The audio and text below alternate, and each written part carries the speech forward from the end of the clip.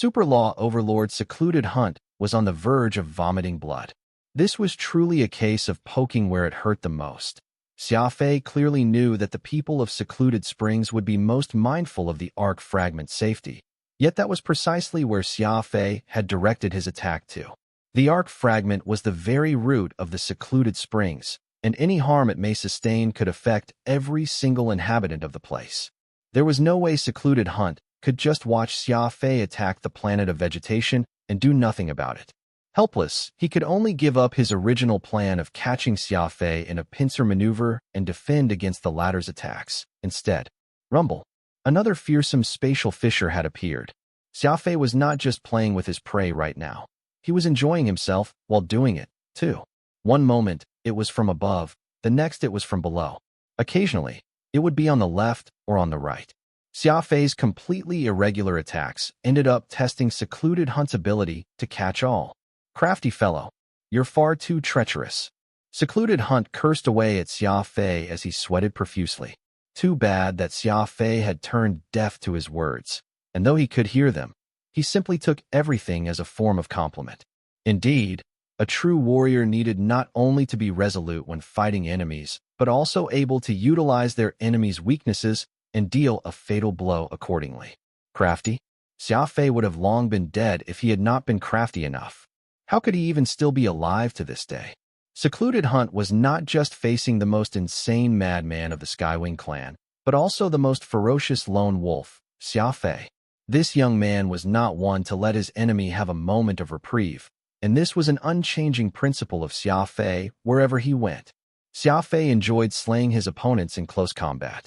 After all, the devouring capabilities of the blood crystal was heaven-defying, allowing Xia Fei to absorb a warrior's energy after killing them. He was never in the habit of wasting a chance. Xia Fei would hardly let an enemy go no matter how weak they were. Xia Fei's skyrocketing of strength was all due to the morbid plundering of energy that he practiced, and he was using this almost frenzied method today against this enemy, Secluded Hunt. Oro had once taught Xia Fei over 100 law of space martial arts techniques. Xia Fei hardly used any of these moves regularly, but this did not mean that Xia Fei had not mastered all of them. Kaboom! This became akin to a performance of law of space martial arts techniques, and the range techniques that he rarely used were all brought out to the stage. The space turned into a dazzling sight.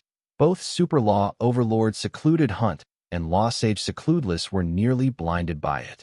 What sort of warrior could even master over 100 different martial arts techniques? Secluded Hunt and Secludeless could never have imagined that Xia Fei was someone who had achieved such a feat. His enemy's pain brought him the greatest delight. Xia Fei continued to advance at high speeds as he kept up his law attacks, forcing the distinguished Superior Law Overlord to get his face dirted as he scrambled about.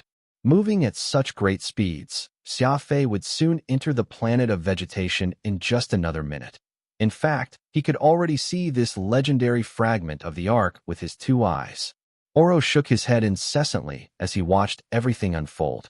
While it seemed like Xia Fei was in control of the pace of the battle, he was actually taking a huge risk, given how much Secluded Hunt and Secludeless valued this planet of vegetation. Even taking injuries upon themselves rather than let any of Xia Fei's attacks go through. The planet was clearly unstable and was hiding many dangers within. If Secluded Hunt failed to block Xia Fei, causing the planet to be attacked, an unimaginable catastrophe just might occur.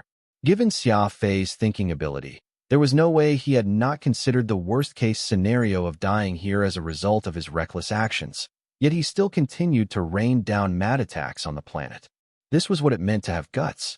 Any opportunity always came with a risk. Xia Fei often found chances when he was forced into desperate situations, and it was precisely because he was brave enough that his enemies felt fear, making them all flustered and frantic.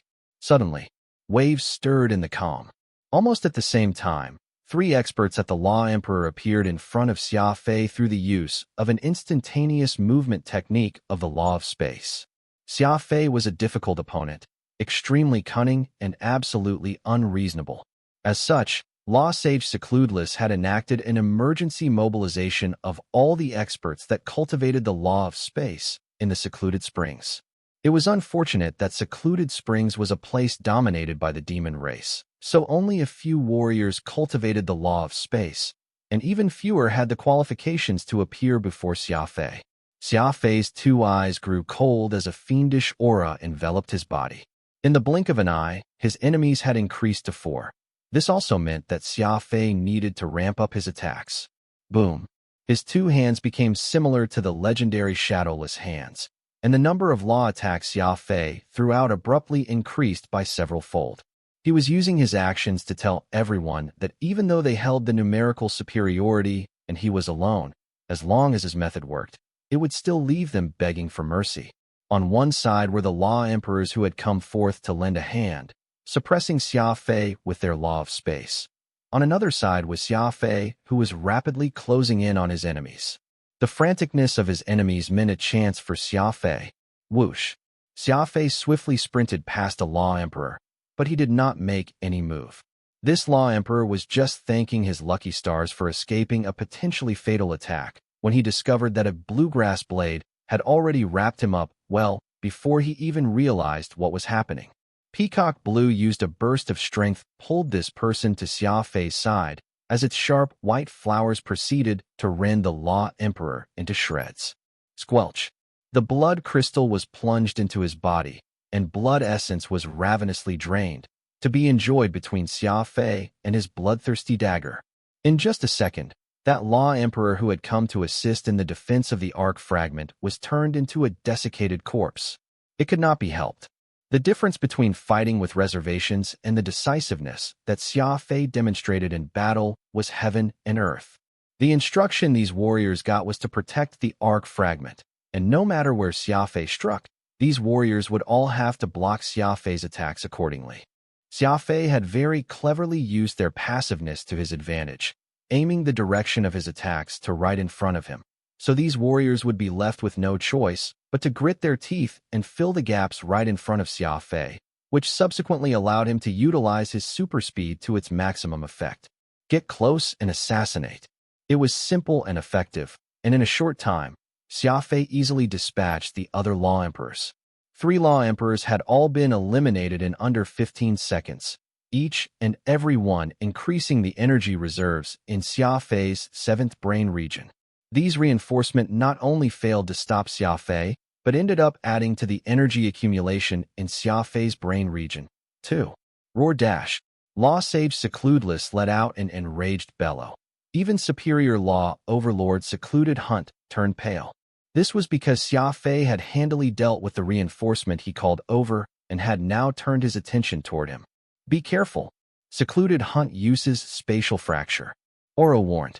With Xia Fei's speed, he looked like he would be charging at the planet where the Arc Fragment was hidden over the next few seconds. Oro felt that Xia Fei should not take the risk at this crucial juncture, since he would be safe once he made it inside. Given their cautiousness, Oro doubted that they would fight when they reached that planet of vegetation. However, Xia Fei had thought about this matter in greater detail than the old demon lord. He knew he could not stay inside forever, since he would still have to leave. Taking out Secluded Hunt and his spatial instantaneous movement technique became an imperative. Even if he had to stake his life on the line, he would take out Secluded Hunt. Kaboom! His crazed attacks were relentless. Each wave was even denser and more intense than the last. Xia Fei was determined to eliminate Secluded Hunt. He did not care even if he ended up blasting the very foundation of Secluded Springs. You're insane! Oro and Secluded Hunt shouted at the same time. Such reckless and desperate law attacks had already surpassed the limit that Secluded Hunt could bear. The moment he could not withstand the severe attacks and let one of the spatial tiers get past him, it would end up becoming an attack that made its way right into the planet of plants. A radical approach was needed when dealing with extreme enemies. Xia Fei's gaze, of course, did not have half an iota of hesitation. He actually ignored Oro's dissuasions and continued unleashing attacks. Boom. Finally, a tornado of law attack whipped past Secluded Hunt. Oro could clearly tell that it was the Golden Sand Dance, one of Xia Fei's most powerful martial arts techniques, and an attack with a large AoE. If that planet of plants was stricken by the Golden Sand Dance, he had no doubt of the great tragedy that would unfold. Given the mastery Xia Fei had of the technique, this small planet, which had a diameter of 10,000 miles, would surely be subjected to a heavy assault. That was because a trace of the law of primal chaos had been mixed in it. Oro had no clue what the law of primal chaos was, but he knew that it was a strange law, which had the power to subvert everything. It's over. Everything is over. Oro wailed loudly, his face paling. It was not hard to imagine from how hard Secluded Hunt and Secludeless had tried to protect this planet that it was both a very important and also unstable existence. Otherwise, they would not have so desperately done their best to stop all of Xia Fei's attacks like that. A drop of cold sweat trickled down Secluded Hunt's face. He was looking extremely pale, turning stiff all over at that moment. Chance. Xia Fei had been waiting for such a moment. The more an enemy wanted to protect something, the more Xia Fei wanted to destroy it. Secluded Hunt was indubitably powerful, so had he not lost focus that one moment, Xia Fei would probably never have gotten a chance to deal with him. A strange smirk curled as Xia Fei suddenly accelerated. Far away, Secludeless tore at his hair with his two hands. He was on the verge of mental collapse as he stared as that distressing law attack made its way to the planet. Everyone's going to die. Secluded Hunt moaned with sorrow, an extremely shell-shocked expression on his face. At this point, the man no longer cared whether he would be attacked or even killed. That was because he was well aware that the entire Secluded Springs would be devastated the moment Xia Fei's attack struck that planet of plants. No one would be left alive. Boom, boom, boom. Secluded Hunt gave up any intention of blocking Xia Fei's attack and allowed the latter's spatial tears to wreak havoc across his body. Peacock Blue was right after this attack, its slender yet powerful grass blades enveloping Secluded Hunt. Xia Fei dashed over immediately, driving the blood crystal right into his opponent's throat. Xia Fei's smile widened. Too bad that Secluded Hunt could no longer see the scene after, or else he would crawl out from the depths of hell just to throw everything he got at Xia Fei. Just as Xia Fei's golden sand dance arrived at the boundary of the planet of plants, the attack suddenly did an abnormal curve, like a hurricane spinning at high speed, and barely missed the periphery of that planet. Secludeless was stunned. Even Oro was stunned.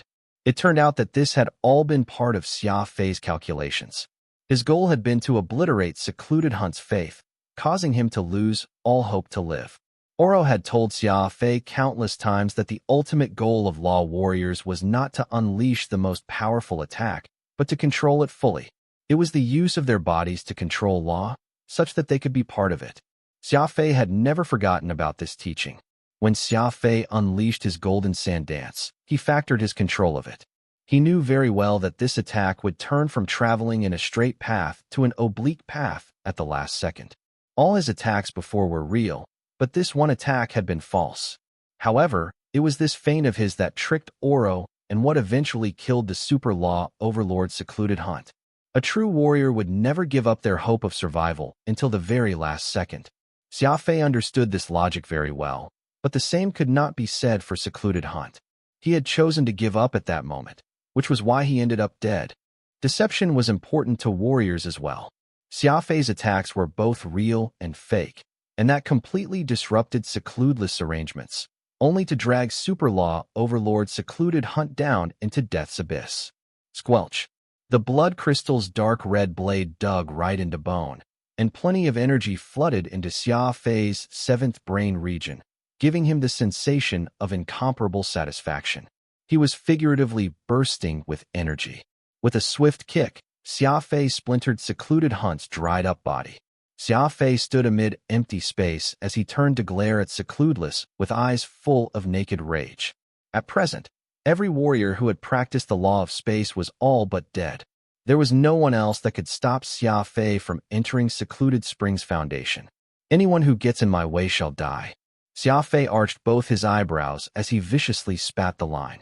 This insane aura of his that disregarded everything made Xia Fei appear to be very fiendish. Law Sage Secluded was dumbfounded. The old demon lord was also flabbergasted.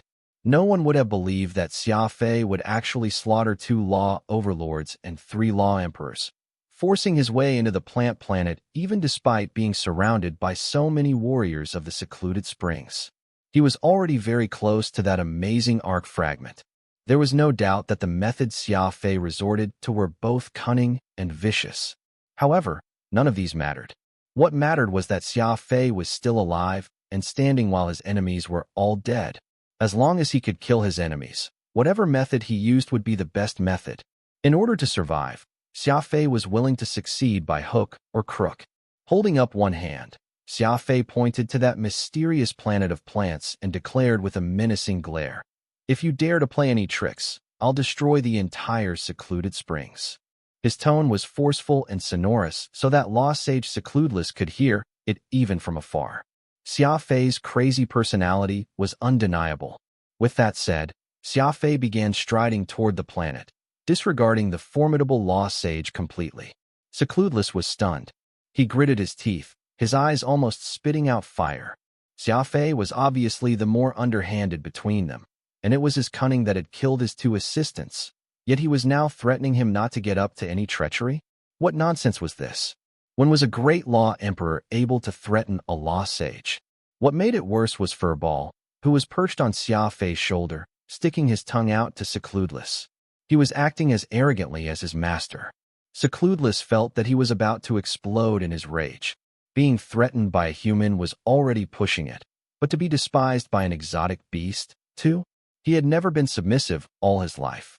He stared as Xia Fei made his way to that planet, which was of great importance to the secluded springs. Secludeless suppressed his anger and bewilderment by force, nearly bleeding from his gums at how hard he was biting down. This was when two characters appeared from afar, one tall and another short. They were the other two law overlords residing in the secluded springs who were in charge of guarding the entrance, Secluded Sephora and Secluded Toon. Secluded Sephora was short and squat, while Secluded Toon was skinny and tall. After Heathfield's elite Lionhearts had faked their assault on the entrance of Secluded Springs and proceeded to leave, these two law overlords were left feeling vexed and baffled, while their underlings had also suffered heavy losses from the clash.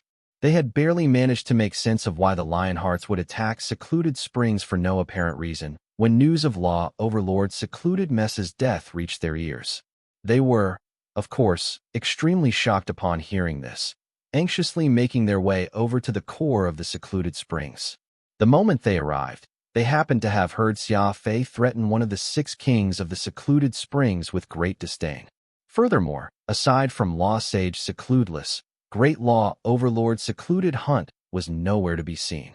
Secluded Sephora and Secluded Toon frowned slightly as they exchanged glances with each other. They simply could not understand how Xia Fei had managed to get away after getting surrounded by both Secludeless and Secluded Hunt. Could the two of them had gone stupid, allowing a human to enter the most important core of the secluded springs? If Xia Fei were to mess things up in there, it could very easily bring the downfall of the secluded springs. What should we do? How could we let a human enter the source spring? Shall I get in and kill him? At most, I'll do it quietly. Secluded Sephora and Secluded Toon kept asking, intent on following Xia Fei into the planet and killing him. The core planet was what the secluded springs 6 kings called that planet of plants. It was this planet, or to be precise, this arc fragment, that had kept nourishing the secluded springs region for hundreds of millions of years. Calling it the core of the secluded springs was by no means an exaggeration.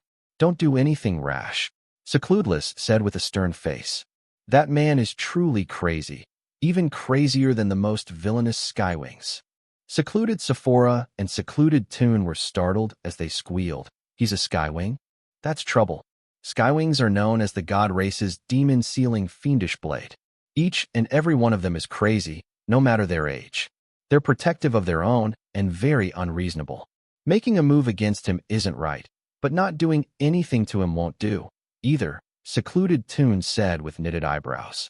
Secluded Toon instantly regretted speaking the moment his words left his lips, though.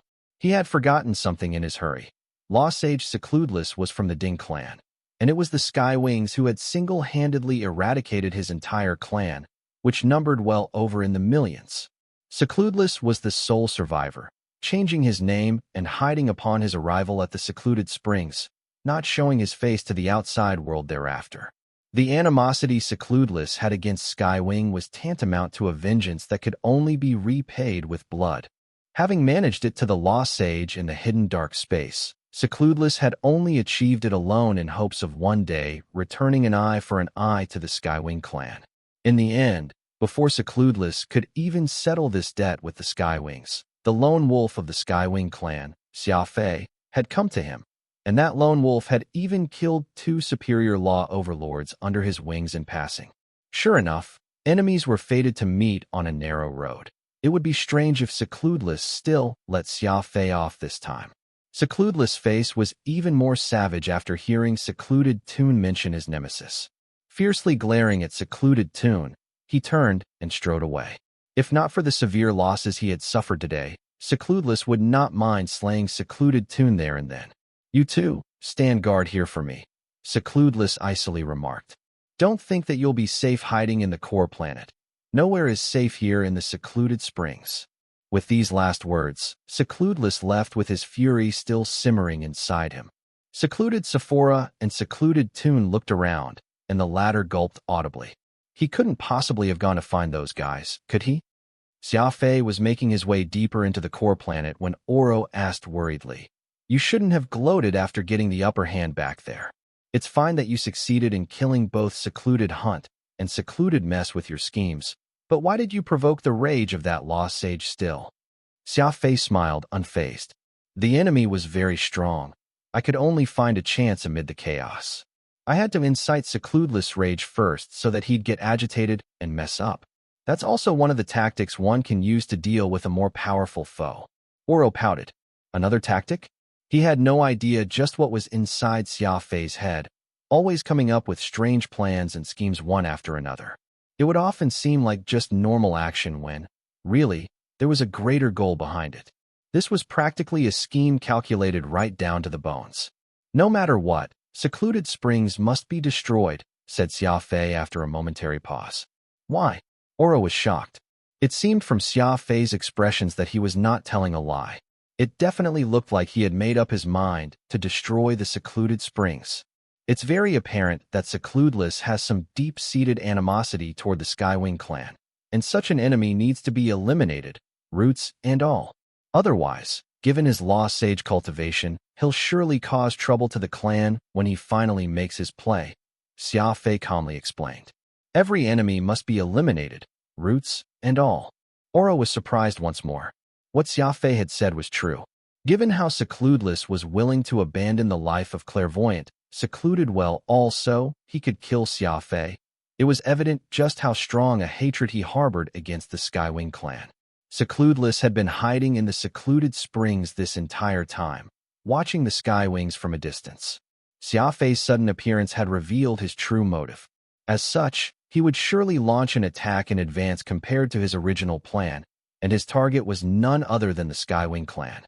Given Xia Fei's resoluteness toward slaughtering any enemy, there was of course no way he would let such this one live. It was just that Oro felt a little despondent over clairvoyant Secluded Well's death, and also a little troubled with how Xia Fei planned to get rid of Secludeless. The core planet was thriving with plants, innumerous and strange. It was practically a plant heaven. Plants were intertwined, twisted and entangled with each other, leaving just a small gap between. Good thing Xia Fei was versed in crafty approach. His superhuman finesse also meant that he could pass through these seemingly impassable paths. Having a background in apothecary, Xia Fei could not help but feel very curious about all these strange plants.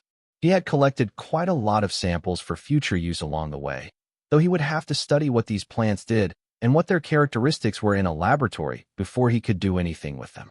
Right now, the most important task was to find that arc fragment. If the mysterious arc came from beyond the cosmic gate, then this arc fragment could very well contain some message from beyond, as well as the secret to the origin of life. Xia Fei followed along the complex path as he headed downward, attempting to get into the very center of the core planet. The closer he got to the center, the more variety of plants he saw. The road ahead had become more arduous to pass through as well. It seemed that someone had once carved a path out before in order to venture deeply. Though due to the passage of time, that path had become barely conspicuous. The plants, which were all overgrown, had since blocked it off on top of shielding it from sight, too. Several minutes later, Xia Fei finally made it to the centermost part of the planet. This place seemed like where the entire secluded springs had come forth. The huge roots, gnarled and twisted, wrapped around a piece of black metal. This black metal's inside was hollow and looked like a crib. The arc fragment lay peacefully inside it. "Look, that's the arc fragment," Oro exclaimed with gleeful excitement. Xia Fei felt very excited as well, but he did not approach it right away. First, he used his eyes to examine the object carefully. Soon, he discovered that this metal did not belong to any known type in this part of the universe. Even from a distance, he could feel the very powerful waves of energy coming from it. These fluctuations seemed similar to the origin energy inside Xia Fei's brain region, except that it was far more powerful. No wonder Secludeless is so afraid of others getting near this planet. Turns out that the arc fragment is so unstable, Xia Fei muttered with a frown. With a light sweep of his finger, Xia Fei pulled out an origin energy detector. He carefully activated it, but before the screen could light up, that detector sizzled and emitted black smoke. It was destroyed. What powerful energy fluctuations! Xia Fei gasped in shock. Oro's brows furrowed and he said in a low voice, "Is your seventh brain region resonating with that fragment?" Xia Fei nodded. "I've already felt it, too. To be precise, it's that colorful energy sphere inside my brain region that's strongly sharing frequency with these arc fragments' energy fluctuations." If it could be said that the law of primal chaos had been grasped by both Xia Fei and the black and white gods, even if the law was not exclusive to Xia Fei, that strange energy ball in Xia Fei's brain region could be considered unique to Xia Fei. Aside from him, no one else could absorb energy and form a crystal in their brain like he did. For that strange crystal to resonate with the mysterious arc fragment, just what could it mean? Contemplating over this, Xia Fei strolled in and very slowly approached that arc fragment, which represented the unknown. Xia Fei approached that arc fragment with a measure of surprise. He simply could not understand how a piece of metal that came from beyond the cosmic gate would actually share similar characteristics with energy in his brain region. The arc fragment was pitch black and was no bigger than 2 palms put together, its shape slightly curved. Despite the millions of years, this fragment still looked new. It was very hard to imagine how such a small piece of metal could sustain much life in the expansive secluded springs. Xia Fei circled around the fragment several times, not once attempting to touch it. All he did was use his eyes to study the fragment and feel it with his body. Furball, who was standing on Xia Fei's shoulder, greedily eyed that piece of metal. His diet was energy, and this arc fragment contained a crazy amount of energy, so it piqued Furball's interest. However, Furball knew very well that this grade of energy fluctuation was not something he could subdue. If he forcibly absorbed this fragment's violent energy, he would highly likely injure himself in the process. After all, Furball had yet to reach his adulthood. There was a limit to the amount of energy he could control. "Strange. I can feel the gushing force of the origin energy through your spatial ring. So how are you able to control yourself so well despite your proximity with it? Most people will probably not even dare to get anywhere near it." Oro wondered aloud. Xia Fei pointed to his brain and explained, "Balance. That energy ball in my brain keeps fluctuating at a very close frequency with this fragment.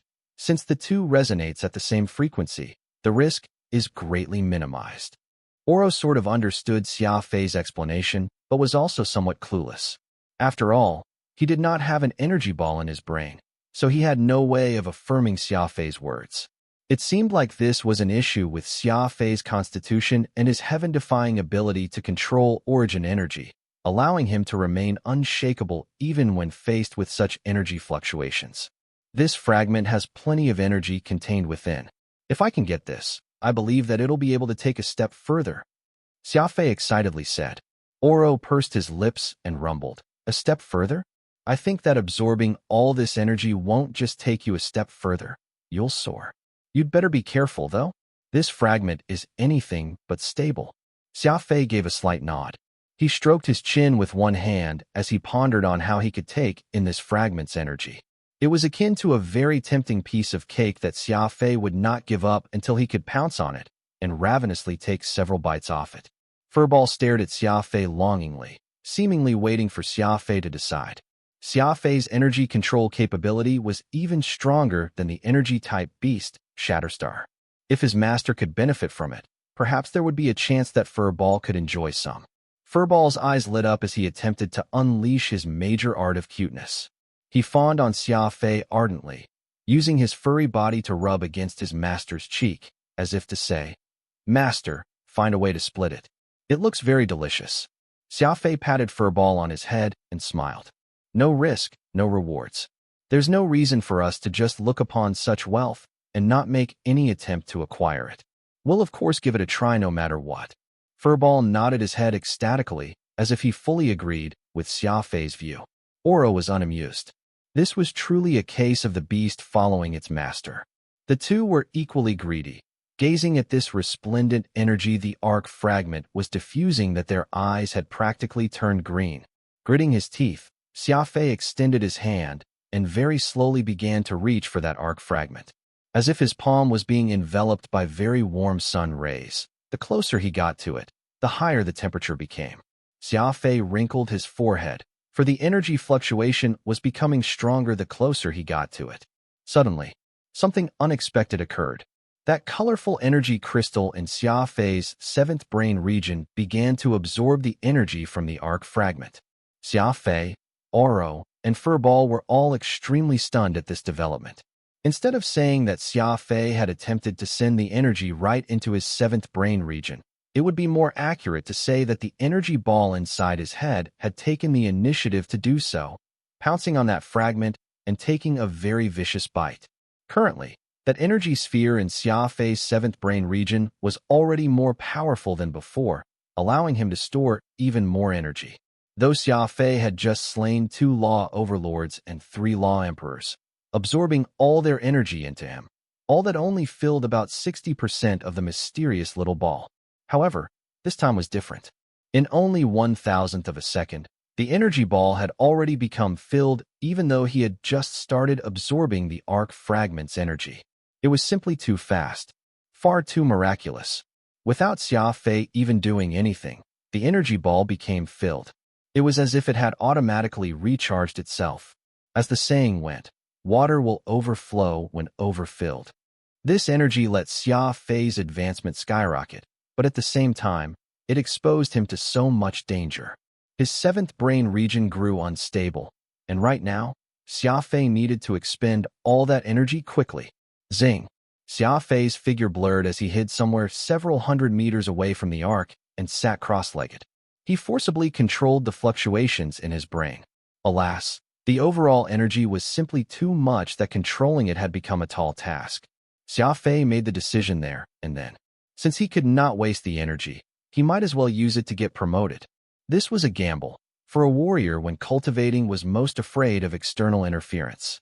If Secludless infiltrated the planet at this time, Xia Fei would be dealt a grievous blow. There was risk to everything, and against an ocean worth of energy abundance, there was no reason for Xia Fei not to use it for himself. The arc fragment was very unstable. Secludless was very clear about this point. Xia Fei decided to gamble on this trepidation of the enemy. It would be over if Secludless dared to get near him. Xia Fei still did it. He stayed where he was and began making an attempt to reach level 8 Great Law Emperor. Slowly, Xia Fei calmed himself down from the elation of gaining the energy. The energy he had gained from the arc fragment did not seem different from origin energy, but in actuality, there was a very minute difference. The energy from the arc, which was added after that, appeared to be cleansing Xia Fei's body, circulating all over tirelessly. This circulation made Xia Fei feel extremely comfortable. Of course, this was all based off Xia Fei's superhuman control of energy. If others were in his shoes, they might be tormented to death by the repeated energy circulation. What would normally cause pain to others actually brought pleasure to Xia Fei. Not many in this world would understand this. Just what was it that gave Xia Fei this overpowered energy control? As he continued cultivating, the hidden danger of the energy abundance gradually came to be. Dense beads of sweat appeared on Xia Fei's forehead. He had to give his 100% concentration to control all this energy. Though Xia Fei very much wanted to use all the energy, he understood the concept of taking a bite more than one could chew even better. Anyway, There was an abundant ocean of energy coming from that arc fragment. Xia Fei had practically arrived in energy paradise, and he was not at all worried about not having enough energy, so he decided to release a portion of it. After all, energy fluctuations were not just very dangerous, but were also some sort of interference, making it hard for Xia Fei to concentrate on cultivation. Rapidly working his mind, Xia Fei eventually came up with an idea. Furball watched Xia Fei absorb plenty of energy and could only sit at the side, looking at him blankly. Seemingly very much wanting to get a share of this boon, he appeared all too pitiful to anyone looking that their heart would surely ache. This was Furball's crafty nature. When facing an enemy, this creature would become craftier ever, but when in front of Xia Fei, he would maintain this pitiful yet lovable image.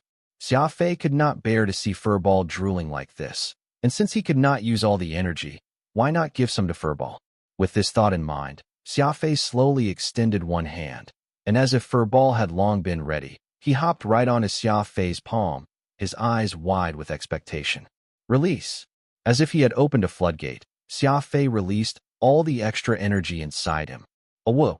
Furball's eyeballs went red from all the excitement as he opened his big mouth and happily guzzled all that energy.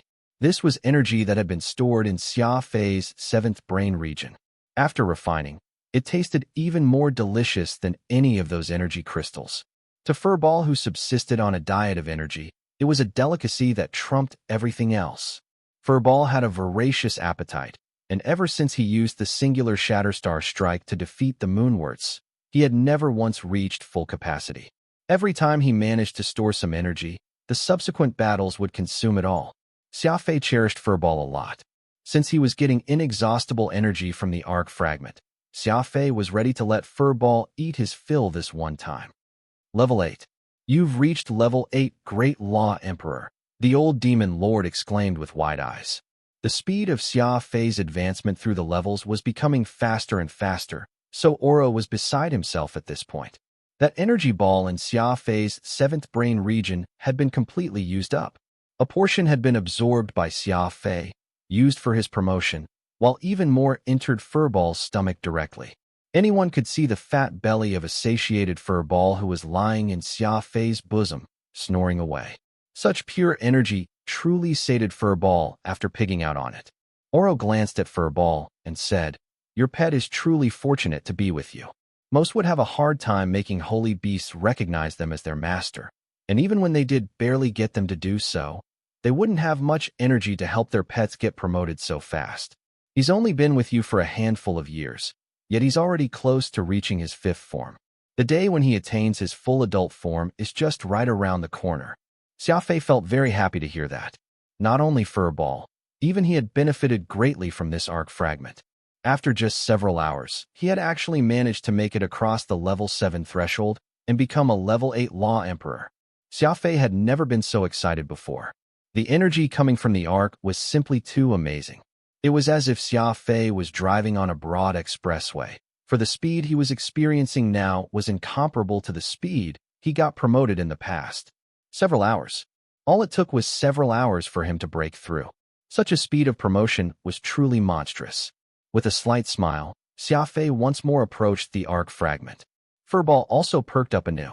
The little creature was very clever. He knew that such an opportunity was hard to come by, and given how strong the energy fluctuations coming from the arc fragment, Xia Fei would probably have a hard time taking it with him. What he wanted to do was have his fill this time, and then store all the energy he needed for several years to come right in his belly.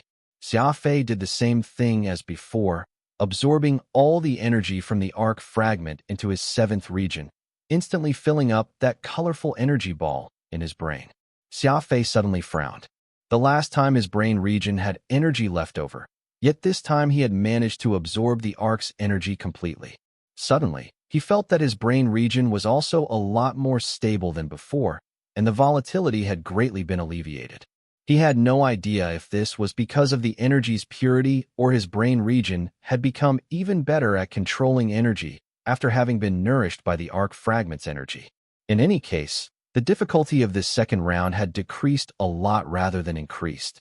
Just charge all the way. One more level, and you'll reach peak Law Emperor. After that, It will be the heavenly threshold of Law Overlord, said Oro excitedly. An encounter with a piece of mystical arc fragment had allowed Xia Fei, Furball, and Peacock Blue to benefit greatly. Cross the Law Overlord threshold in one move. Xia Fei froze ever so slightly as he muttered this. Dark puppet species, Bane's family. In the main hall, 2 Law Emperors and 1 Law Overlord had gathered. The 2 bald men were of course Bane's Sane and Bane's Dine. They were twins, one with a tattoo on the left side of his face and another on the right, both possessing level 8 Great Law Emperor cultivation. Baldness had always been a Bane's iconic tradition. Even their father, Holian Baines, was bald, except that he was a higher level. He was a level 3 Law Overlord and looked a little older. Sane and Dine lifted their aunt's head and recounted the request to take revenge that she had made in exchange for her life. Holian nodded his head after he was done listening. He remained indifferent after hearing his own sister's tragic tale, and there was not even a trace of sadness on his face. He even seemed to have only received a very common business request from a stranger.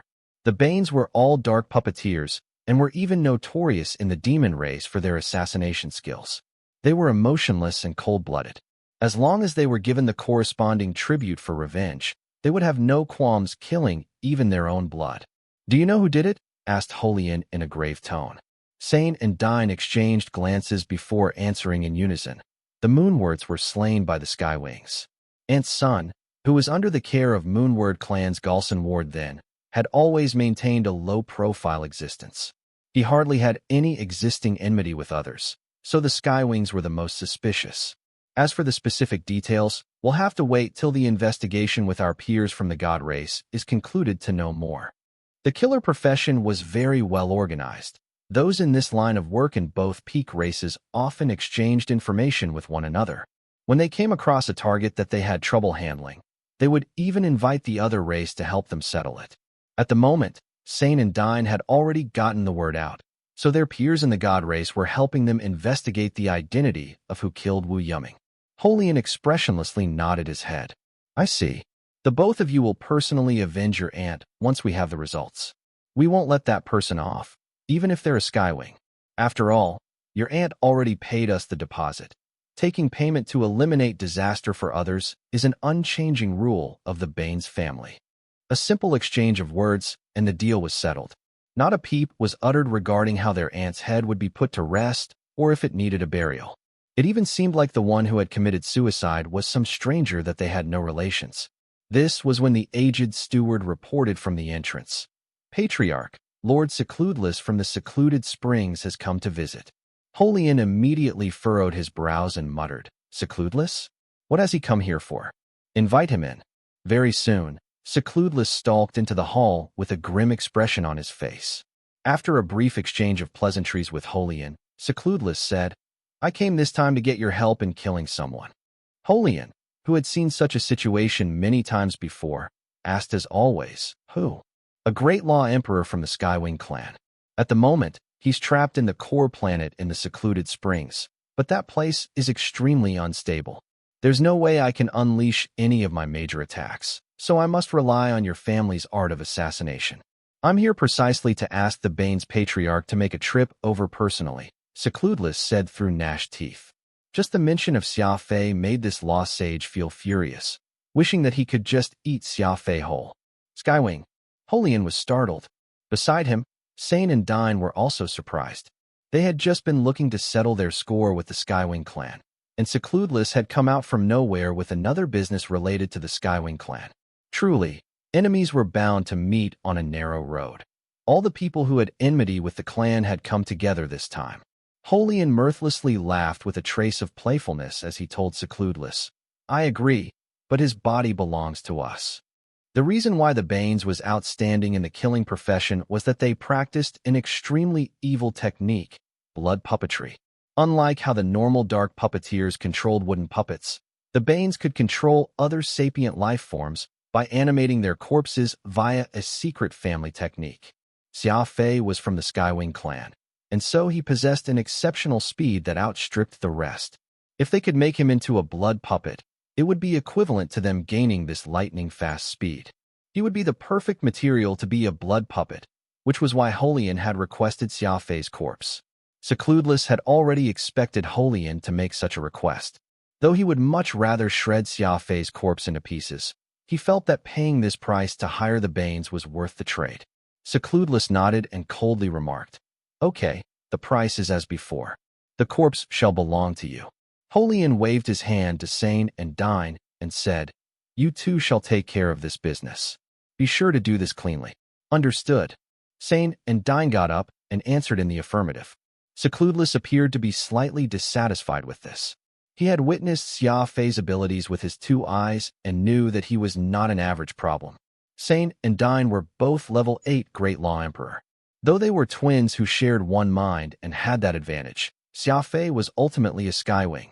He was also a Great Law Emperor, a Skywing Great Law Emperor that could definitely insta-kill people from other clans, and belonged to the god race's demon-sealing fiendish blade, meaning that his combat prowess should be at a level his peers could not compare to at all.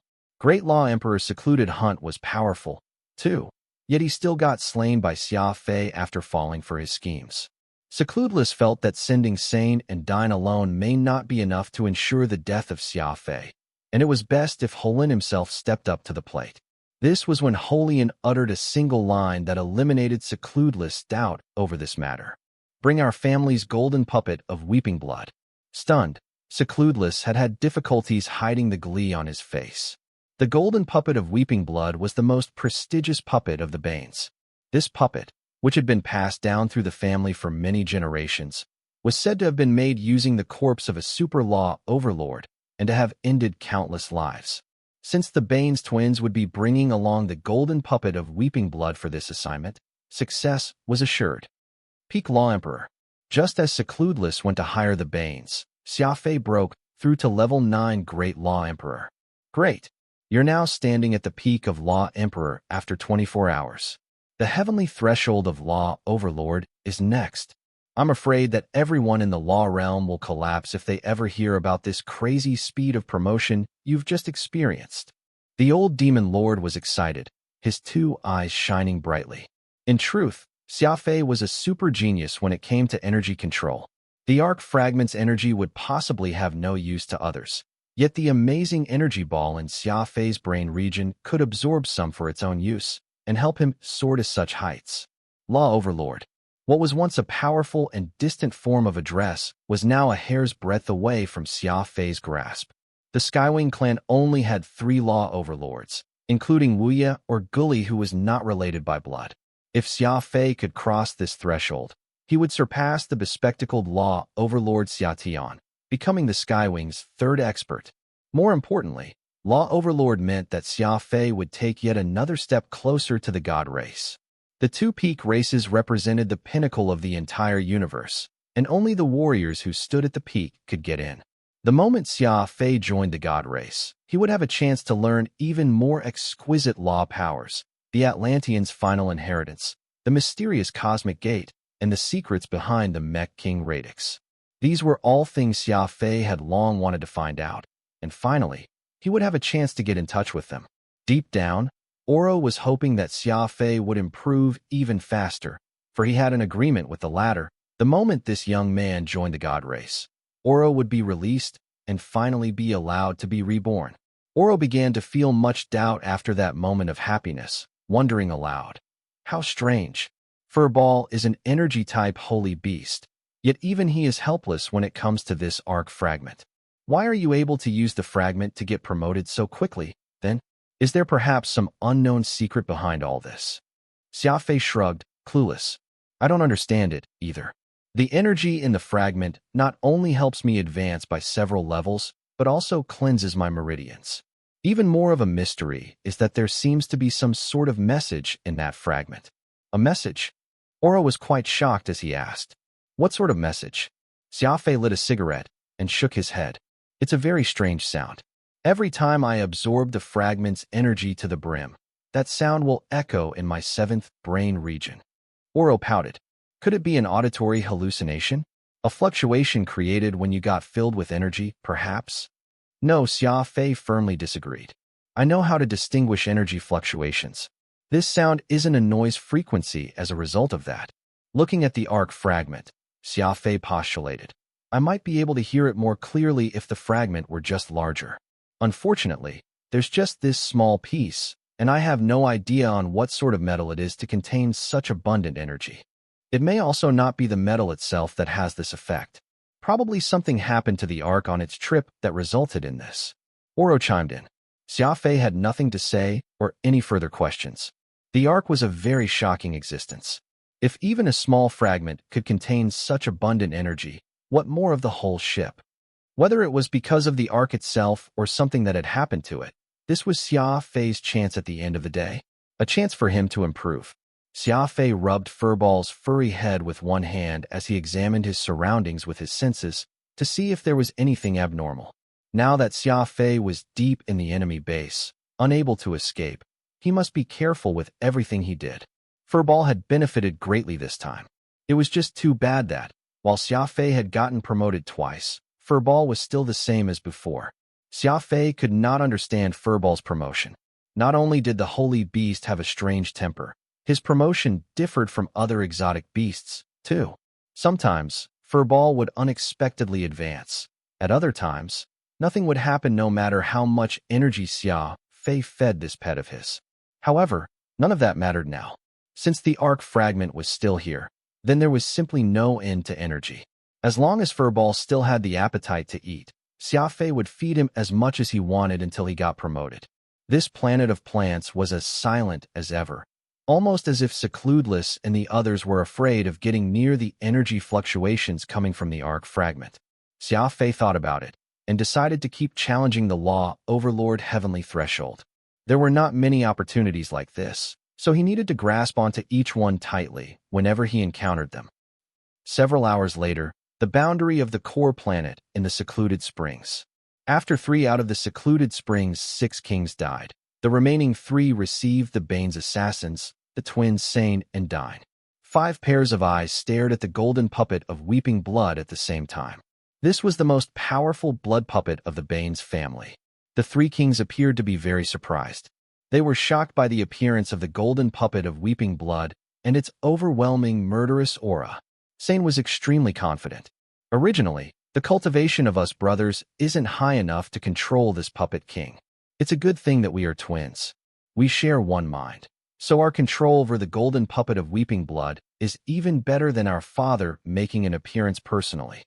You all should just relax. Even though he's a great law emperor of the Skywing clan, there's no way that he can escape from our Bane's family's puppet king slaughter. Dine added.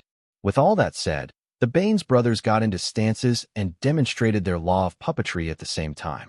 Whoosh! The golden puppet of weeping blood promptly opened its bloodshot eyes, and they caused everyone's heart to shudder.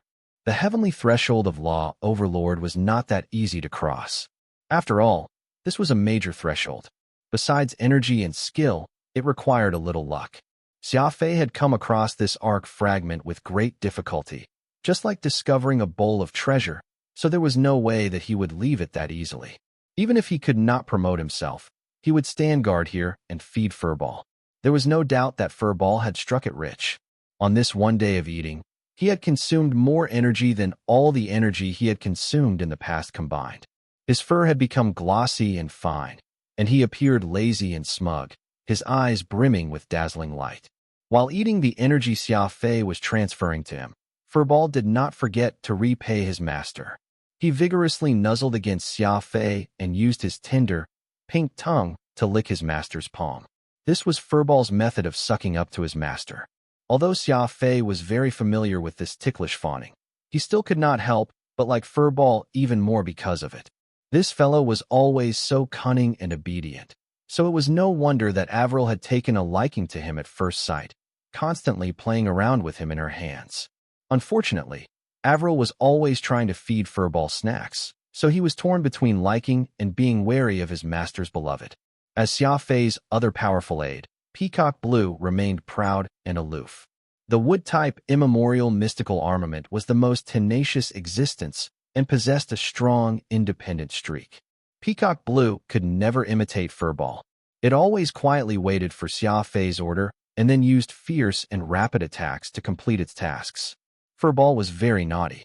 He would always compete with Peacock Blue for the position of Xia Fei's #1 helper.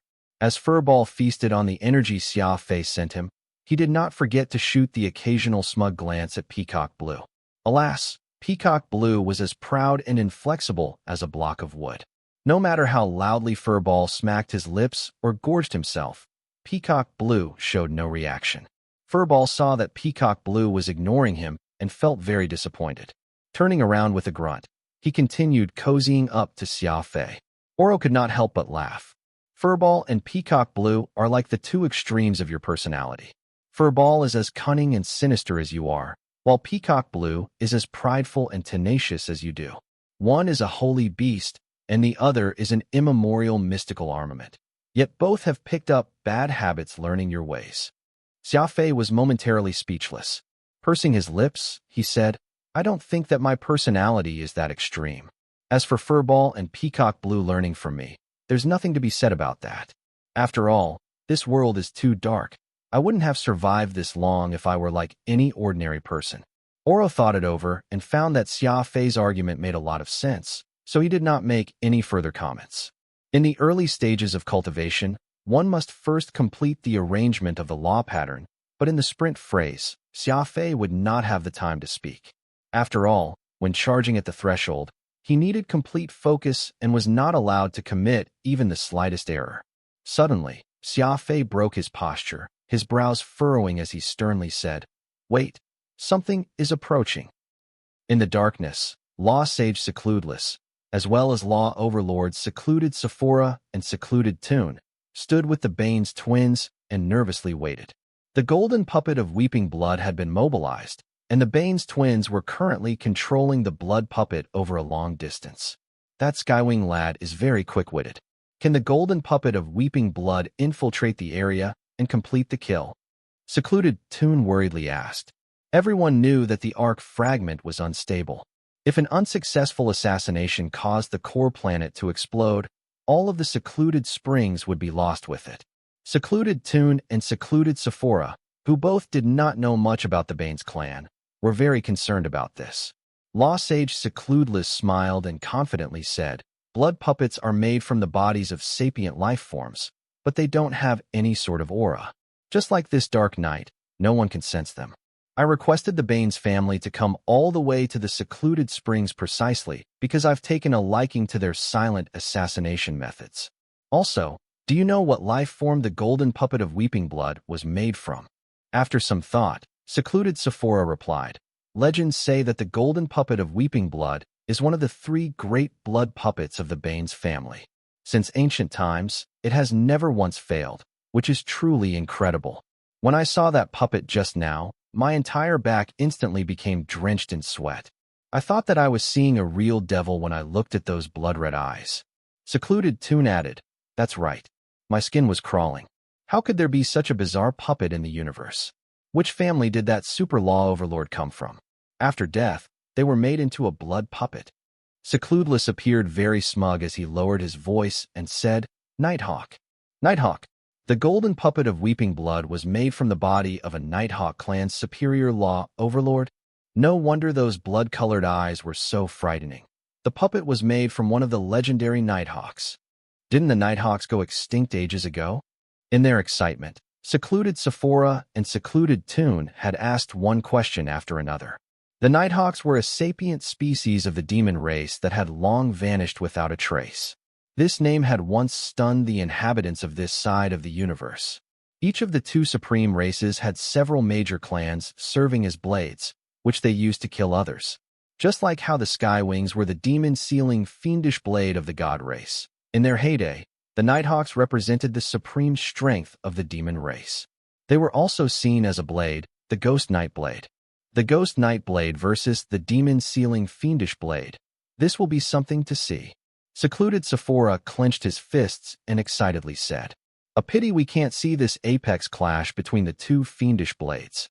Truly a great pity." Secluded Toon bit his lip, apparently still feeling uneasy. "The Nighthawks were the pride of our demon race and were once incredibly powerful. Everyone knows this, but I heard that when someone is made into a blood puppet, their rank will drop. This means that, While the Bloodcry Golden Ghost was a superior law overlord in his life, it isn't now.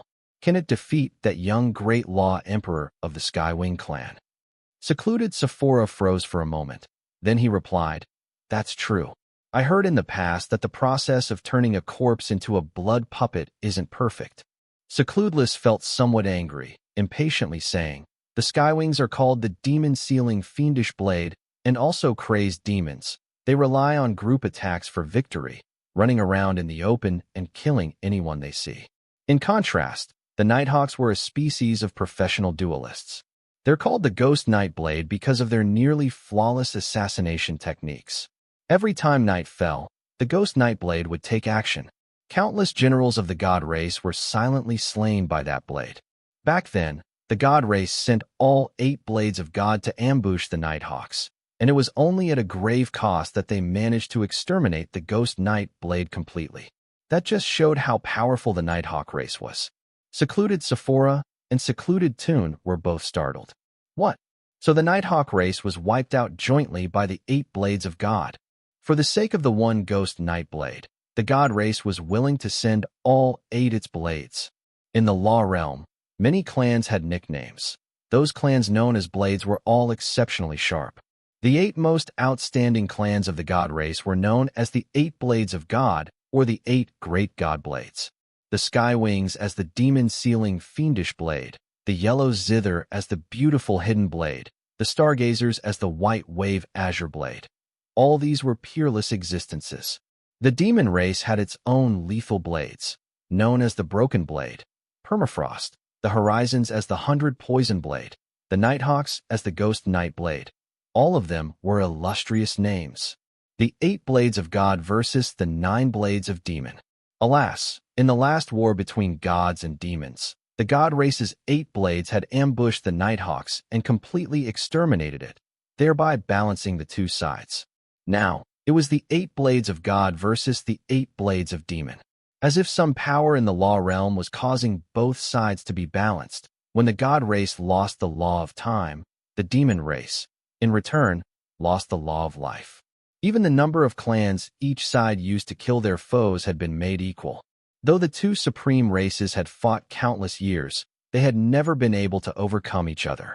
One of the fundamental reasons for this was that the strength of both sides was far too close. Now, the Assassination Clan, the Banes, had taken out a blood puppet, one made from a superior law overlord of the long-extinct Nighthawks. How could Secluded Sephora and Secluded Toon not be shocked? The Little Banes family, which was not even one of the demon race's blades or a major clan, was in control of a blood puppet made from a Nighthawk expert. This made Secluded Sephora and Secluded Toon both surprised and suspicious. Secludeless patted Secluded Sephora and Secluded Toon on their shoulders. Secluded Springs had only these 2 law overlords left, so no matter how arrogant Secludeless was, he still had to show his concern for them for fear of ruining their relationship. Relax, you two. Naturally, I am sure that the Banes will succeed, so I have invited them, Secludeless said with a smile. Let me tell you another secret. While the Banes family is on the decline, its entire clan consisting of no more than 100 people, it's had its own heyday, even once leading the entire shadow puppet race. This golden puppet of weeping blood is a product made at the very height of the Banes family's golden age. Looking around, Secludeless dropped his voice to an extremely low level and whispered to Secluded Sephora and Secluded Toon. The golden puppet of weeping blood is alive, not a corpse. Secluded Sephora and Secluded Toon were so shocked that their jaws almost fell off. The golden puppet of weeping blood was made from a living body. A living and breathing Nighthawk superior law overlord had been made into a puppet. How was that possible? After all, the Nighthawks were once the Ghost Knight Blade, the lethal blade of the night, of the demon race.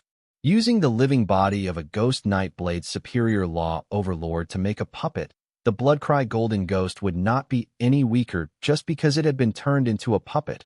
On the contrary, it would get stronger. Secluded Springs, Core Planet. Breath Control. Xia Fei, who had noticed that something was amiss, immediately used breath control. He perked up his ears as he began inspecting his surroundings. What's the situation? Oro anxiously asked. It feels like something is getting closer, whispered Xia Fei as he frowned. That can't be. The arc fragment is so unstable. Is there still someone who will risk trying to attack you inside it? Aren't they worried about triggering an explosion and destroying all of Secluded Springs? Asked Oro in disbelief. Normally, Secludeless Group would be more likely to employ siege tactics. It was not like Xia Fei could stay here for the rest of his life. As long as Xia Fei left the core planet, he would inevitably fall into the numerous traps Secludeless had laid out. There was no need to risk an attack. It seems to be an expert. This expert is moving without a sound and is devoid of any life signs, completely integrating with the surrounding plants, said Xia Fei in surprise. After all, Xia Fei's earliest studies had been in assassination. If not for an unexpected turn of events that brought Xia Fei opportunity on top of opportunity, he might still be an assassin in the Panhuman Alliance, which was a profession that had a lot of potential. I can't just sit around. Once Xia Fei confirmed that an assassin had infiltrated the core planet, he made up his mind. Leaving the innermost region, where the arc fragment was located, he began searching for his prey like a veteran hunter, moving without a noise. However, what Xia Fei did not know was that the golden puppet of weeping blood, which had infiltrated the core planet, was no mere killer. This intruder was part of a clan of the legends, the Ghost Knight Blade. Assassination versus assassination. The Ghost Knight Blade versus the demon-sealing fiendish blade. They were both evenly matched. Xia Fei was very careful. As an expert of the assassin lineage, Xia Fei knew that an enemy who could conceal their aura to such a subtle level was very powerful. After all, this was the law realm. While killers used essentially the same methods of concealment, approaching the target, and killing, they could not be taken lightly. Xia Fei's breath control and crafty approach had both been modified by himself and were many times stronger compared to the initial techniques that had been passed down to him by the assassin sect. However, Xia Fei did not know if these skills could overcome an expert murderer of the law realm. The plan was very simple. Since he was dealing with a murderer, Xia Fei would return the favor. It was time to see who had the better cultivation, had the better strategy, and was the more restrained. Like an agile ape, Xia Fei attached himself to an unremarkable tree. This area needed to be passed through to reach the planet's center, and if this other party was looking for him, they would have to come through here. His mental senses spread around him in chain after chain of defenses. Xia Fei nervously and patiently waited. Just use the same old plan. Lure the enemy out and then kill them. What are you waiting for? Oro questioned. Someone who had not learned the methods of a killer would find it very hard to understand the importance of the ambush, but Xia Fei understood the mentality of a killer far too well. Without a cautious attitude and sufficient focus, one would never be able to become an outstanding killer. A standard killer would not be deceived by false appearances, for they needed to kill with one blow. Unless they were absolutely confident, a good killer would rather miss the chance to kill than act recklessly. In this profession, mentality determines success or failure. Only the most cunning and most patient killer could live the longest. Besides that, Oro was too confident in Xia Fei's strategies. Yes, in the past, Xia Fei liked conceiving plans, having trapped and killed countless experts with those, but these all depended on the kind of person he was dealing with. For cold and experienced killers, the risk of luring out the enemy with a trap was far greater than staking out the area for an ambush. Besides, Xia Fei did not even know who his enemy was. Danger was always presented by unknown enemies. Xia Fei understood this. His innocent appearance had deceived countless enemies, and all of these enemies had become ghosts under Xia Fei's knife. Frowning, Xia Fei ignored Oro and continued with his plan. His stubbornness on this point would make others cry for mercy. Once he was set on something, not even 9 oxen pulling at once could bring him back. The minutes continued to pass, and his opponent's methods verified Xia Fei's judgment. That unknown killer prowled around the perimeter but refused to appear in front of Xia Fei.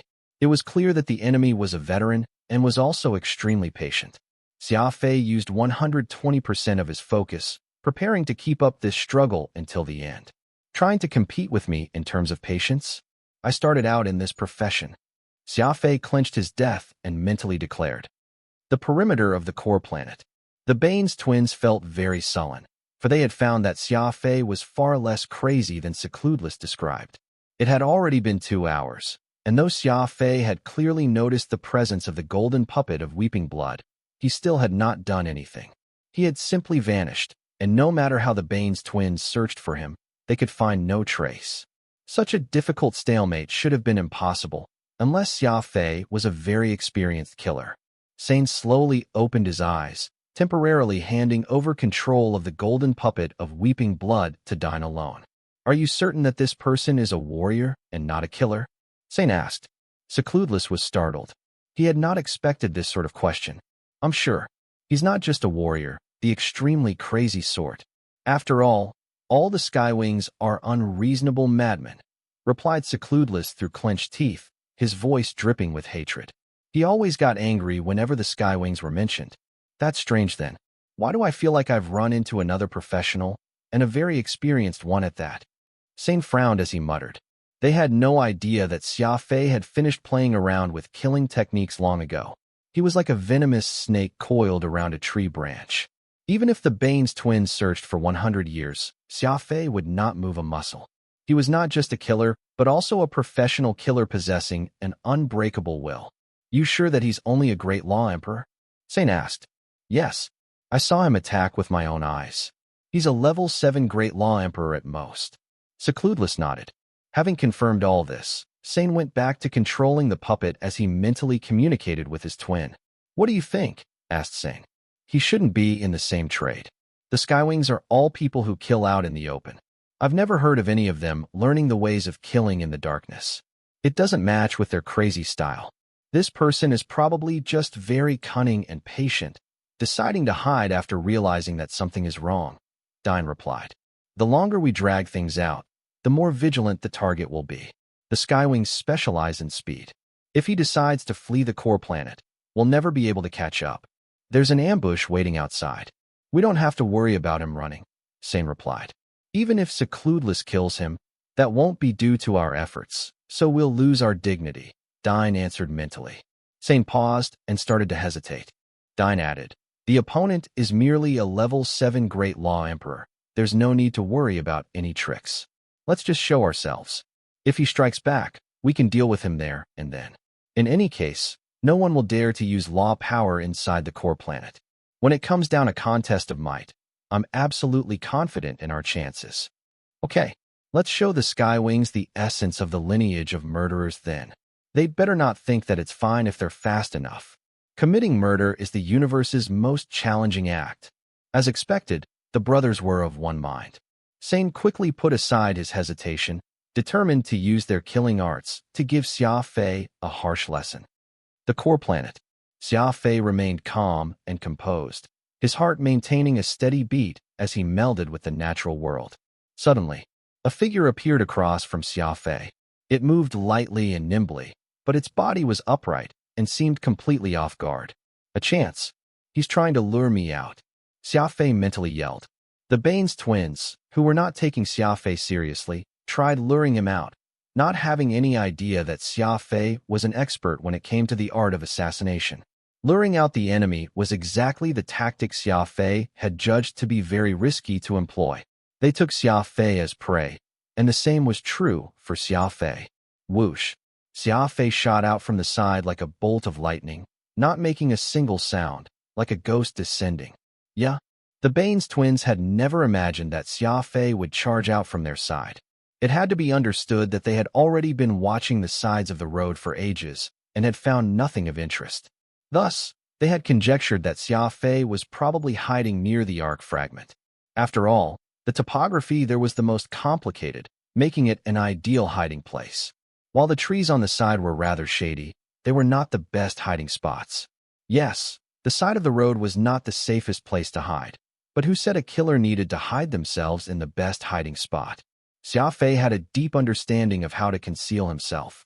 The true ideal hiding spot was not the most complicated terrain, for the experienced enemy would always be more wary of dark corners, thereby making it more likely that one would be exposed. The true ideal hiding spots were those that were not too concealed, for they were easy to neglect. A crafty smile on his lips, Xia Fei took out the blood crystal and thrust it into the golden puppet of Weeping Blood's neck. The dark red edge howled through the air. However, The golden puppet of weeping blood had been a Nighthawk's superior law overlord in life. His feet suddenly changed directions as he shifted, barely avoiding Xia Fei's attack.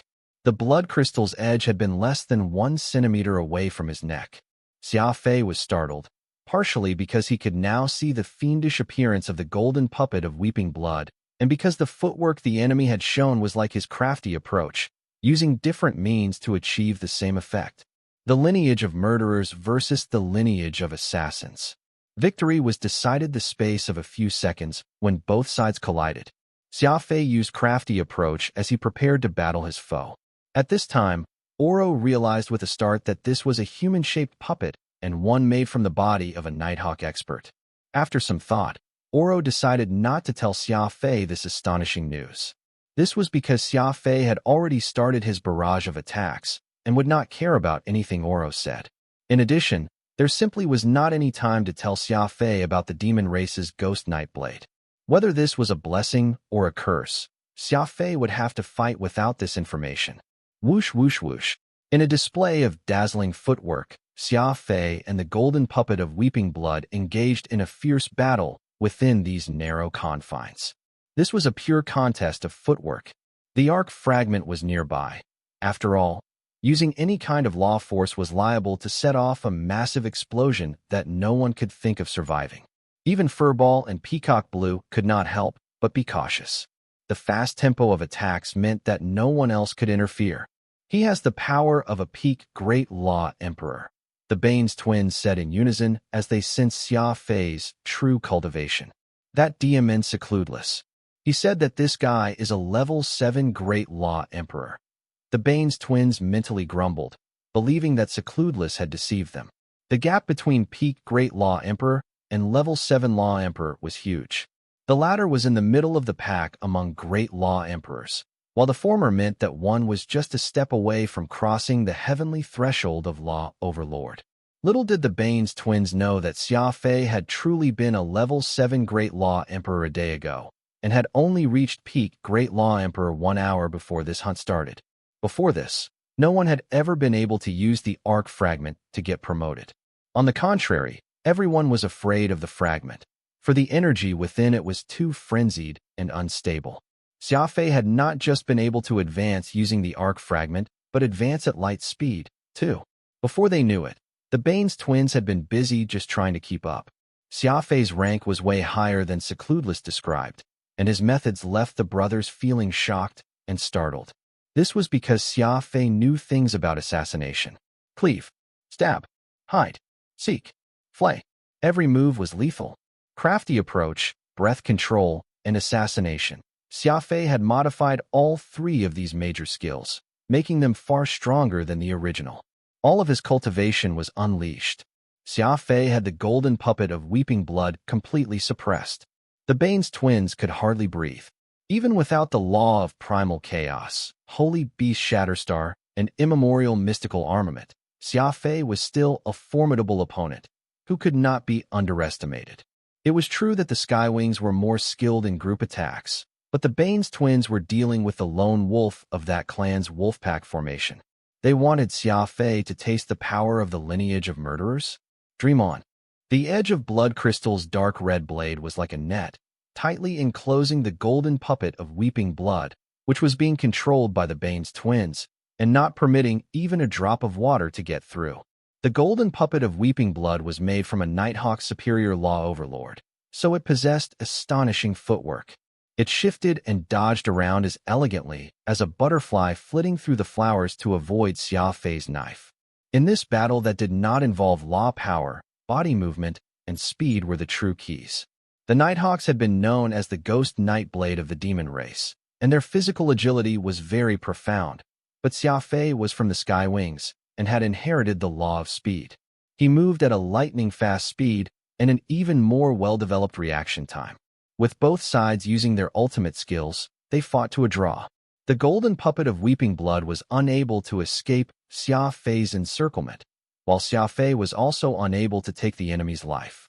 As such, he could only attack with all his might. However, Xia Fei did not immediately increase the force of his attack. Higher speeds meant greater control. He was currently trying to suppress the movements of the golden puppet of weeping blood, not kill it. There was no question that the Ghost Knight blade represented the highest standards of the law realm in many aspects, or else it would not have become one of the demon race's blades in the past. Xia Fei did not care about the terrifying appearance of the puppet. He had seen far uglier things, so how could he be frightened by those bloodthirsty eyes? What Xia Fei truly cared about was the puppet's footwork. It was different from crafty approach, which relied on the body's flexibility and the joints' reverse movement to adjust the body's balance forcefully and achieve an unfathomable movement. Meanwhile, the golden puppet of Weeping Blood's body was rather stiff, and it dodged by relying on its footwork. It did not have Xia Fei's super speed or crafty approach and relied solely on the right position and time to dodge. This sort of skill left Xia Fei both curious and surprised. On the perimeter of the core planet, the Baines twins were so busy that they sweated profusely. Xia Fei was very different from what Secludeless described, which had brought them a lot of trouble. Secludeless, Secluded Sephora, and Secluded Toon stared in shock at the Baines twins. The sweat on their foreheads could only mean that the golden puppet of Weeping Blood was in the middle of a tough battle. What sort of ability did Xia Fei have that he could suppress the infamous golden puppet of Weeping Blood? The three kings of Secluded Springs did not know, nor did they want to know, but the Baines twins' actions had already shown them that Xia Fei was probably even stronger than they initially imagined. He learned the 800 night steps? Sane cried in alarm. The minds of the brothers were connected, so Dine heard what he had said. In the space of a few minutes, Xia Fei had somehow learned the long-lost footwork technique of the Nighthawk clan, the 800 night steps. Moreover, Xia Fei was using this footwork to deal with the golden puppet of Weeping Blood. This was using its own trick against it. Xia Fei's footwork was not as perfect as the puppet's, but he could learn. Although Xia Fei was not as familiar with the 800 night steps as the golden puppet of Weeping Blood and was even somewhat clumsy with them, he had already had an initial grasp of this top-class footwork technique. With just a little more practice, he could completely master it. Xia Fei, being a Skywing proficient in the methods of assassination, had already given the Baines twins one surprise. Now that Xia Fei had managed to learn the footwork of the Nighthawk clan in such a short time, he had given them a second surprise. "Use the Night Raksha," shouted Dine. "All right," Sane swiftly replied. These brothers united could shatter the toughest metal. The Baines twins suddenly hugged each other, their foreheads meeting as their eyes turned savage. In order for the golden puppet of Weeping Blood to exhibit its maximum power, the controller needed to direct it more quickly and more accurately. When the two brothers worked in unison, they became similar to a multi-core computer, and their calculation ability naturally soared. This was their unique and ultimate method for controlling puppets. On the core planet, Xia Fei suddenly felt a heavy pressure. His opponent had not been changed, but he had become faster, the scarlet gold, throat-slitting knives in his hands madly moving around like leaves in a gale, several times sharper than before. The Night Raksha was the ultimate killing technique of the Nighthawk clan, a fusion of the strongest footwork with the strongest, throat-slitting technique. Wherever the edge of the knife went, even an ant would cease to exist. It was powerful to an absurd level. This was the ultimate power of the Ghost Knight blade. As it was being controlled by another person, the blood puppet found it difficult to reach the maximum power it had in life. After all, there were too many interfering factors. However, the Baines twins were having their brains work in unison, and the strengthened control was causing the puppet's power to soar. The balance of power began to shift. Xia Fei went from offensive to defensive, the golden puppet of Weeping Blood pressing him hard. The human-shaped puppet appeared incredibly savage, like a human who had been flayed alive. Its skin was transparent, allowing one to see its blood vessels clearly. Those scarlet eyes were turning purple and were beginning to shine with a strange luster. Xia Fei did not know that this was a special sign that a Nighthawk was going all out. Even though it was a puppet, the golden puppet of Weeping Blood had a life force, and he was currently expending this life force the puppet had accumulated with great difficulty to improve himself. The Baines twins' brains were also suffering. Making their brains work faster than normal left them in unbearable pain, and the main reason they hadn't used all their power from the beginning was because it was too taxing. Seeing that his master was falling behind, Furball began to urgently howl. He was a holy beast, and specialized in energy attacks, and it was obvious that the core planet wasn't a good place for Furball to battle. His energy attacks were so powerful that they were liable to detonate the arc fragment. Even Peacock Blue could not use its power. Its grass blades were too long and broad, unable to keep up with the golden puppet of Weeping Blood's agile movements. Whenever it lunged out, its attacks would always miss. Xia Fei had to rely on himself. The dark red blades suddenly accelerated, becoming like 1,000 blood lotuses blooming in unison. This was the same move that the golden puppet of Weeping Blood had used only a few moments ago. The Bane's twins were dumbfounded. Xia Fei had not just learned the Nighthawk footwork, but had even stolen the Ghost Night Blade style. It was not easy to learn the techniques of others.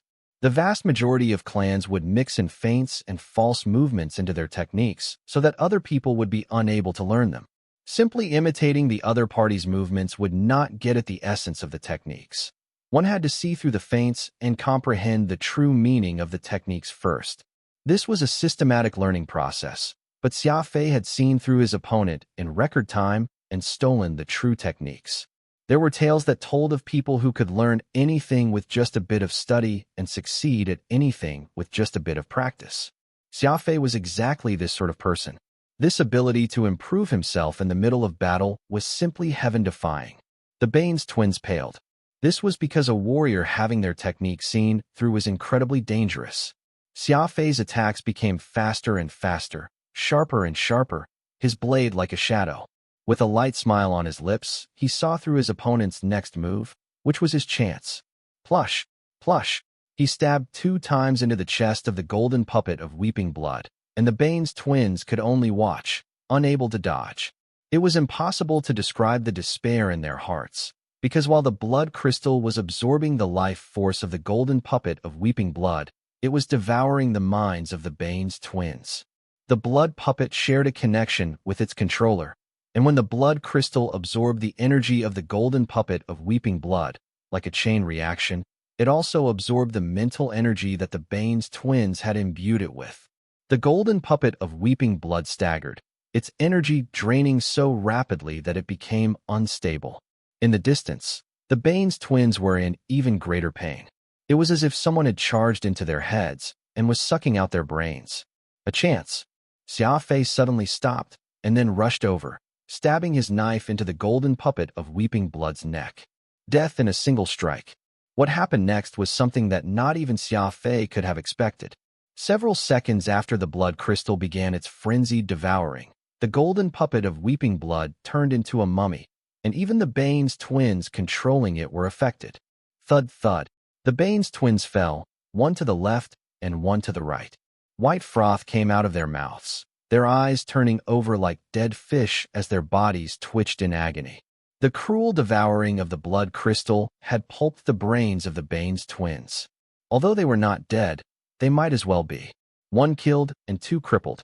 In this battle of the Ghost Night Blade versus the demon-sealing Fiendish Blade, Xia Fei had won a complete victory. Furball, hurry! Xia Fei shouted. Furball had just been about to celebrate his master's victory when he was called over to the latter's side. This was because Xia Fei's 7th brain region had begun to pulse intensely. The golden puppet of Weeping Blood was made from a Ghost Night Blade's superior law overlord, while the distant Bane's twins had been part of the dark puppet species. These 2 different energies mixing in Xia Fei's brain had also interacted with the energy of the arc fragment.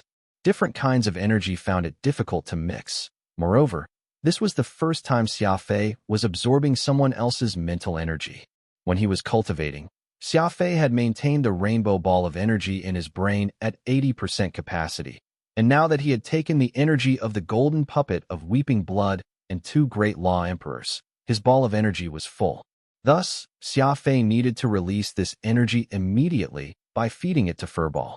Furball quickly jumped into Xia Fei's palm, after which Xia Fei began to transfer the energy in his brain region to Furball. As this energy decreased, the energy pulses began to calm down, and Xia Fei sighed in relief. At this moment, Xia Fei realized to his shock that Furball had stopped eating. He was constantly burping, as if too full. Is he on the verge of his promotion? Xia Fei wondered to himself. He had barely thought this when he saw something that made him shiver. Furball was enveloped by a white halo, and he doubled in size and became taut. Rumble. Energy flooded out. Furball was promoting, and in an extremely violent manner. Secludeless was dumbfounded. As he watched the fallen two brothers twitch in agony, he knew that his plan to use the Bane's family so he could remove Xia Fei had failed. Error! Secludeless madly shouted. He did not understand how the puny Xia Fei had managed to destroy the infamous golden puppet of weeping blood. It must be understood that Xia Fei was from the Skywings, while the golden puppet of weeping blood was made using a Nighthawk. The Skywings specialized in killing out in the open, while the Nighthawks specialized in killing from the darkness. The Skywings specialized in group tactics, while the Nighthawks specialized in duels. It simply was not possible for a lone Skywing Great Law Emperor to have defeated a Nighthawk Superior Law Overlord. Even though this ghost Nightblade had been made into a puppet, it was still a very strong puppet. His face turning green, Secludeless shouted toward the core planet at large. Skywings. Accursed Skywings. I'll kill you all. Suddenly, the core planet was engulfed in a white light, and then rumbling explosions ensued. Secludeless' mouth dropped in shock. After all, the core planet was where the arc fragment was located. Had the arc fragment exploded? Holy beasts were inexplicable existences beyond the three realms and the five elements. They had bizarre behavior and never associated with other exotic beasts, being solitary existences of the universe. Furball was a holy beast Shatterstar. The beast having been by his side for many years, Xia Fei was still unsure when Furball would advance and through what method. For example, this time, Xia Fei had fed Furball countless energy from the arc fragment, but nothing had happened with Furball. But once the battle was over, this fellow suddenly started to promote. Boom! Energy began to radiate from Furball like a massive explosion, causing the surrounding space to waver. Holy Beast Shatterstar's fifth form was revealed. Furball's body began to fatten like a ball of dough immersed in water, soft and amusing. But Xia Fei could not bring himself to be happy. He was even very worried. Furball's promotion was good for him. After all, this was a very loyal and reliable ally, and he hoped that Furball would grow bigger and stronger. The problem was that the location just was not right. This was the secluded Springs core planet, the place where the arc fragment was at. Furball was promoting in such an intense fashion, but what if he detonated that mysterious fragment? That would be a disaster. Whoosh! Xia Fei vanished as he burrowed into the earth to check on the arc fragment. Heavens! How did this happen? Oro shrieked. The arc fragment was no longer black. Rather, it was turning redder and redder, just like steel that had been placed in a furnace. The temperature was extremely high, and the plants around the fragment were beginning to wilt. It seemed that the arc fragment was no longer providing them energy. The surrounding energy pulses were so powerful he could hardly stand them. Xia Fei's eyes widened as he disbelievingly took in this sight. This entire matter had taken him by surprise, and it was developing in a direction he did not want it to go. Rumble! Another explosion. This was a sign that Furball was on the verge of breaking through. A white wave of light swept out from the core planet, and in only a few seconds, it had swept through the entire region. What Secludeless and the others on the perimeter were seeing was not actually the explosion of the arc fragment, but rather the promotion of Furball. As Furball rose in rank, the stirs created by his promotion became larger and larger. Secludeless had no idea of Furball's power, so he shrieked, "Done for! The secluded Springs is done for!" Whoosh! Law Sage Secludeless and Law Overlords Secluded Sephora and Secluded Toon, the three kings of the Secluded Springs, immediately began to flee from Secluded Springs. At the same time, the actual situation of the arc fragment was completely unexpected. Xia Fei was next to the fragment, so he watched with widened eyes as it went through an astonishing transformation. The tough arc fragment slowly began to converge, and it was not long before it had become a scarlet red ball. Xia Fei could not understand this. Why had this slightly deformed metal become soft, as if it were being smelted, even its shape changing? Was this the effect of Furball's promotion? There were still intense energy pulses, and Oro urgently said, "Hurry up and go. If we delay any longer, we may be unable to escape." Xia Fei ignored Oro's panic. That mysterious voice resounding in his seventh brain region was getting stronger and stronger. This voice was on a frequency that no human could understand, like the heart-rending roar of some creature. Mournful, savage. This voice alone caused Xia Fei to shiver all over. There was no doubt that the arc fragment had some special connection to Xia Fei, and he really wanted to know why this connection existed. At this time, a fat ball rushed in from outside and jumped onto Xia Fei's shoulder. It hesitantly looked at the arc fragment's incredible transformation. Holy Beast Shatterstar's fifth form. In this form, Furball was twice as big. His fur was still white, but dark golden short fur was mixed in. Furball's aura had also changed somewhat, and he seemed more composed and mature. Xia Fei glanced at Furball. When this fellow stood on his shoulder and put on a righteous air, he looked very cute. Exotic beasts protected their masters. Whereas even Oro wanted to run away, Furball showed no fear, instead, showing his absolute trust for Xia Fei. Even if the situation were 10,000 times more dangerous, Furball would still not leave his master's side. There was also immemorial mystical armament Peacock Blue.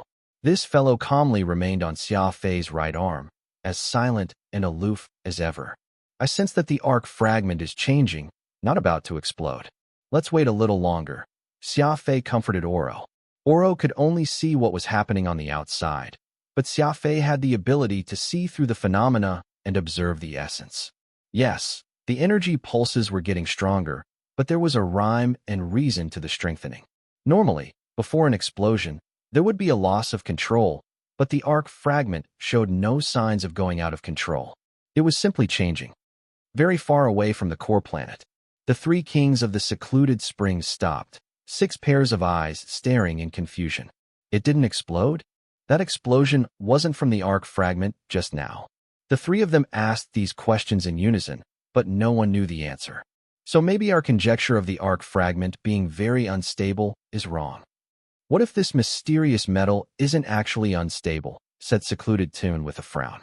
Secluded Sephora and Secludeless were both taken aback. Secluded Sephora urgently asked, if the arc fragment is stable, then would that Skywing kid have already fled with it? Ah! Secludeless screamed. They were already very far away from the core planet, so they had no idea what was happening. If Xia Fei really had taken away the fragment, then the secluded springs was truly done for.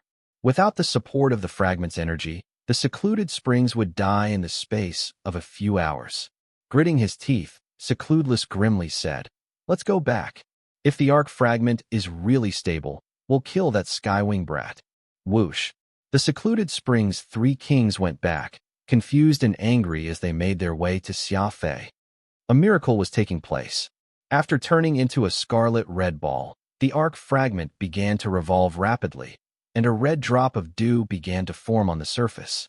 The drop of dew grew larger and seemed ready to drop down. Drip. Sure enough, the drop became a round bead that swiftly left the ball. The ball began to dim until it gradually regained its pitch-black color. The red drop made a circle in the air and then flew straight at Xia Fei. The red drop had seemingly been refined, and its color was lustrous and bright.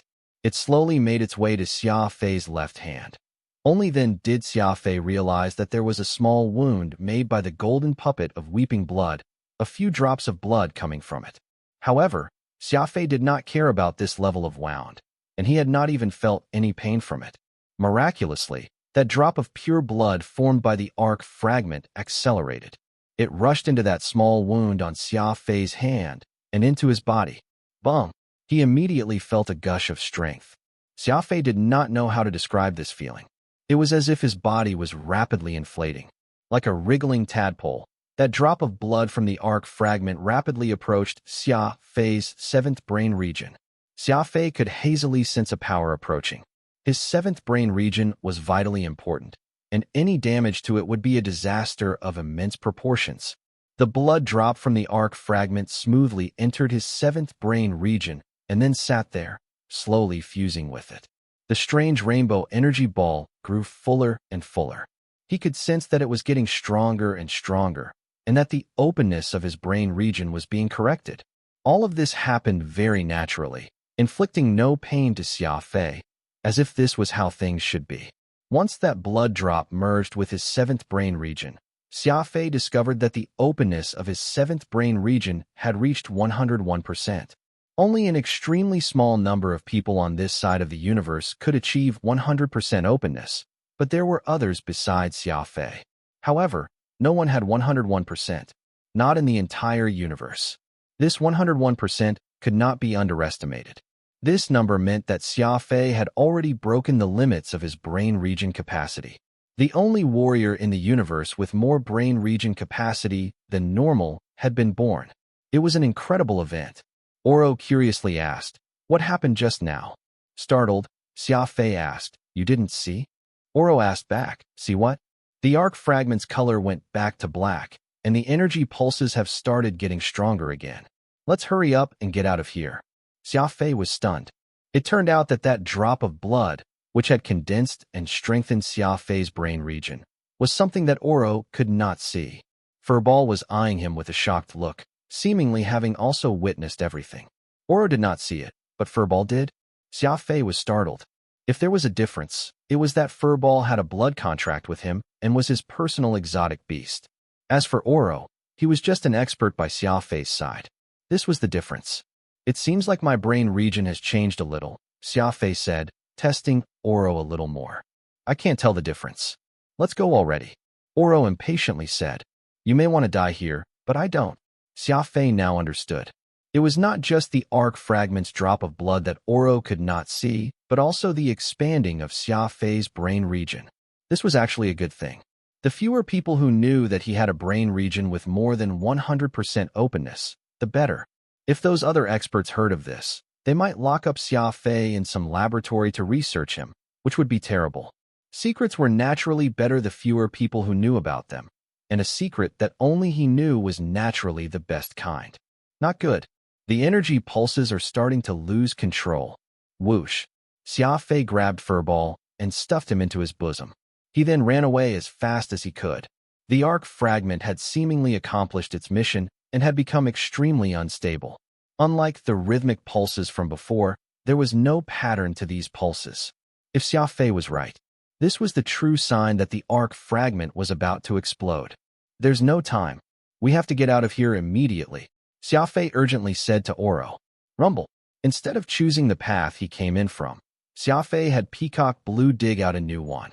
Time was of utmost importance in preserving his life. The arc fragment was showing signs of extreme instability, so Xia Fei had to get out as soon as possible.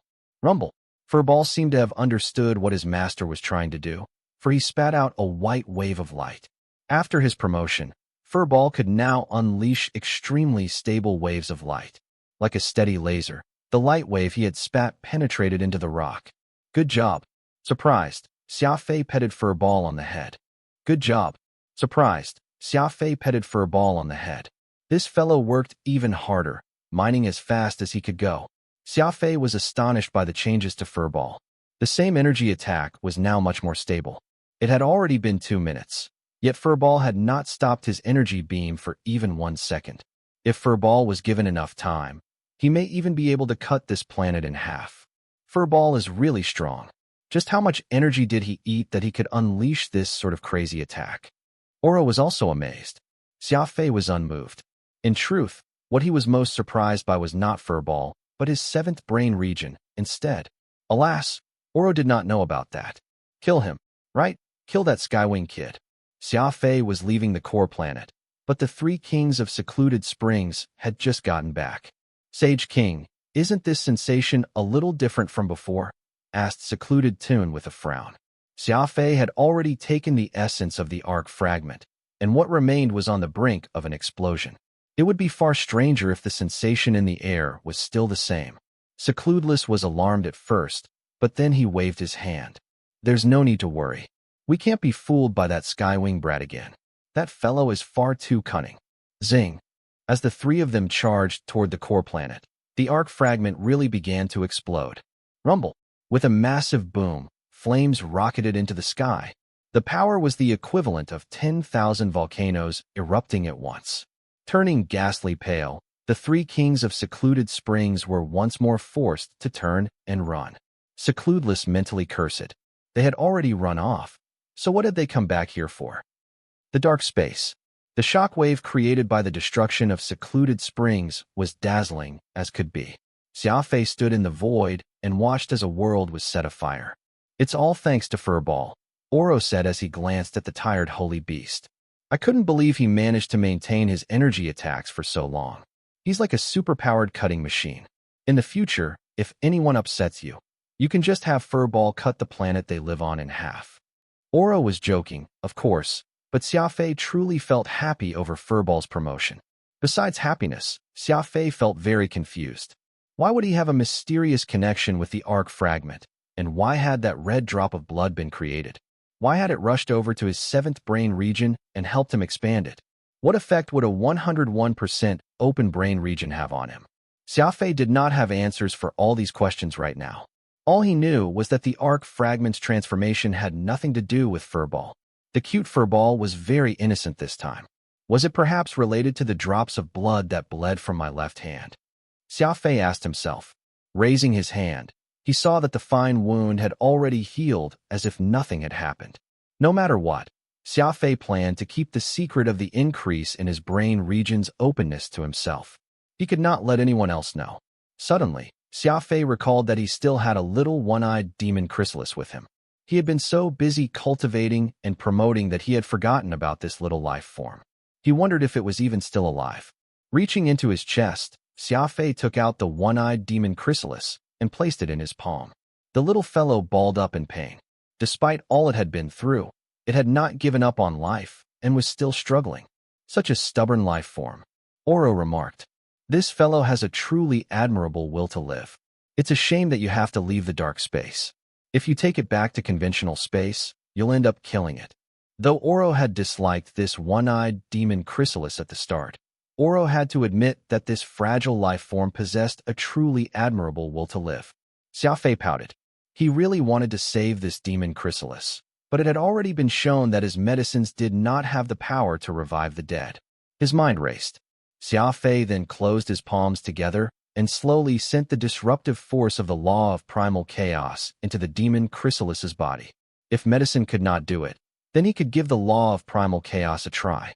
After all, this was the most unreasonable law power, not differentiating between black and white. In any case, it was better to try everything possible. After a few minutes, Xia Fei sensed that the one-eyed demon chrysalis had stopped moving. Frowning, he opened his hands. What a pity. It still died, Oro muttered. Xia Fei sighed. He took out a metal case from his ring and placed the demon chrysalis's body inside, making it a coffin. Whoosh. Xia Fei tossed the case into the darkness. Let's go, Xia Fei gravely said, turning his head. Perhaps because of the force of Xia Fei's throw, the dying demon chrysalis in the case suddenly shivered and exhaled turbid air. Alas, the case was closed, so Xia Fei did not realize this. Xia Fei successfully left the dark space. He-Field had been keeping a close track of the movements within the dimension, even sending people to wait around the perimeter of the secluded springs. Thus, when the place got destroyed, He-Field immediately led a large force out in a panic to search for Xia Fei. He-Field was even more shocked to see that Xia Fei was unharmed. Had Xia Fei single-handedly destroyed the secluded springs? Xia Fei said nothing about this, letting He-Field speculate, fomenting an even more enigmatic image of the former in the latter's eyes. The Wind Garden. Xia Fei greeted Wuya and then got ready to head to his training chamber. The growth of his brain region left him feeling slightly uneasy. He also felt like he was about to advance. It had to be understood that Xia Fei was already a peak Great Law Emperor. One step more would be Law Overlord, so he was impatient to try. Young Master Fei, Wuya frowned as he called. The Feng family's young master came again, hoping that you'll come to Dragon Ascension soon. Even if you don't plan to study there, you should at least report in. Xia Tian nodded and smiled. I'm a little tired today, so I'll go and see Zanian Feng and register at Dragon Ascension later. Wuya asked, have you been learning a weird technique again? Xia Fei was startled, asking in confusion. Wuya, why would you ask that? When I was looking at you just now, I realized that I couldn't inspect your 7th brain region. As such, I'm wondering if you learned some sort of special technique. Stunned, Xia Fei managed to muddle through by saying that he really had learned a new technique that could obscure the brain region and prevent others from seeing. Wu Ye tactfully stopped asking questions and simply reminded Xia Fei he needed to go and register at Dragon Ascension. Since the Feng family had sent people to invite Xia Fei more than once, they needed to be given a little face. The training room. Xia Fei and Oro discussed the changes to his brain region. It's truly very strange. Normally, warriors have a lot of ways of hiding their brain region and preventing others from inspecting them, but the vast majority of methods don't work as well on those of a higher rank. Your seventh brain region, on the other hand, is completely sealed and impossible to pry on. The technique used isn't even one I know, Oro said, a hand on his chin. Xia Fei smiled. Isn't that a good thing? I hate it when other people could read me whenever they wanted. This saves me the trouble, as others will no longer see through my power. Oro lightly nodded and said no more. Xia Fei could not help but be happy. After this modification, his brain region had been strengthened without attracting anyone's attention. This was the perfect secret advancement. The law realm was very dangerous. When it came to secrets, the fewer people who knew, the better. He lightly prodded his spatial ring, closing the connection with Oro. Xia Fei then used his mental energy to inspect his seventh brain region. Xia Fei's brain region did not seem that different besides being a little larger. The rainbow ball of energy was also the same as before, but Xia Fei knew that the mysterious ball of energy had grown even more exquisite after this incident, able to hold more energy without leaking it out. Moreover, the energy ball was more stable, and this was seemingly all because of the drop of blood formed by the arc fragment. He had raised his cultivation to peak Great Law Emperor. His brain region had grown, Furball had advanced, and the energy ball had become even more stable. Xia Fei could not help but smile as he counted all the good things that had happened to him recently. This trip to the secluded springs had truly been too profitable. Putting aside everything else, the 101% openness of his seventh brain region was a huge boon to Xia Fei. A wider brain region allowed for more law patterns, and Xia Fei was making his way along the path of the Protean Master, so a larger brain region was exactly what he needed. That arc fragment was so mysterious, Xia Fei muttered as he lit a cigarette. It was truly a strange matter. The more Xia Fei investigated the cosmic gate and the arc, the stranger he found either to be. The arc fragment was a heaven-defying existence, and as for why he could take the essence of the arc fragment, Xia Fei had pondered this problem until his head hurt and had still not come up with anything. Forget it. Let's just take things step by step. One day, I'll find out what the cosmic gate is all about. Xia Fei closed his eyes and began challenging the law overlord heavenly threshold. He had never felt as energetic as today. This was one of the effects of the arc fragment.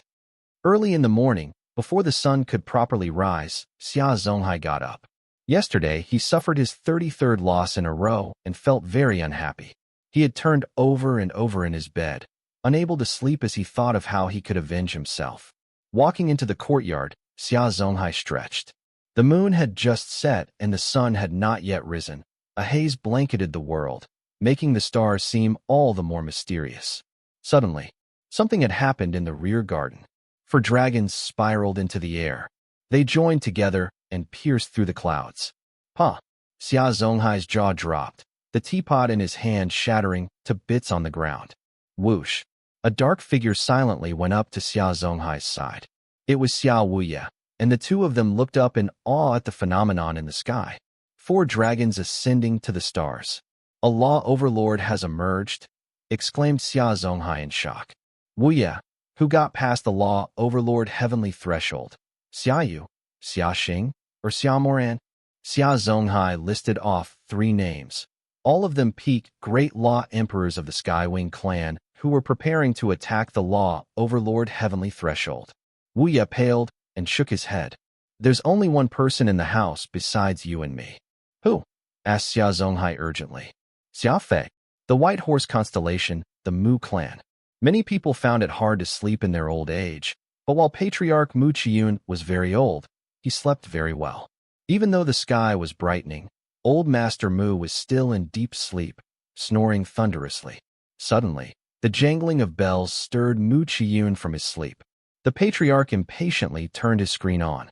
It took less than a second for him to appear brimming with energy, a bright light in his eyes. True experts were alert even in their sleep. At Mu Qiyun's level of cultivation, sleep was just a habit.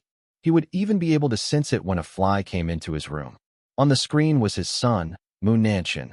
This was Mu Fuping's father. His brows were furrowed as he looked at his father. He appeared in great shock. "What happened?" asked Mu Qiyun sternly. Mu Nanshan gritted his teeth and replied, "Several minutes ago, a phenomenon occurred in the sky above White Horse constellation. When 4 dragons ascend, a law overlord rises. A new expert has been born." Mu Qiyun was startled. Bolting upright from bed, he urgently asked, "Which clan was it this time?" Law overlords were the strongest fighting individuals in the law realm. One law overlord could fend off an army of thousands. While the great clans seemed united on the surface, they competed against one another in the shadows, and none of them was willing to fall behind. All the other clans would be very concerned whenever one of them produced a law overlord.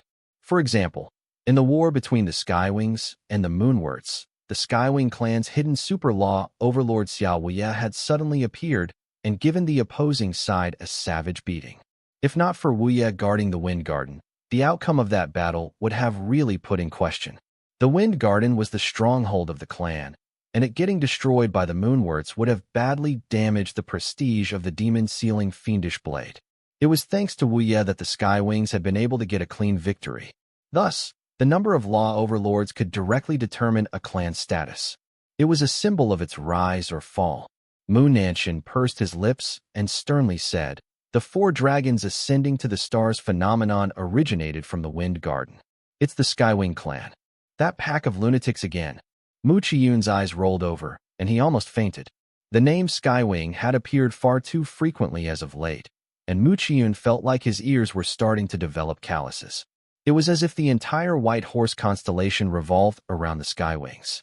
This demon-sealing fiendish blade was also working rather hard, exterminating 2 religions and 1 clan at one go, and what was done was a complete extermination, rather cleanly and smoothly to boot.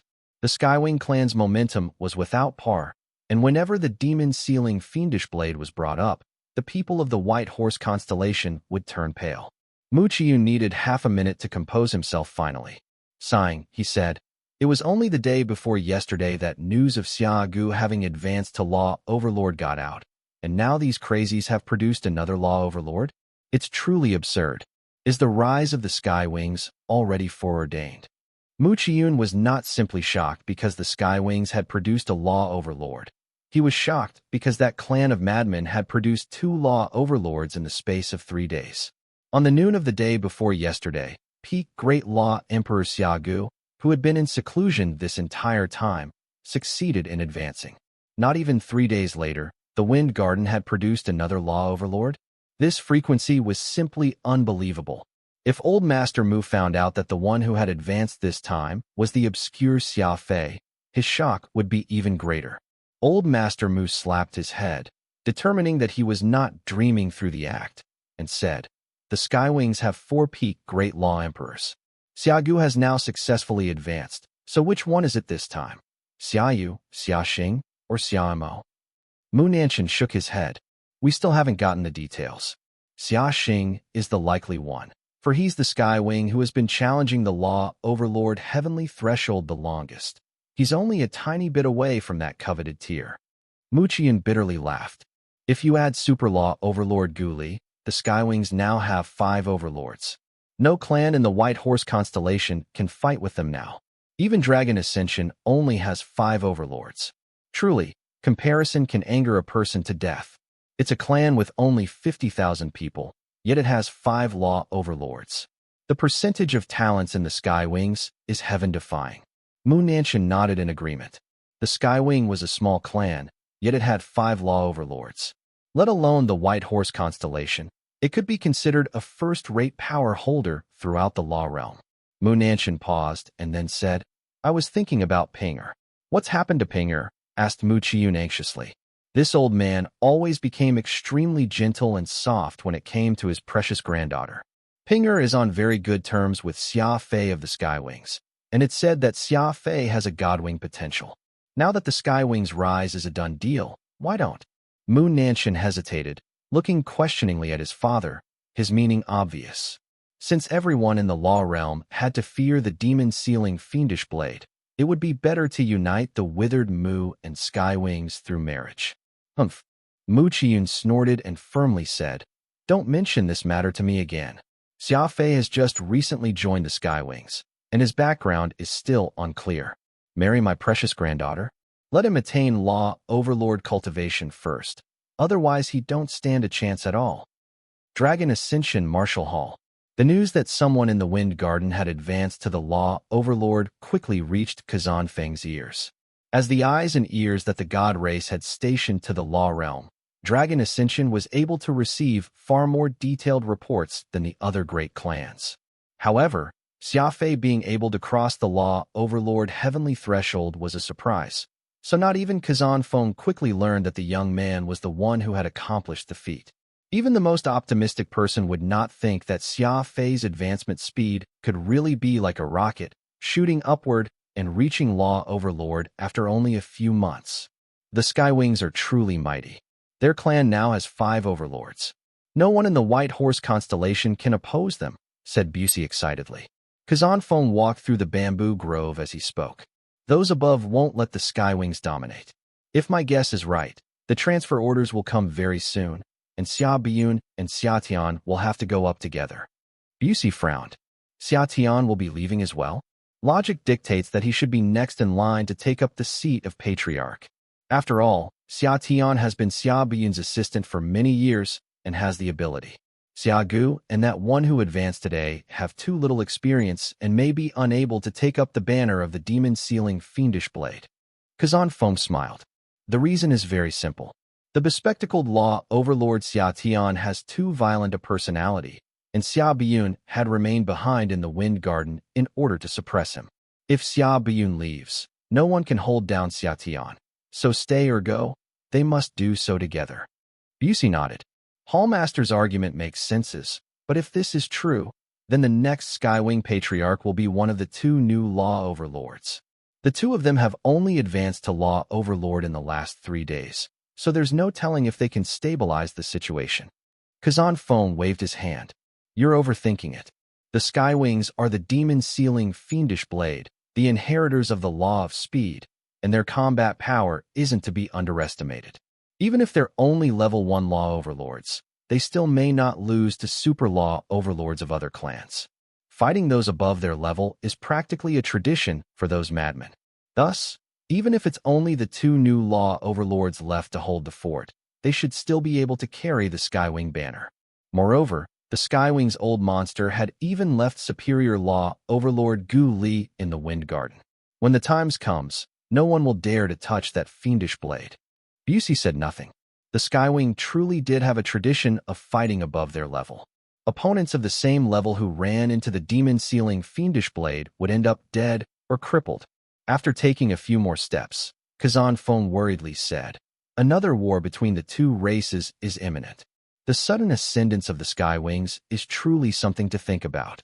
Busey froze, and then he urgently asked, "Is it really going to start soon?" "From the looks of it, very soon," Kazan Feng said indifferently. Xia Fei had just come out of his training room when he was assailed by Xia Wuya and Xia Zonghai, who began to interrogate him at once.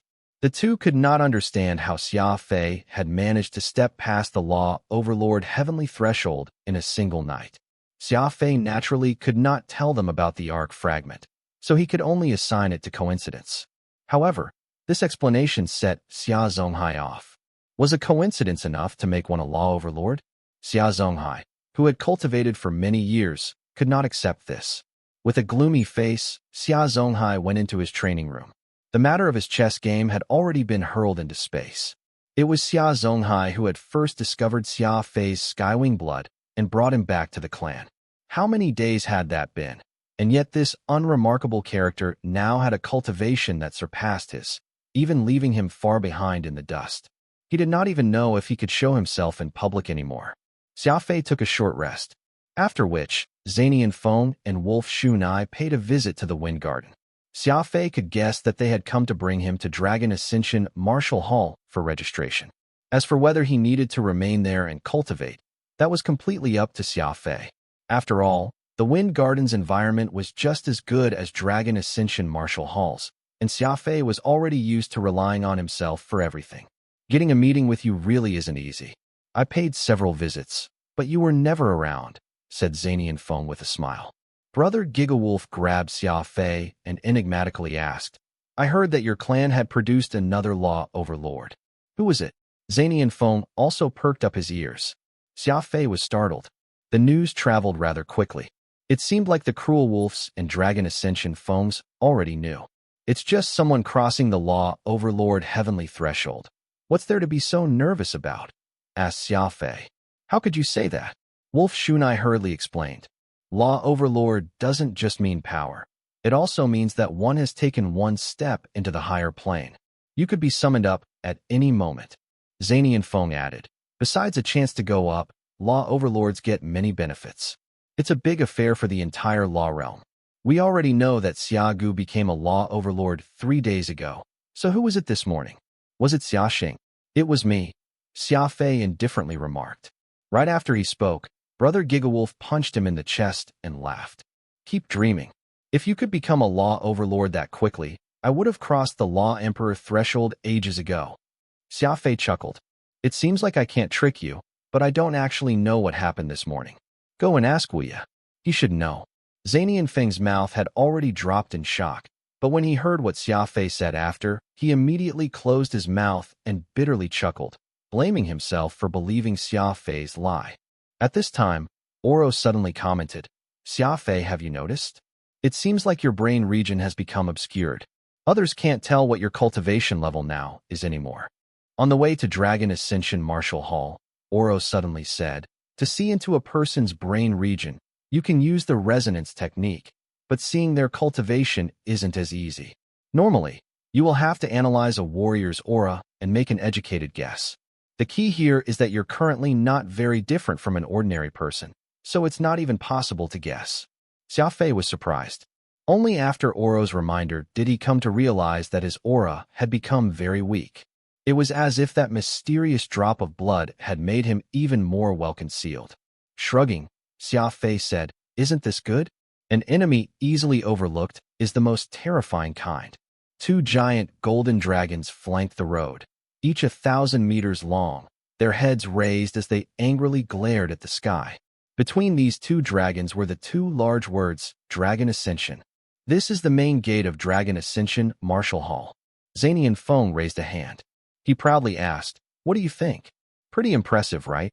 Xia Fei nodded and earnestly said, It is indeed very imposing, and the carving of the dragons is exquisite.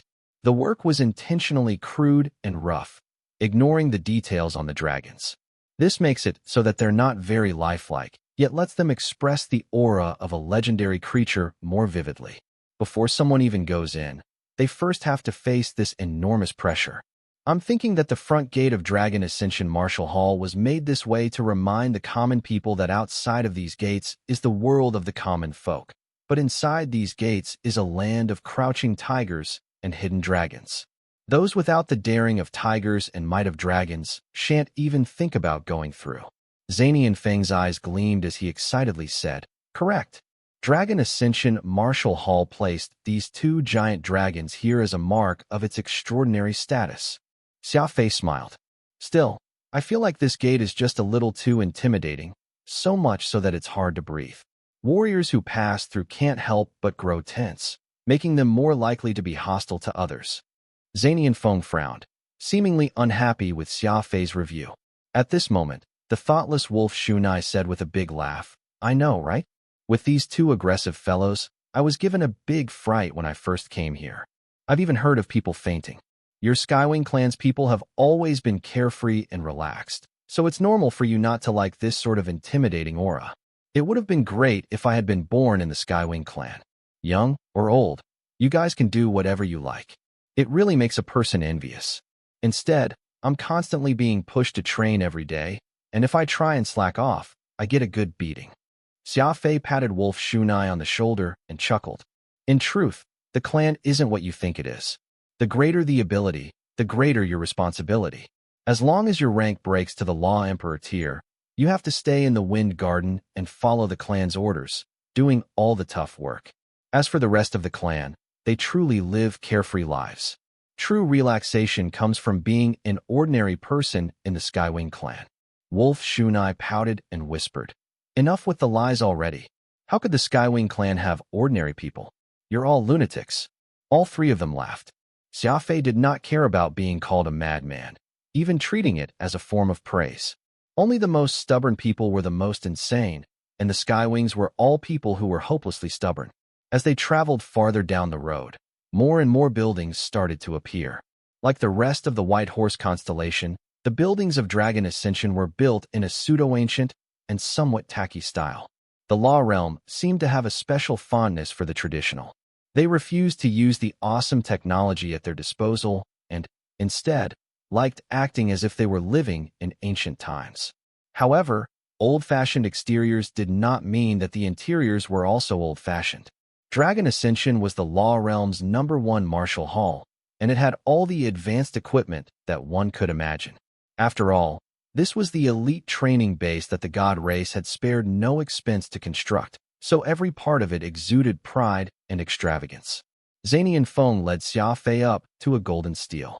This stele was 100 meters tall and 100 meters wide, a large square indeed.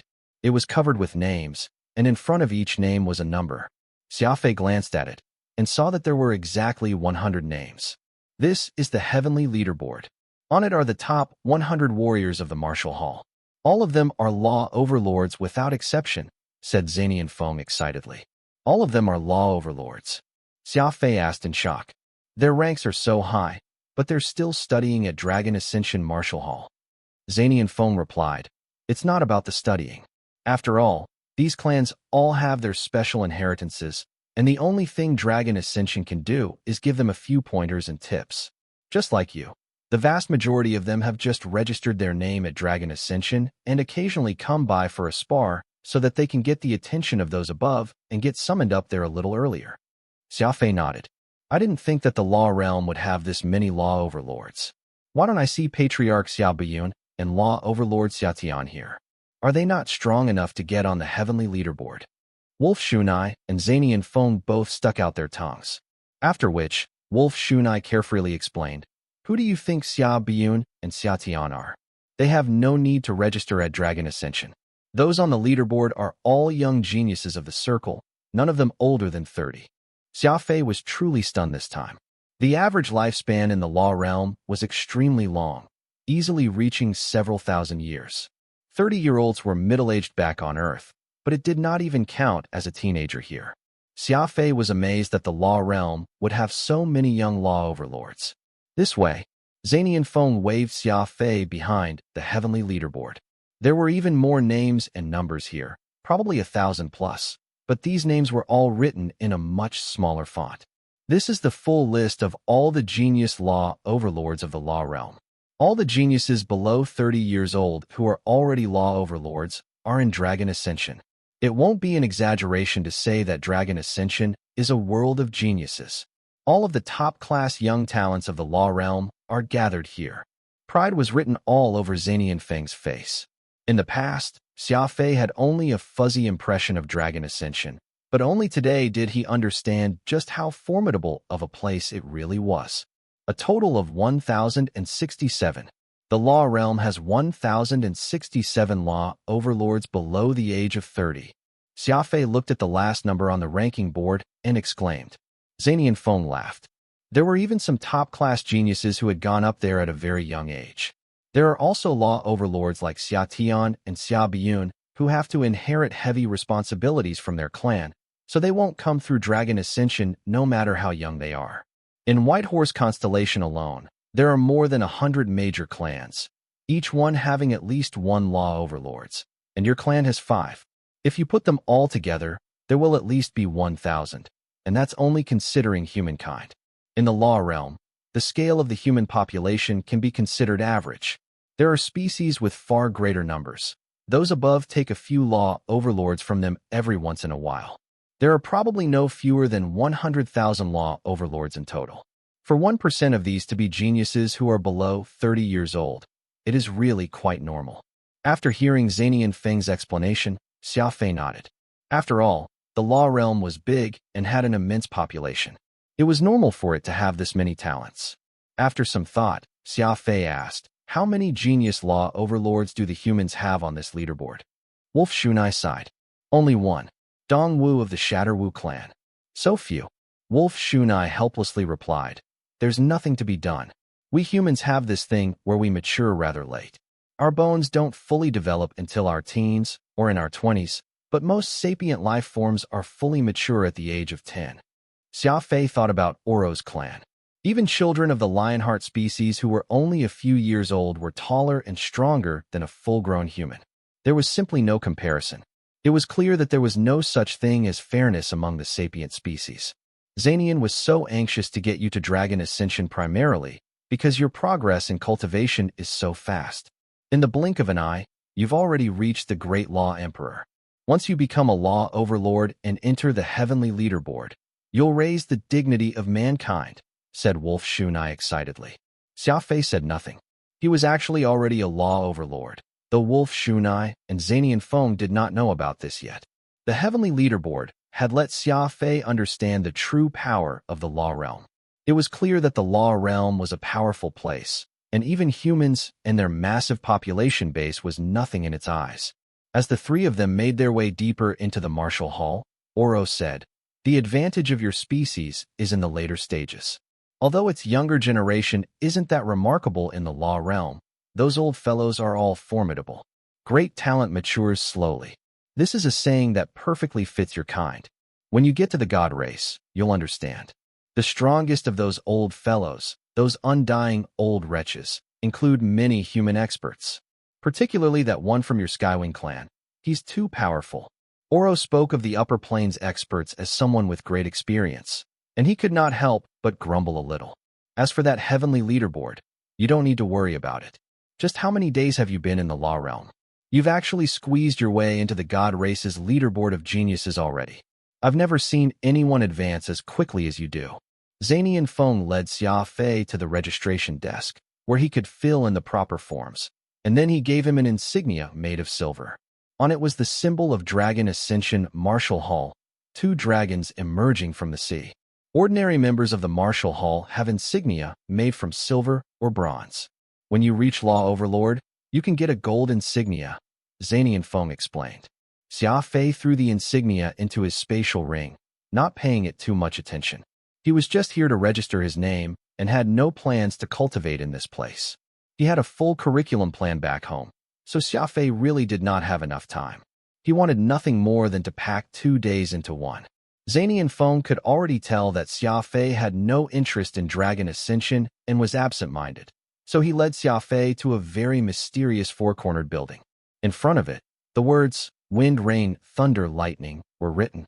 Upon walking in, Xia Fei saw many Law Overlords with golden insignia, all of them sparring with others. This is where Law Overlords test their skills against one another. At Dragon Ascension, you can easily find different kinds of warriors to spar against.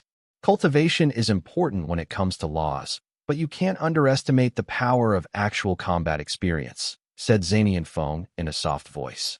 Although he was the young lord of Dragon Ascension, this place was full of Law Overlords, and none of them showed him respect. Thus, he was very nervous inside this hall.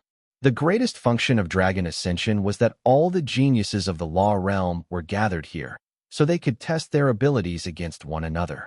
Finding so many geniuses outside of Dragon Ascension, all of them with different specialties, was simply impossible. The hall was so large it was impossible to see the end of it. All sorts of law powers were being unleashed, creating a dazzling display of colors and lights. This was Xia Fei's first time seeing so many kinds of law powers being used in one place, and he felt a sudden urge to test his mettle. Suddenly, a figure flew through the air and landed in front of Xia Fei. Xia Fei looked down and saw that the one who had been struck was a girl. Zing! When Xia Fei saw that pink face, his entire body shuddered. Hot blood rushed up to the top of his head, his eyes instantly turning red. Xia Fei instantly shot out like a bolt of lightning and helped the girl up. The girl had a pink little face like a ripened red apple. Just a small pinch would be enough to draw water, and it was as adorable as could be. However, this girl's complexion was not that good right now. Her forehead was drawn into forming faint wrinkles. When she saw Xia Fei, the girl smiled, trying her best to suppress the pain in her abdomen. A trickle of blood slowly flowed from one corner of her lips. It was clear that she had suffered an internal injury. Even though she eked out a smile, the sight was so tragic it even made Xia Fei's heart leap to his throat. The flames of rage began to erupt in him. Xiaoyu. Xia Fei was stunned. As he used his sleeve to wipe the blood at the corner of the girl's mouth, he asked, "Why are you here?" The hall was called Wind, Rain, Thunder, Lightning, and it was divided into 4. This was the Thunder Hall, where law overlords sparred against one another. Xiaoyu had only just become a law emperor, so she should not have had the right to enter this place. Xia Fei was angry and confused. Why had Xiaoyu appeared where she should not have? Xiaoyu said nothing, apprehensively looking to a place nearby. The space suddenly opened, revealing 4 women who were standing inside. The one who was cold as ice was Autumn Cicada, whom Xia Fei had met before. He was seeing the other 3 for the first time. The concealment system, also known as the stealth system, could prevent other people from observing a battle in progress.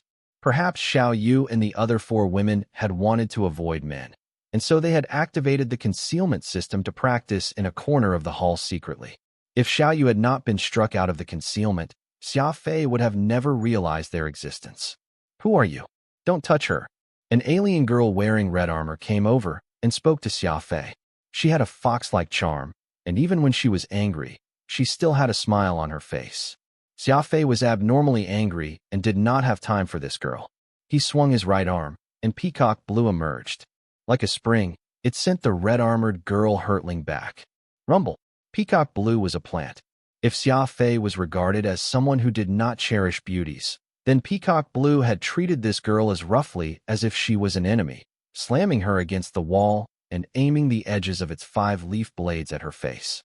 With one order from Xia Fei, she would still be made into a corpse even with her beautiful face. Immemorial mystical armament Peacock Blue? You're the Skywing clan Xia Fei. The only one among these 4 girls who wore a golden insignia on her neck, clearly a law overlord, furrowed her brows. She was evidently quite fearful of the Skywings. Actually, when she said these words, everyone in the hall stopped sparring and ran over to see what was going on. Only Autumn Cicada remained cold and detached. She knew of Xia Fei's relationship to Xiaoyu and was not surprised. Xiaoyu called out Xia Fei's name, and Xia Fei gave a slight nod and passed her to Zanian Feng and Wolf Shunai. Take good care of her.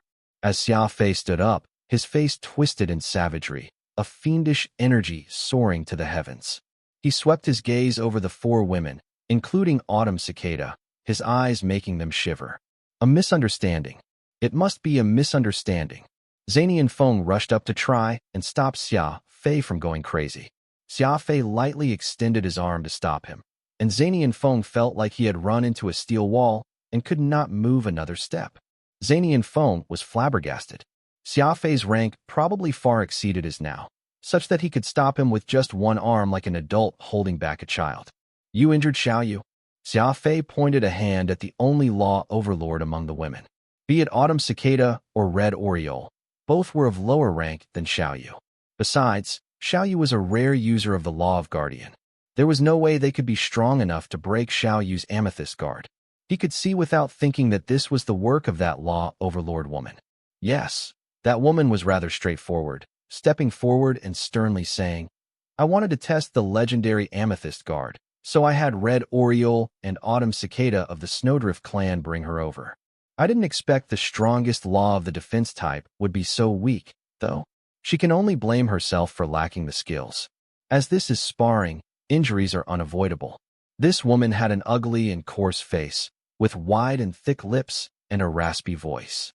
If not for the 2 bulges on her chest, she might be mistaken for a man. The facts were rather simple. The woman belonged to the Kalan species and was called Water Hung. Every month, she would come with other geniuses to Dragon Ascension and look for people to spar with. Today was a day like any other. Water Hung had encountered Autumn Cicada and Red Oriole of the Snowdrift clan outside Thunder Hall and discovered that their attendant, Xiaoyu, possessed a rare law power, the Amethyst Guard. Thus, Water Hung insisted on fighting with Xiaoyu. Red Oriole was not Xiaoyu's master, so she naturally did not care. As for Autumn Cicada, She felt like it was just a spar and nothing major would happen. Thus, she did not object. However, she had never expected Water Hung to be so vicious, sending Xiaoyu flying with just one strike. Xia Fei had witnessed this scene, which had stoked his flames of rage into an uncontrollable blaze. The women of the Snowdrift clan rarely interacted with men, so when Xia Fei helped up Xiaoyu, Red Oriole immediately ran over to reprimand him, ending up being pinned to the wall by him. Xia Fei's breathing started to get heavy, his eyes turning sharp. It was clear that he wanted to kill someone. Whoosh! A male law overlord immediately appeared before Xia Fei, using his body to protect Water Hung. This was Mountain Hung.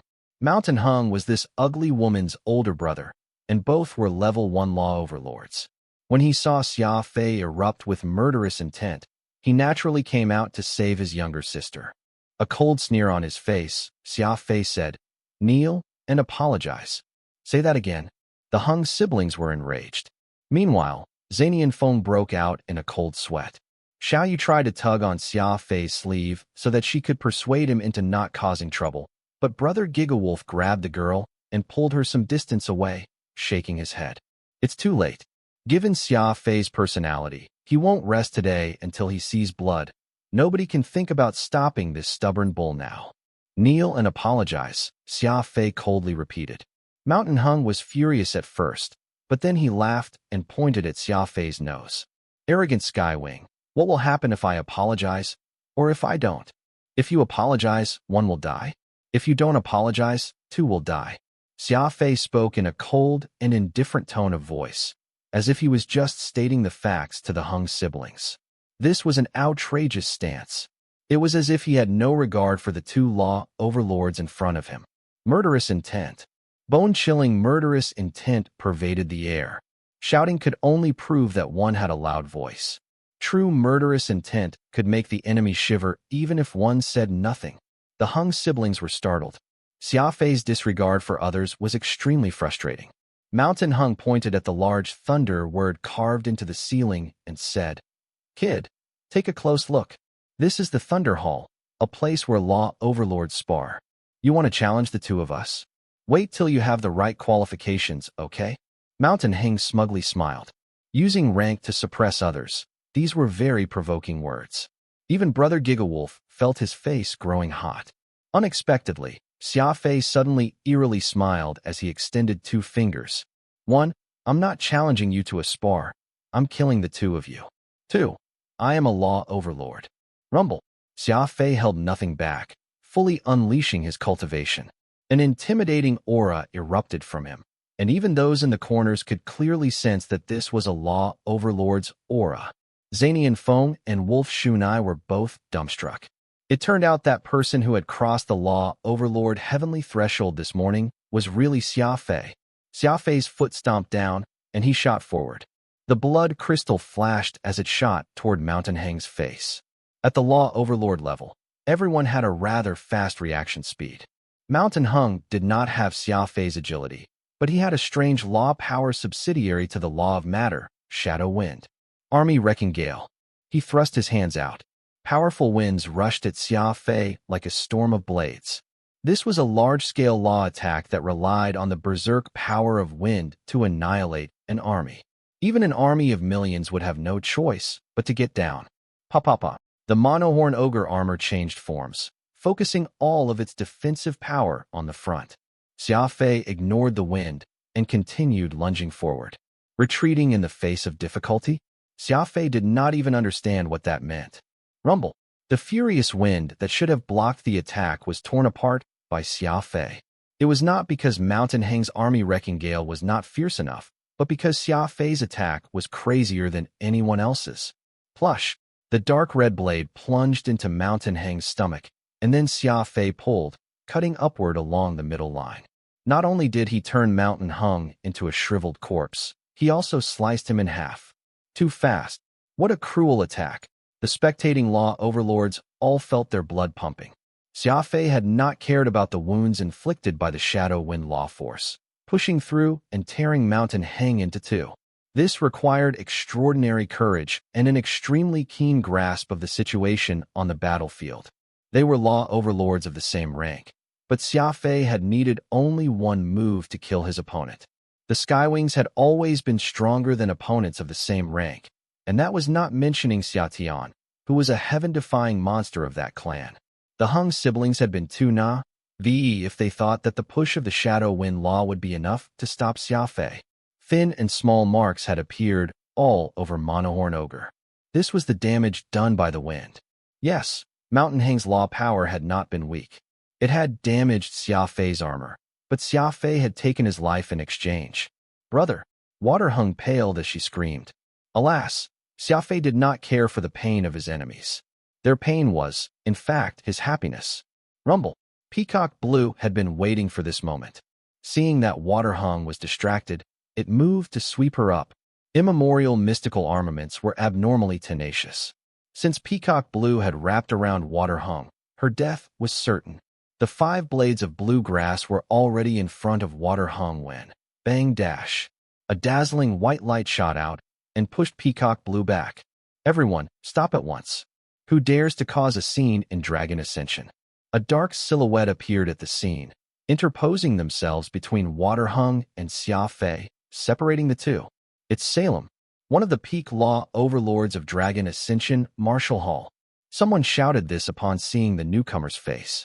Yes, this was none other than one of the 4 heavenly kings of Dragon Ascension, Serum, a peak law overlord. Anyone who gets in my way dies, shouted Xia Fei, once more swinging his dark red dagger. Serum was ranked second out of the 4 heavenly kings of Dragon Ascension. He was only weaker than Karani, who had already advanced to the superior law overlord tier. He was an expert in position adjustment using the law of space, and had a cultivation at the cusp of level 5 law overlord, only 1 step away from superior law overlord. In terms of reputation and cultivation, Serum was not an existence that Xia Fei could ignore. After all, Dragon Ascension was backed by the god race, and no one wanted to make an enemy of the 2 supreme races, not even the law realm, which was only subordinate to them. Serum confidently stood between the 2 combatants, glaring lividly at Xia Fei. Everyone, stop, said Serum loudly, unleashing all of his majesty. Alas, what awaited him was a fiendish red blade. Whoosh! Xia Fei delivered a stab to Serum without the slightest hesitation. Anyone who gets in my way dies. Those who helped him were friends, and those who opposed him were enemies. No matter who it was, he would kill anyone who stood in front of him first before talking. Serum had no idea that Xia Fei's reason was to be unreasonable. He had also not predicted that Xia Fei would be so unreasonable as to even attack him. A rebel. He's truly a rebel, said Serum, his face going pale. Xia Fei's dagger moved quickly, almost reaching Serum in less time than it took to blink an eye. The fiendish aura he exuded instantly made Serum break out in a cold sweat. There was no doubt that Xia Fei was going for the killing blow with this one attack.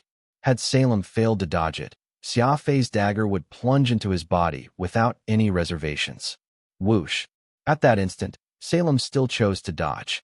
One of the mighty heavenly kings of Dragon Ascension had actually backed down in the face of Xia Fei's intimidating aura.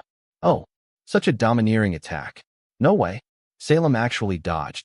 Only the geniuses of the law realm were present, and Serum's instinctive dodge had triggered a huge chain reaction from the crowd. As one of the 4 chief instructors of Dragon Ascension and the second-ranked Heavenly King, how could Serum dodge? It must be understood that Water Hung was behind Serum, and the emblem of Dragon Ascension hung around her neck. If Serum dodged, where would Water Hung dodge?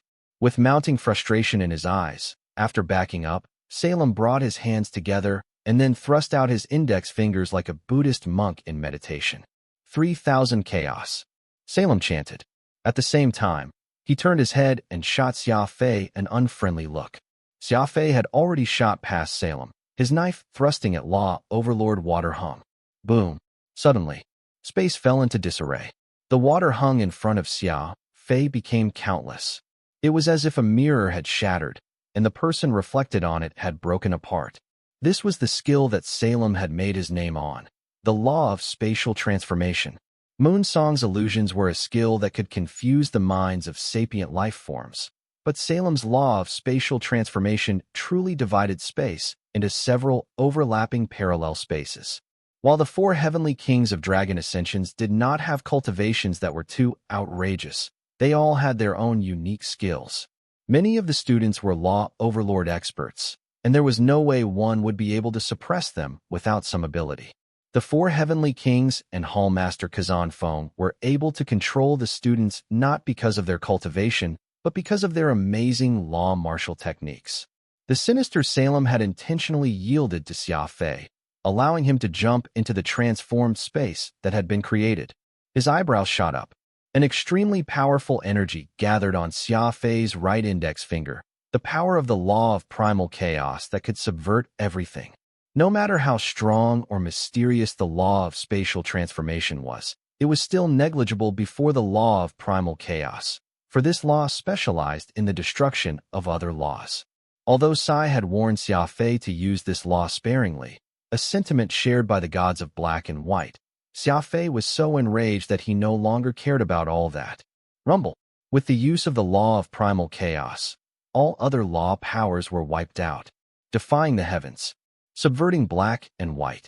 Plush. Before anyone could understand what was happening, Xia Fei had penetrated through Salem's spatial transformation, and then he pierced through Waterhang's forehead. Her large and ugly head instantly splattered apart. Like an exploding watermelon, red and white viscera flew everywhere. A second later, the blood crystal plunged into her chest, and a law overlord was turned into a shriveled corpse. "This is the price for having the gall to hurt my people," said Xia Fei viciously with all the sound and fury of a thunderclap. Shock. Incomparable shock. Xia Fei had killed the Hung siblings in front of Salem. It was simply unbelievable. This fighting hall, which was known as Wind, Rain, Thunder, Lightning, represented the four different attributes of attack. Be as omnipresent as the wind, unceasing as the rain, as shocking as thunder, and as swift as lightning. Xia Fei had made this oppressive chain of attacks in less than a second, achieving exactly what was desired from Wind, Rain, Thunder, Lightning. Astonished eyes stared at Xia Fei, the entire Thunder Hall silenced. "Beautifully done," excitedly shouted the thoughtless brother Gigawolf, oblivious to the prevailing mood. After which, countless resentful gazes instantly forced him to back down. Zanian Feng patted Wolf Shunai on the shoulder, a bitter look on his face, as if to say, "Brother, just who are you with? Xia Fei just humiliated Dragon Ascension, so why are you praising him for a job well done? Good. You Skywings." Not even showing any face to Dragon Ascension, Salem was so furious that his face had turned green. He had probably never been so humiliated in his life. As one of the four heavenly kings of Dragon Ascension and the second-ranked chief instructor, he had to just watch as Xia Fei killed one of his students. He might as well have killed Salem himself. Xia Fei put away the blood crystal and glanced at Salem, coldly saying, "Face? If someone touches one of my people, not even a heavenly king can save them. Not killing you is already the face I'm giving to Dragon Ascension." Zing. Salem's ashen complexion gradually turned purple, and his body began to shudder more and more. He pointed a finger at Xia Fei, but he was unable to say a word. "That being the case, I will properly instruct you today." Salem was unwilling to back down, killing intent surging out as he faced off against him. Xia Fei had just as much killing intent. Moreover, the Skywings had a fiendish nature that could leave everyone shaken. Strong. Too strong. Xia Fei is on par with Salem? How is that possible? That's the demon-sealing fiendish blade for you. Their inner demon is just too strong. The law overlords all glanced at one another. It was actually quite the coincidence. Dragon Ascension normally did not have these many law overlords present. Almost half of them were gathered here today precisely because today was the exchange day. These experts were the pride of the law realm and were support pillars of their various clans, so they were normally very busy. However, every month, there were always 3 days when the various experts would gather to spar and exchange pointers. Dragon Ascension had such a draw to law overlord geniuses because one could see a rare gathering of experts within its hall. Warriors placed a heavy emphasis on cultivation and an even greater emphasis on sparring. Today, these law overlords had not come in vain. They were able to witness a blood-pumping battle. Though all three were level 1 law overlords, Xia Fei had challenged 2 from the Hung clan and instantly killed them. This was with Heavenly King Salem trying to stop him, too. Now, Xia Fei was not even letting Salem go, causing all of the law overlords to whoop and cheer. Many of them were hoping to see Xia Fei fight with Salem. After all, dealing with a super-speed warrior was a problem that everyone in the law realm had had trouble with. Xiaoyu clenched her fists, appearing greatly concerned. Before, Xia Fei had insisted on taking her with him, but Xiaoyu had not wanted to leave Snowdrift for fear of adding to his troubles. Unfortunately, she had not imagined that trouble was something that clung onto one like a shadow. She turned to look at Wolf Shunai. Although she did not know him, she felt that this person was Xia Fei's friend, or else he would not have cheered for Xia Fei and earned looks of disdain from everyone else. Go and talk brother Xia Fei out of it. I'm fine. Actually, I could have just endured it all, and everything will just pass. Doing all that will just make mother angry, said Xiaoyu anxiously. Wolf Shunai was startled, and he scowled. What do you mean endure it all, and let everything pass? TSK, are you actually bullied so often? Those hags from the Snowdrift clan, how could they bully a single girl? An icy woman's voice came from the distance. Who's a hag? Whoosh. The crowd parted, allowing Kazan Feng, and a veiled woman, to enter. Mother! Mother!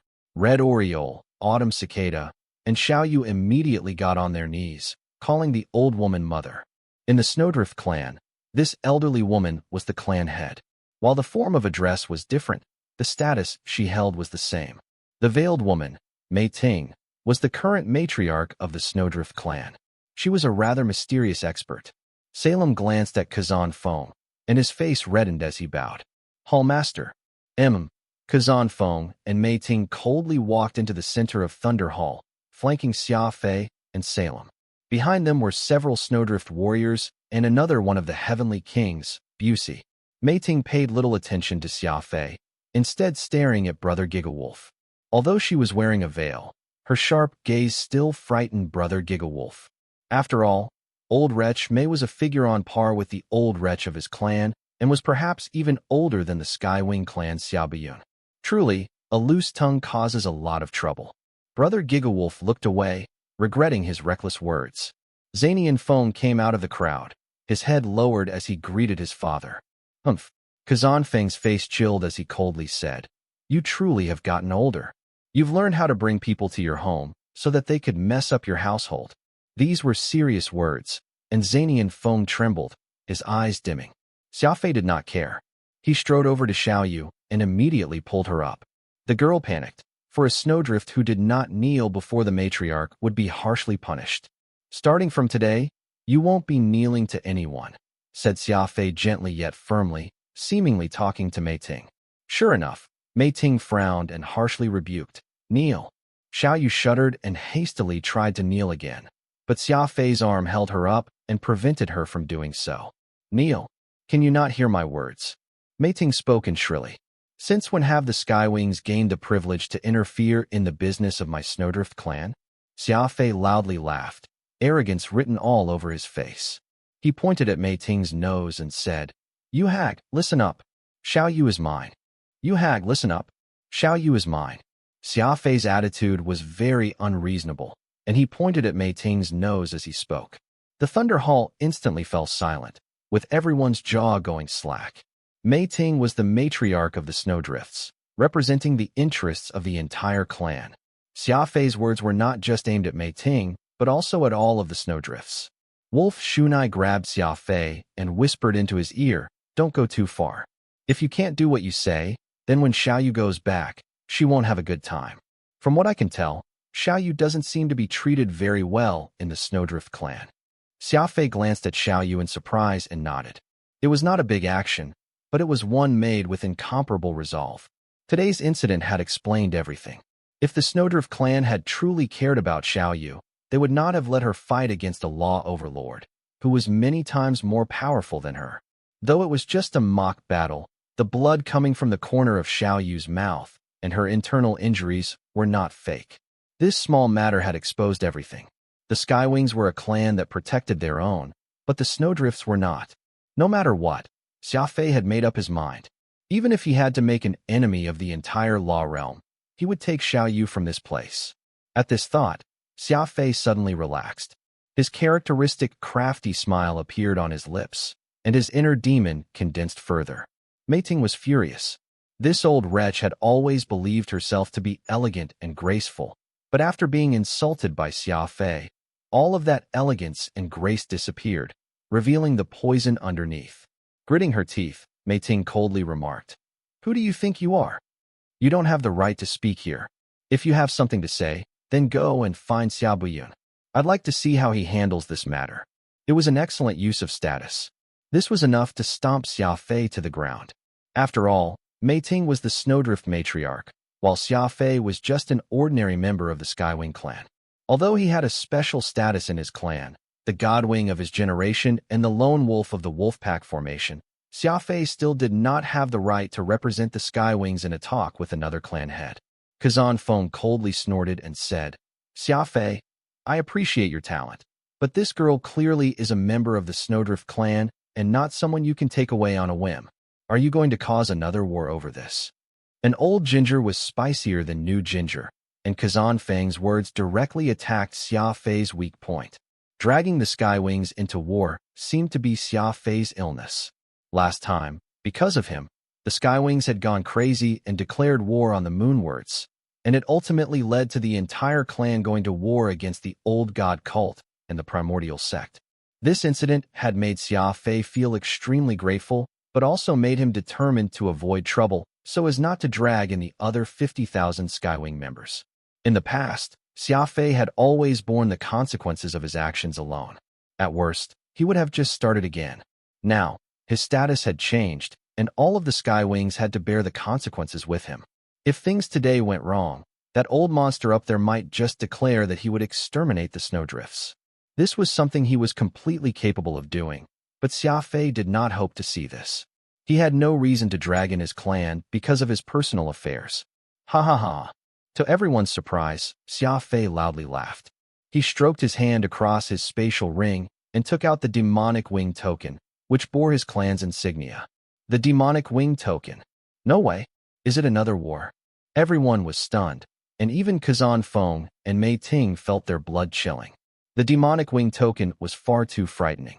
Once it was used, only one side could live. The Skywings were all crazy, and there was nothing in this universe that they would not be willing to do. To their surprise, Xia Fei gave the demonic wing token to Brother Gigawolf, who shuddered in fright, but still managed to keep his grip on it. He held on to it, as if the thing were a baby, not even daring to breathe too hard. Everyone was confused and wondered what Xia Fei was doing, but in the spatial ring, Oro had a helpless expression. It was clear to him that Xia Fei was about to have another one of his bouts of insanity, probably the worst one to date. Turning his head, Xia Fei sternly said, "Starting from today, I, Xia Fei, voluntarily withdraw from the Skywings.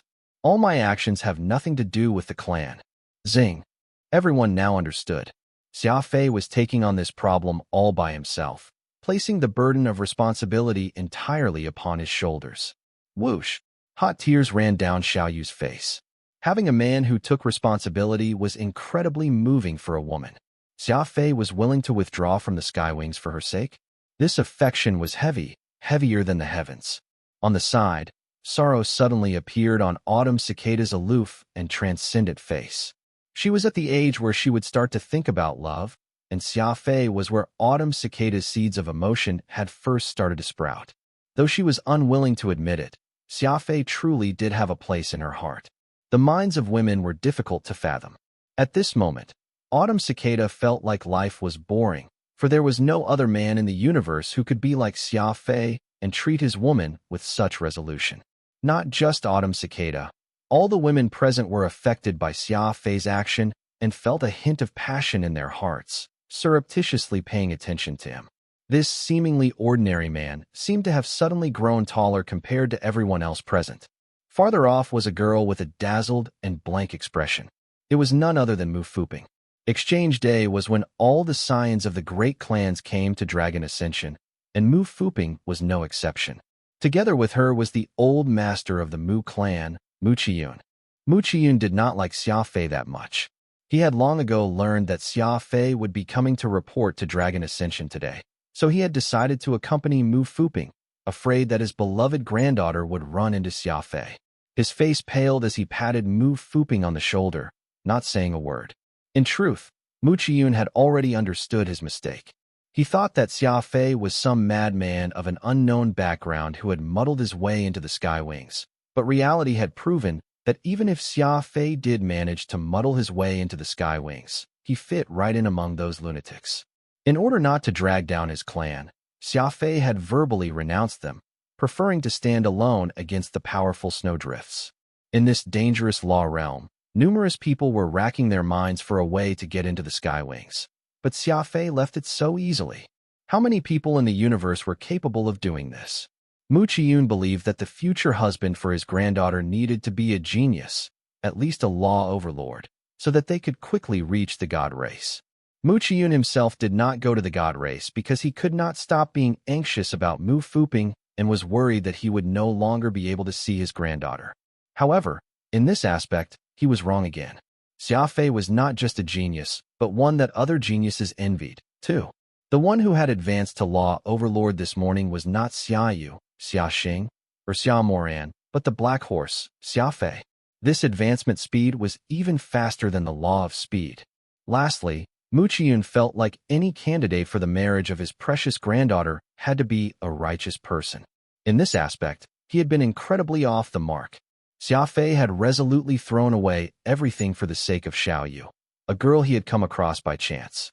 Xia Fei had promised to protect two women. The first was Avril, and he had done it. Heedless of the costs, he had absurdly pulled it off, and he promised to do the same for Xiao Yu. Xia Fei was normally loath to make promises, but when he did make promises, he would carry them out even if he ended up dead. There was nothing to be done. The unreasonable Xia Fei was just infuriatingly stubborn about some things. Mu Qiyun sighed. Today, he had seen that Xia Fei met all the conditions to be the groom for his granddaughter, and he had met all the conditions perfectly, too. Alas, there was one thing that Mu Qiyun had not expected. Xia Fei, this perfect groom, simply did not have much affection for his own granddaughter. All these girls were fantasizing and admiring Xia Fei for being a dutiful and responsible man. But Mei Ting and her abnormal mind refused to accept this. Mei Ting had never loved anyone, and she refused to marry, too. In her eyes, all men reeked. Even though Xia Fei had taken a bath this morning and did not smell at all. With a mirthless laugh, Mei Ting shook her head. If you were with the Sky Wings, I would be a little afraid. But now that you've left the Sky Wings, I'm even more unwilling to let you take away Xiao Yu. That's because you don't have the privilege to negotiate. What a vicious woman. You talk about status, and then you turn around and talk about privilege. No wonder you're never able to get married. Brother Gigawolf mentally grumbled. I will take my people away no matter what. Xia Fei gravely said. If it's about privilege, will I get the privilege once I kill you? Ha ha ha. Mei Ting's laugh made one's hair stand on end. With a sinister smile on her face, she said, Idiot. You can't kill me. Plus, even if you do succeed in killing me, you'll just make yourself an enemy of the entire law realm. Who made you withdraw from the Skywings on your own? Without the big tree of the Skywing clan, you're a nobody. Mei Ting rubbed her hands as if she were squashing an ant. Suddenly, she frowned, for she had found that Xia Fei was completely unmoved by her words. He grabbed Xiao Yu with one hand and made to leave. Anyone who gets in my way dies. Xia Fei's words were as simple as they could be. Whoosh! These words had an intimidating effect, and the crowd parted to let him and Xiao Yu through. Mei Ting's face became icy cold. She absolutely abhorred Xia Fei's arrogant attitude. Kazan Feng was also angry over how Xia Fei had wounded the dignity of Dragon Ascension. As for Salem, he was even more positively livid. Xia Fei, you're making an enemy of the entire law realm, you know? Kazan Feng shouted. I don't care. Xia Fei crisply replied. Kazan Feng, Mei Ting, and Salem exchanged glances, and then the three of them attacked the young man at the same time. Kazan Feng was the master of Dragon Ascension, a level 7 law overlord, and Mei Ting was the Snowdrift matriarch, a level 5 law overlord. As for Heavenly King Salem, he was also a level 5 law overlord. The situation was dangerous. The Wind Garden. Xia Zonghai was pulled out of his training chamber by Xia Wuya. Wuya, I'm training. Why did you drag me out? Xia Zonghai grumbled. Xia Zonghai, who had been feeling frustrated over Xia Fei's lightning-fast advancement to Law Overlord, was determined to focus all his strength on cultivation. He was determined not to lose to Xia Fei. "Your older brother is here," said Wu Ye with a smile. "Xia Guanghai, didn't he go up?" asked Xia Zonghai in shock. He did not sound too happy to see his older brother. While all the Skywings were unreasonable to some extent, some were particularly unreasonable. Xia Fei was one, and Xia Zonghai's older brother was another. It was only when Xia Guanghai had gone off to the god race that Xia Zonghai was able to escape the sea of suffering and no longer needed to be bullied by his older brother. Thus, Xia Zonghai shivered when he heard that his brother was back from the god race. Going to the front courtyard, Xia Zonghai grimaced as he looked at the scarred man before him. He asked, "Brother, why are you here?" Xia Guanghai kicked Xia Zonghai in the butt and laughed. "Take that. I can't believe you'd be unhappy meeting your big brother."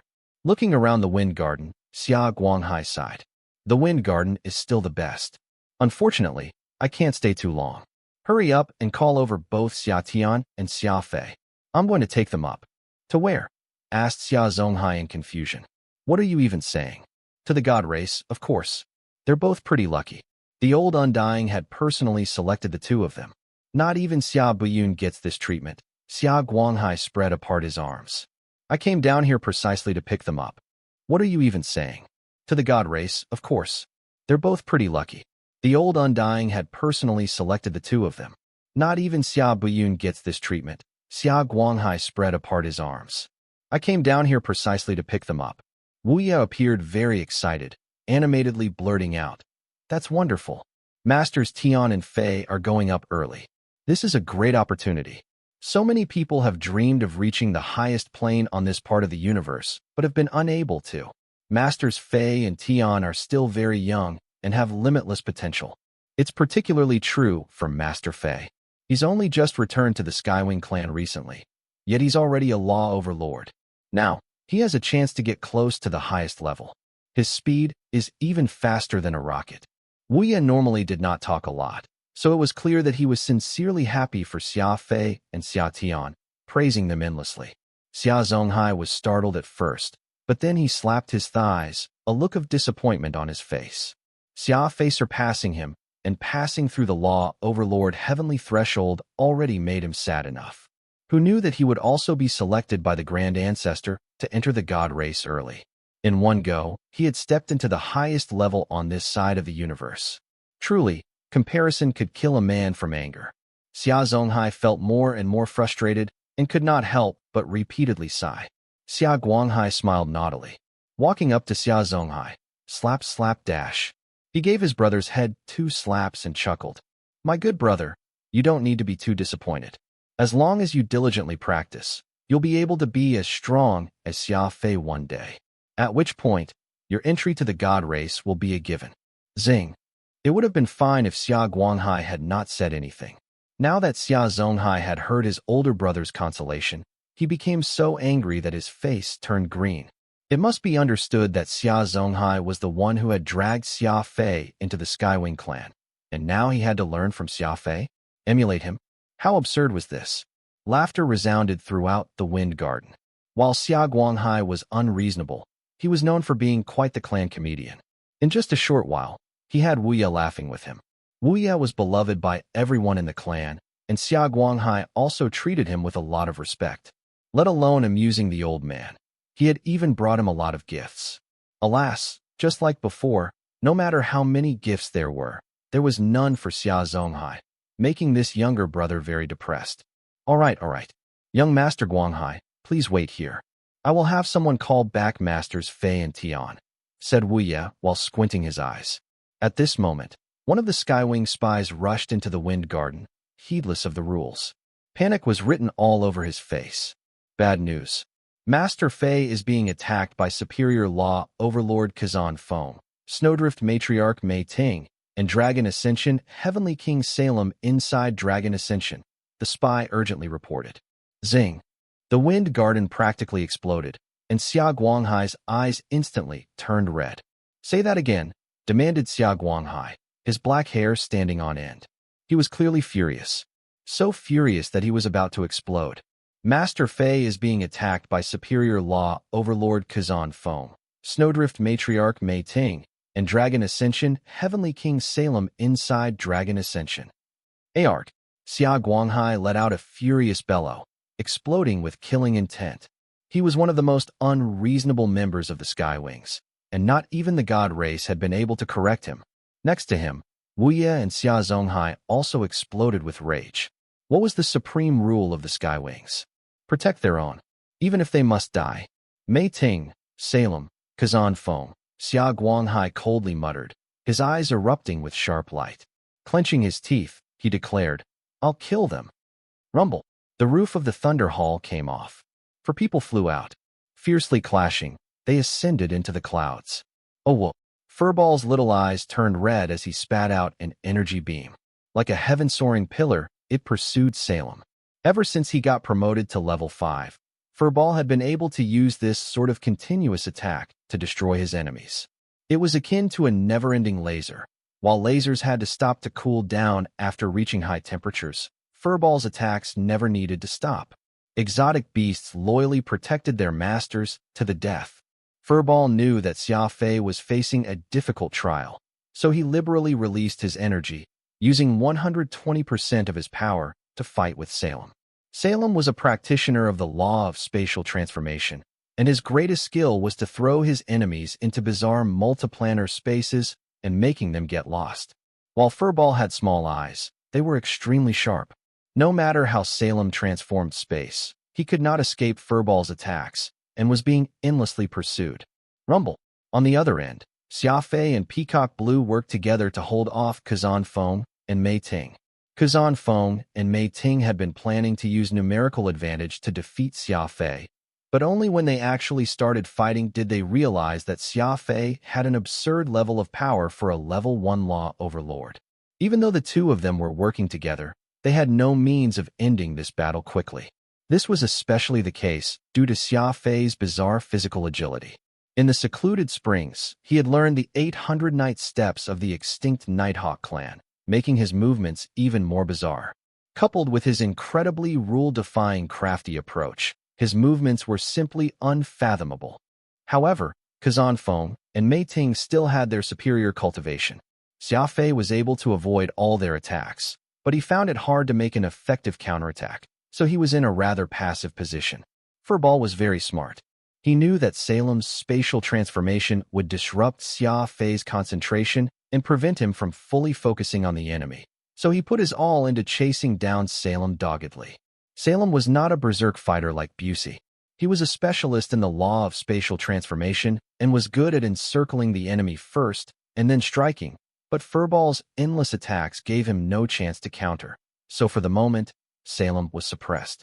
However, Xia Fei knew that while Furball's continuous attacks were powerful, they consumed an incredible amount of energy. The moment Furball's energy ran out, Salem would be able to find his chance. Would Furball care about such things when protecting his master, though? Even if he exhausted his life, Furball would not complain. This was an exotic beast, loyal to the end. Everyone was dumbfounded at this sight. Even the most optimistic person had not imagined that Xia Fei would be able to last against 3 law overlords. Not only had he not died, he was even able to counterattack. What sort of heaven-defying ability was this? Is this what a Skywing is? Asked a warrior in absolute shock. If all of the Skywings are like this, then I'll never want to make an enemy of those madmen. Wolf Shunny's eyes flashed. He can fight like this not merely because he's a Skywing, but also because he's Xia Fei of that clan of lunatics. Wolf Shunai seemed very proud that Xia Fei was his friend. Xiaoyu was not that optimistic. She was grateful that Xia Fei had become so angry because of her, but she did not feel good seeing him facing such difficult opponents. Suddenly, high in the sky, there was a new development. Xia Fei's speed slowed abruptly, his body no longer moving as agilely, and his face pale. It seemed like he had reached the limits of his body. Xia Fei had to keep moving around in this clash of experts. Movement and more movement.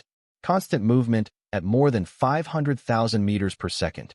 This was naturally a very taxing endeavor. It was already amazing enough that Xia Fei could last against 3 law overlords for this long.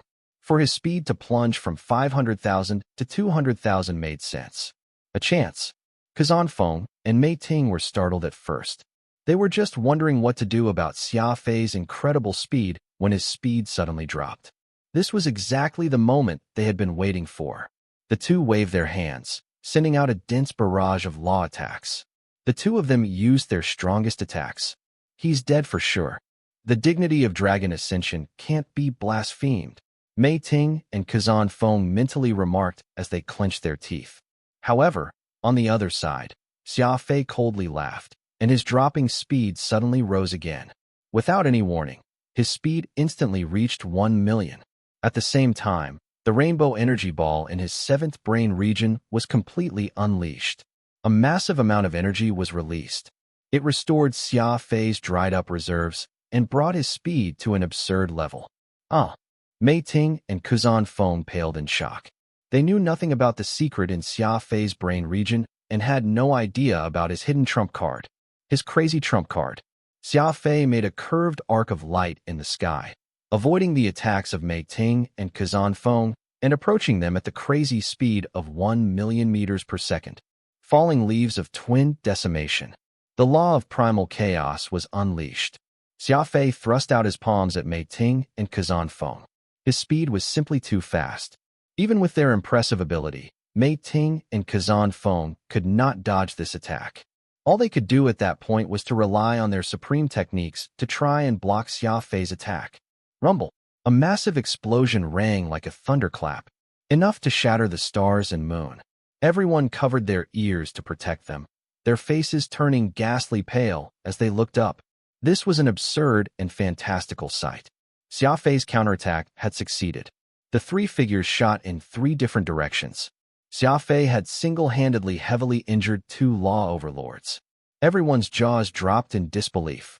At this moment, there was another bizarre development. A dark silhouette shot through the air like a bolt of lightning, moving even faster than Xia Fei when he had been empowered by his rainbow energy ball. 3 punches. Only 3.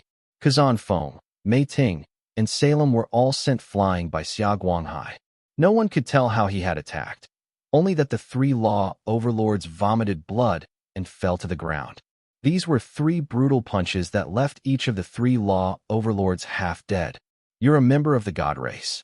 Why are you interfering in law realm affairs? Mei Ting was the first to realize who this newcomer was. She clambered to her feet and pointed at Xia Guanghai. Plush.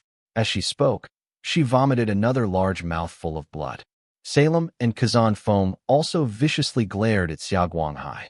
According to the rules, the god race could not interfere in the affairs of the law realm. They were waiting for Xia Guanghai to give a reason. Xia Fei has already received the transfer order to head to the god race. Xia Guanghai waved his fist in front of the 3 and coldly said, "He's already a member of the god race. Let alone hitting you. I could even kill you today if I wanted to." Serum, Kazan Feng, and Mei Ting had never expected that Xia Fei would already no longer be part of the law realm, that an exception had been made for him, and that he had already been promoted to the god race. Attacking the god race. Even a fool knew the consequences of that. Zing. The 3 law overlords instantly turned deathly pale. The god race. Xia Fei needs to go up now. It couldn't be. He's only just become a law overlord. According to the rules, unless he possesses extraordinary abilities, he has to wait until he reaches super law overlord. Hey, the Skywings are the demon-sealing fiendish blade. Those above might be giving face by letting Xia Fei go up. Maybe the war really is about to start. I heard that a lot of people have been going up recently. Dragon Ascension erupted in a hubbub, everyone chattering about what might be going on. Criticism occupied the mainstream, the vast majority of the crowd believing the Xia Fei had been able to enter the god race mostly because of the Skywings. After all, the reputation of the demon-sealing fiendish blade had been too powerful as of late, and everyone wanted to avoid its edge. Serum, Kazan Feng, and Mei Ting felt their brains buzzing. Attacking the god race was no ordinary crime. In the worst case, they would lose their heads. They truly did not understand how Xia Fei could have been the one to break through the law overlord heavenly threshold last night. The one picked today to enter the god race had also been Xia Fei. It was as if Xia Fei had taken all the good things for himself. "I don't believe it," said Kazan Feng in frustration. "Xia Fei has just become a law overlord. How can he have the qualifications to enter the god race already? Mei Ting concurred. Right? This might be another trick played by you Skywings. If I ever find out that you fabricated the will of those above, I won't spare you. They were unwilling to take this lying down, so they cast doubts on Xia Guanghai. As Xia Fei listened, he was utterly confused. He truly wanted to get into the god race as quickly as possible so that he could get closer to the mysterious cosmic gate, the Ark, Fig Corporation, Hall of Valor, and other such things, but this promotion was a little too fast. Cha! Xia Guanghai glared and then rolled up his sleeves. As one of the famously unreasonable members of the Skywings, Xia Guanghai had gone to the god race long ago. He cared little about the likes of Kazan Feng and Mei Ting. At this moment, a deep voice thundered out of the heavens. Just a bunch of idiots who won't shed tears till they see their coffins. That was when 3 elders walked through the air, anger apparent on their faces. Dragon Ascension Martial Hall had descended into turmoil once more. Xia Guanghai was from the god race, as were these 3 elders. In the space of a few minutes, 4 experts of the god race had come one after another. There had been that soul-stirring battle before this, too. Everyone had suffered an immense shock today. The 3 elders came to Xia Guanghai's side and slightly nodded at him. Xia Guanghai's mouth twisted in anger as he pointed at the 3 law overlords on the ground. His meaning was obvious. These scoundrels attacked the god race. Deal with them as you will. These 3 were from the god race's Hall of Ultimate Law, the equivalent to the White Horse Constellation's Law Enforcement Board. Of course, while the Hall of Ultimate Law was concerned with law and discipline, it was like the Law Enforcement Board in the White Horse Constellation to ordinary warriors. While the Law Enforcement Board existed, it did not dare to concern itself with the matters of powerful clans like the Skywings or the Withered Muse. The leader of these 3 elders was a thin and shriveled-up old man. He stroked his black beard, his eyes gleaming as he exuded majesty. Even daring to touch the god race, you've got guts. The old man coldly snorted. He did not speak too loudly, but his voice stabbed through the hearts of Kazan Feng and the others like a sword, the 3 of them turning even paler. You understand the rules, so I won't explain them to you, said the old man in a sinister voice. Kazan Feng is immediately removed from his post as Dragon Ascension's Hallmaster. With his subordinate Serum, he is to go to the Hall of Ultimate Law immediately so that he can receive judgment. Dragon Ascension Martial Hall shall be temporarily in the hands of Chief Instructor Busey. Snowdrift Matriarch Mei Ting has proven herself to be lacking in fairness when it comes to managing the clan. As she lacks the strength to support the clan, the god race doesn't recognize her as matriarch. She is to head to the Hall of Ultimate Law immediately so that she can receive judgment. The next matriarch is to be decided by the Snowdrift clan. Kazan Feng, Serum, and Mei Ting were dumbfounded. No one had expected for the god race to levy such a heavy punishment. Besides being removed from their posts, they needed to head over to the Hall of Ultimate Law so that they could receive judgment. There was little chance of a good outcome from this. Mei Ting suddenly bellowed. This isn't fair. Xia Fei has only reached Law Overlord recently. What right does he have to become a member of the god race? I demand a ruling. Xia Guanghai smirked. What's wrong with being a level 1 Law Overlord? The 3 of you have rather high cultivation, but put together, you still can't beat Xia Fei. He's part of the Skywings. You ants can't compare to him. Xia Guanghai's words made Mei Ting and the others instantly redden in the face. To tell the truth, Xia Guanghai was making a baseless claim. Xia Fei had barely been able to maintain a stalemate with the 3, but in Xia Guanghai's mouth, it sounded like he would have had an easy victory over the 3 law overlords. Alas, Mei Ting and the other 2 did not have the face to reply. That the 3 of them had been unable to take down Xia Fei was in itself an extremely humiliating affair. Good. You want a ruling, so I'll give you a ruling. The elder from the Hall of Ultimate Law said good 3 times in a row, appearing extremely enraged. He had already explained everything very clearly, yet Mei Ting still insisted on her unreasonable insistence. She clearly did not have faith in the Hall of Ultimate Law. Whoosh! The elder took out a paper that shone with a golden light and waved it in front of the woman, loudly declaring, "This is a transfer order personally signed and issued by the Hall of God Kings. If you don't believe me, open this letter and read its content yourself." The elder offered it, but Mei Ting, Serum, and Kazan Feng did not dare to take it. Hall of God King's transfer order. Aren't transfer orders normally issued by the Hall of Ultimate Grandeur? What do you know? This is understood as the God King's special endorsement, meaning Xia Fei's transfer order didn't pass through the Hall of Ultimate Grandeur, so it was sent to the Palace of Gods, where their majesties, the God Kings that personally approved it. You're saying that those old wretches of the Palace of Gods have already acknowledged Xia Fei? This was an immensely shocking piece of news. The moment they realized that Xia Fei's transfer order had not been handled by the usual Hall of Ultimate Grandeur, but by the higher Palace of Gods instead, all of Dragon Ascension Martial Hall erupted in shock and awe. Hall of God Kings was where the law gods worked. It was acknowledged to be the center of supreme authority in the god race. Only the strongest old monsters in the entire universe had the privilege to enter it. Everyone intensely looked at Xia Fei with eyes full of admiration and envy.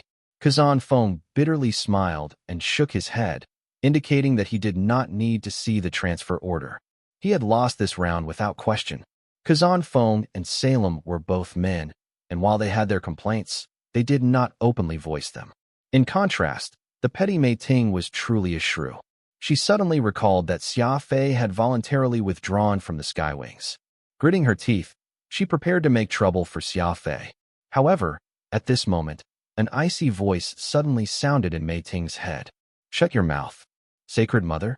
Mei Ting was stunned. She had heard this voice before.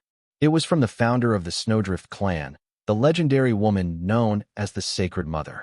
"I won't stop you if you want to kill yourself, but don't drag down the Snowdrift clan with you. Smarten up. By attacking the god race, you've already offended those old monsters. If you keep talking, no one will be able to save you." The Sacred Mother harshly rebuked. Her eyes dimmed, and Mei Ting finally lowered her proud head, saying no more. The three of them were like roosters that had lost a cockfight, all in a miserable state.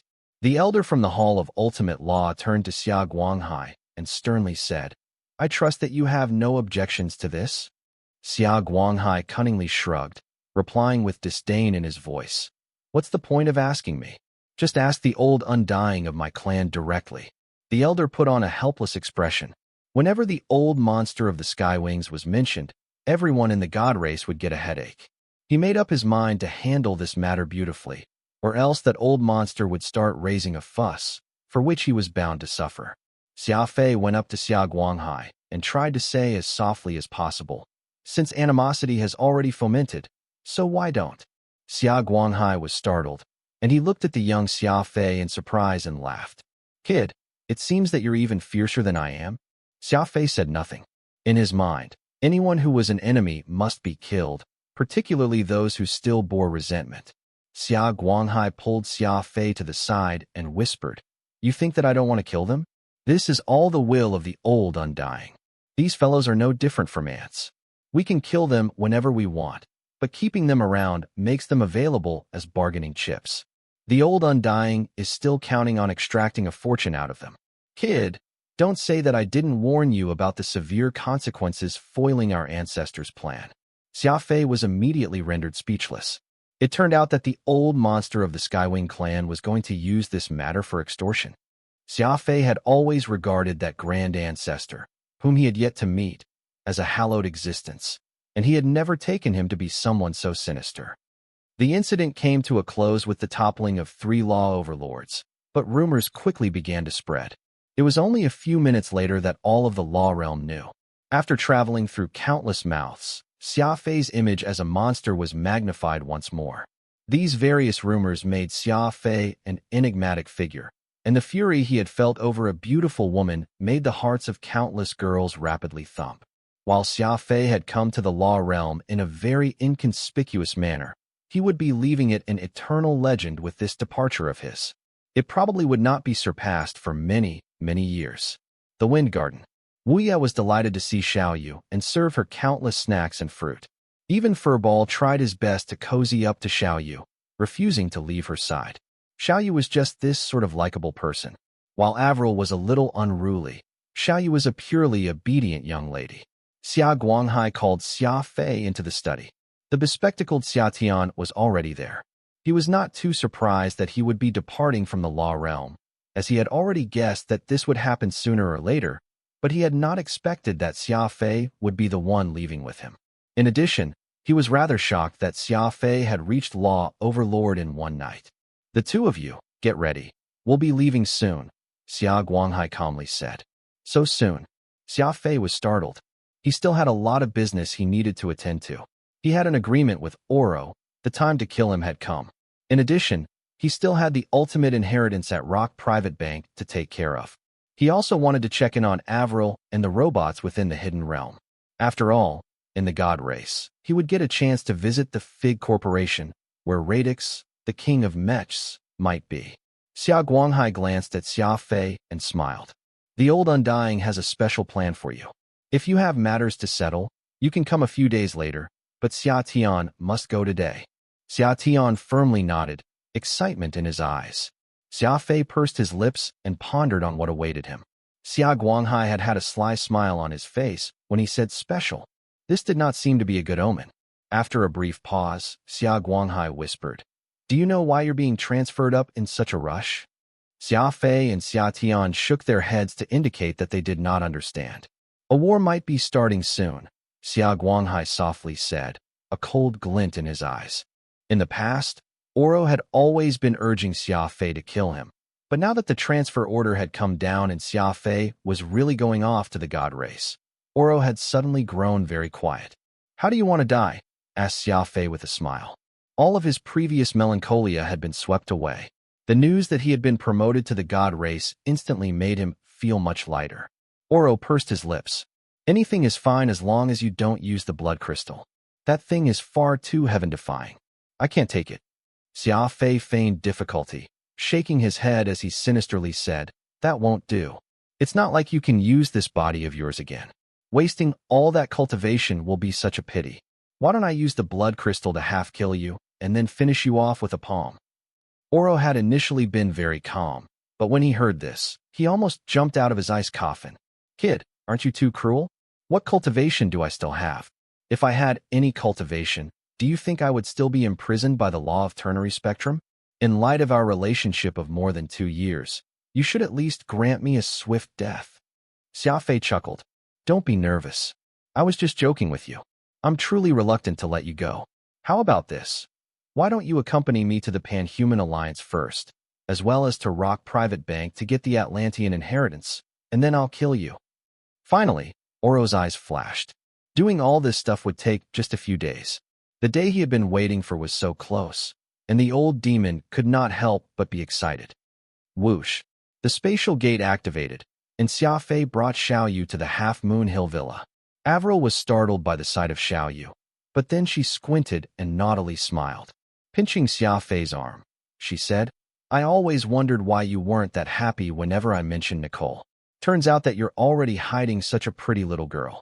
Xiaoyu had left the Earth at a very young age and had lived in a pure female-only environment, so her face instantly reddened. Dropping her head, she shot a glance at Xia Fei. Xia Fei frowned. Getting close to Avril, he said, "Don't speak nonsense. She's Xiaoyu, our little sister." Avril was shocked. Xia Fei had mentioned the matter of Xiaoyu to Avril more than once. It was one of his major concerns. "Sister Xiaoyu, I'm sorry." Avril immediately grabbed the other girl's hand as she repeatedly apologized. Xiaoyu had been kidnapped at a very young age, so the kind-hearted Avril would never let her suffer the slightest injustice.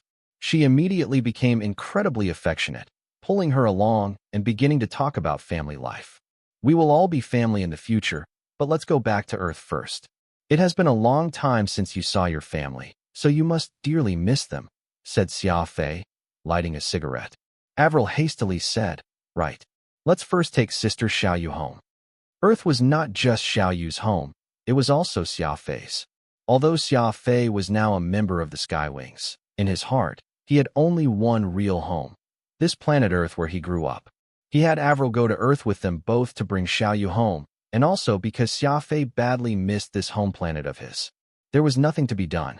The Chinese always had a strange attachment to home and would start missing it no matter where they went. Spatial gates were truly fast. In a flash, the three of them had arrived on Earth. Xiaoyu did not seem very comfortable. Earth had gone through large-scale reconstruction and was no longer what it used to be. The streets were wide and open, shaded by green trees, and there was not even one speck of pollution. Xia Fei's quantum holdings was supreme within the Pan-Human Alliance, and reconstructing Earth was child's play for it. In the past, the people of the other systems within the Alliance would laugh at Earth for being backward, but now, the prosperity of Earth had had those short-sighted people exploding with envy. Even the capital of Venal was far inferior to the beauty of Earth, which was now the undisputed #1 planet in the Pan-Human Alliance. Earth was beautiful, and Xiaoyu's home was simply gorgeous. On the outskirts of Hangzhou was a massive garden, the entirety of which was home to her family.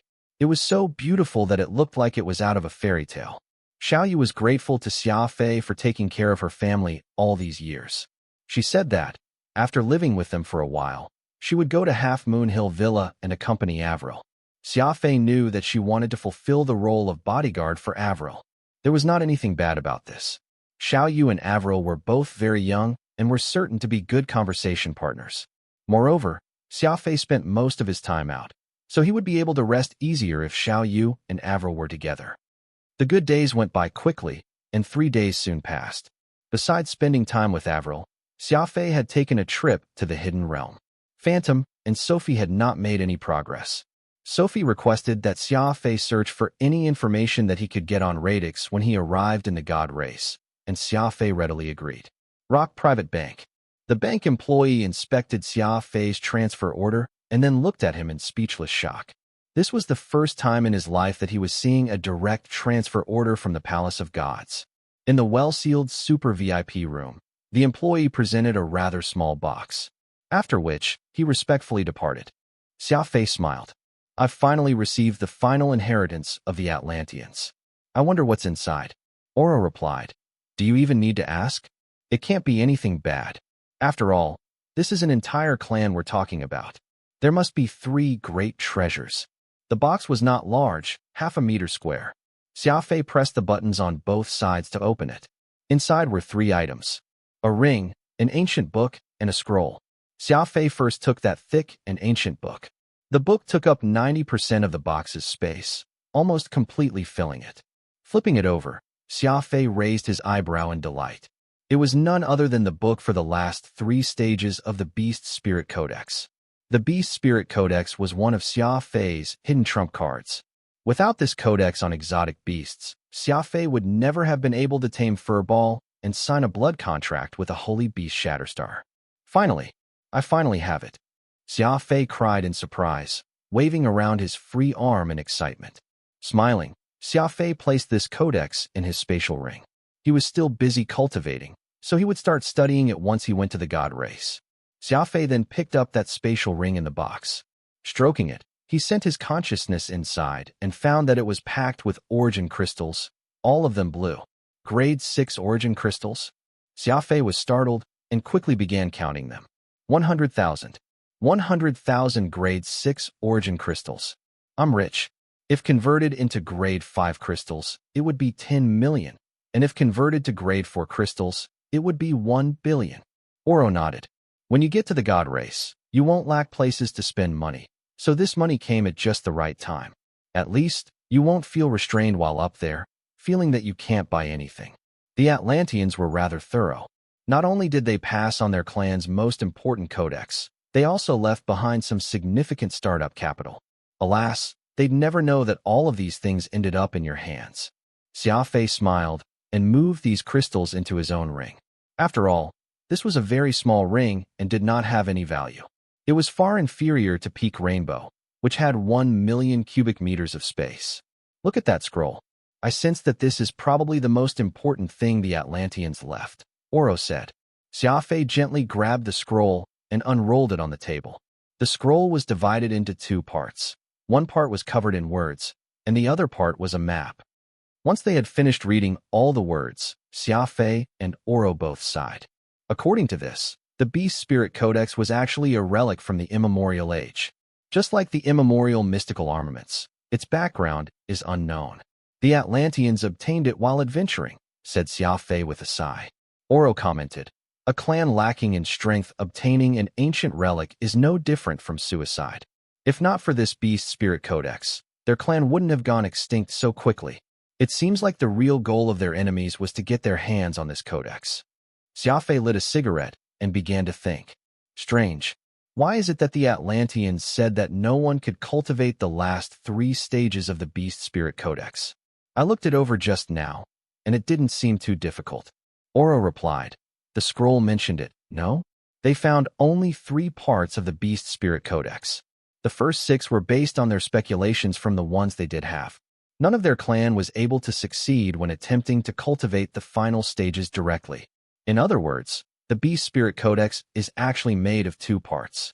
The one containing the last 3 stages is the source, while the one featuring the 6 stages is the simplified version, simplifying that codex so abstruse it is uncultivatable into one that can be cultivated. The 2 simply aren't on the same level. Xia Fei lowered his head. This scroll had relayed to him a strange fact. No one had ever been able to cultivate the true codex. They had to rely on the simplified version. As for the map, it was where the Atlanteans found the Beast Spirit Codex. It was a place called the Turbulence, where dark space mixed with conventional space, a chaotic region lurking with all kinds of hidden dangers. I've heard of the Turbulence before. It is extremely far away from the territory of the 2 supreme races. It is both a hell and a playground for adventurers. You're not thinking of visiting that place, are you? Oro tilted his head and asked. Xia Fei was an extremely curious person, as Oro well knew. Xia Fei smiled. If I have the chance, it won't be bad to take a look around, but I first have to report to the god race. It's nearly time. Come on, let's find a place where no one's around so that I can fulfill your wish, Xia Fei lightly said, a hint of reluctance in his voice. Oro shuddered. The moment he had been waiting for so many years was finally here, and he was so excited that he could hardly speak. After we part today, we'll be enemies, said Oro softly. Things had been tense as of late, and it was said that the god and demon races were about to start another war. They might even run into each other on the battlefield one day. Xia Fei nonchalantly replied, That's not for certain. I have a feeling that we'll still be friends. How can you be so sure? Oro curiously asked. Xia Fei's lips curved upward into that characteristic smile, causing Oro to become so uneasy his back became drenched in cold sweat. It had been proven, time and again, that nothing good happened whenever Xia Fei showed this eerie smile. In normal circumstances, whenever Xia Fei put on his characteristically crafty smile, something bad would happen. Oro was well aware of this fact, so he constantly questioned Xia Fei for the reason. Why do you think we won't be opposed to each other? How are you so confident? Xia Fei smiled and said nothing.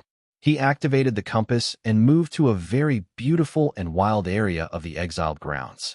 Pointing at a distant mountain, he said, I remember you saying that you hate barren places. This place should be up to your standards, shouldn't it? Oro glanced around and saw that there was a beautiful lake and majestic mountains in this place, scenes that could uplift the spirit, so he could not help but slightly nod. Hold on a sec. You still haven't answered my question, all right? Oro frowned. I get it. You think that I have too many of your secrets, so you plan to kill me for good. Oro began to panic a little. He had seen Xia Fei's methods more than once. He knew him as an extremely brutal fellow and a decisive killer who attacked without the slightest hesitation, on top of being very cunning. Oro knew secrets such as the Skywing clan's method of cultivating the law of speed and Xia Fei's relationship with the black and white gods, and he knew that Xia Fei possessed a very powerful and bizarre law. Xia Fei had always taken his secrets very seriously. Oro was from the demon race, and his abundance of knowledge may prompt Xia Fei to kill him, to suck him dry with the blood crystal. Xia Fei smiled and said, Any secrets you know are because I let you know. Of course, you don't understand the most crucial parts. Still, the most fundamental reason I'm unafraid of you doing anything to me isn't that you know all my secrets, but that I know your secrets, and more than you know mine too. Oro was stunned, not understanding what Xia Fei meant. Xia Fei mischievously smiled. If my guess is correct, the demon race were only guessing that you have the law of life, using it as an excuse to deal with you. If I were to let a rumor out, saying that you're in fact hiding the law of life, not just you, even your entire Lionheart royal clan would be finished. Oro's complexion instantly turned green. Xia Fei was right.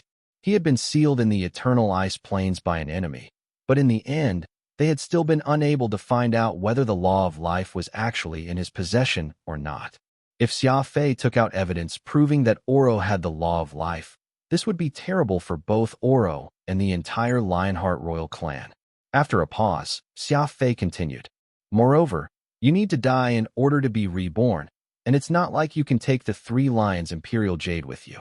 With this in my possession, you'll have to come and find me eventually. Oro was rendered speechless. Once Xia Fei killed him, his possessions would fall into Xia Fei's hands. Even though Oro would be reborn, without the 3 lions Imperial Jade ring, who would recognize him? This was Xia Fei's second trump card.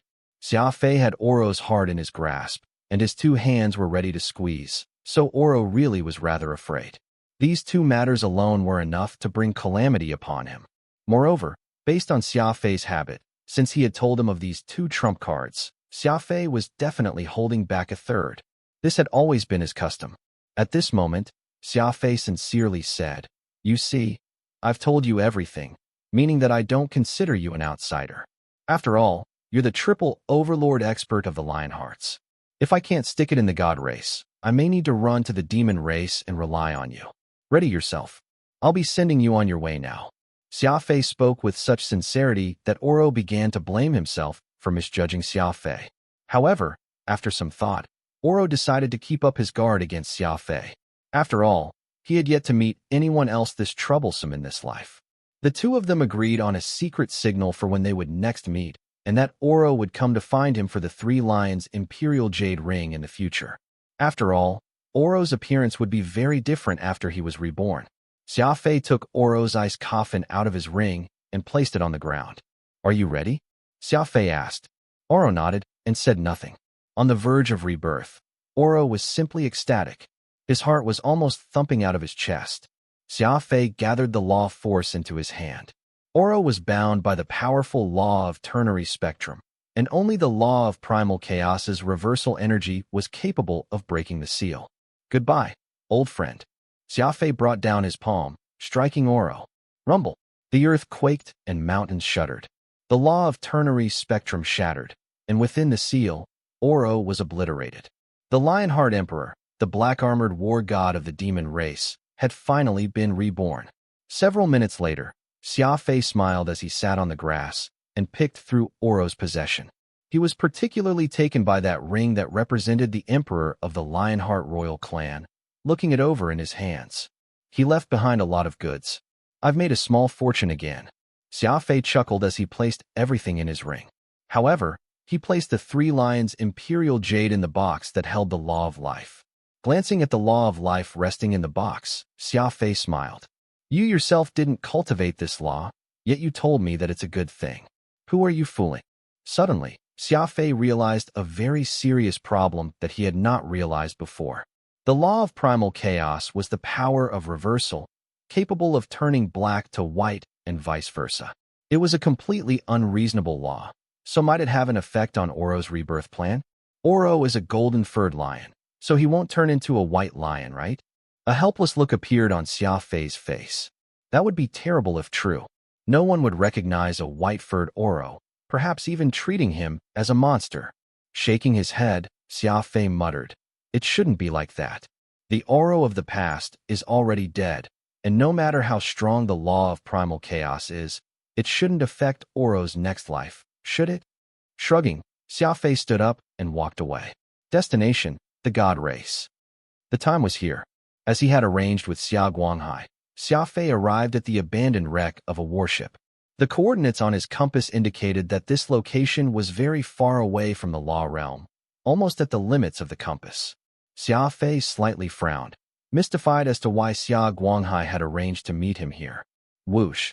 A spatial gate opened, and a smiling Xia Guanghai appeared in front of Xia Fei. The 2 of them walked along the deck. Xia Guanghai pointed at the warship wreckage under them and asked, "Do you know why I arranged to have us meet here?" Xia Fei shook his head to indicate that he did not know. Xia Guanghai replied, "This ship is called the Freedom. Our grand ancestor took this ship to the Law Realm, establishing a land of his own in that realm of experts." Xia Fei was stunned. This ship belonged to the grand ancestor. It seemed that Xia Guanghai had some deeper meaning, speaking to him in such a solemn tone and bringing him to this worship that their grand ancestor had once used. It was all very abnormal. You are one of the rare few in the clan with godwing potential, so the path you take is bound to be different from that of the other members of the clan. The greater the ability, the greater the responsibility.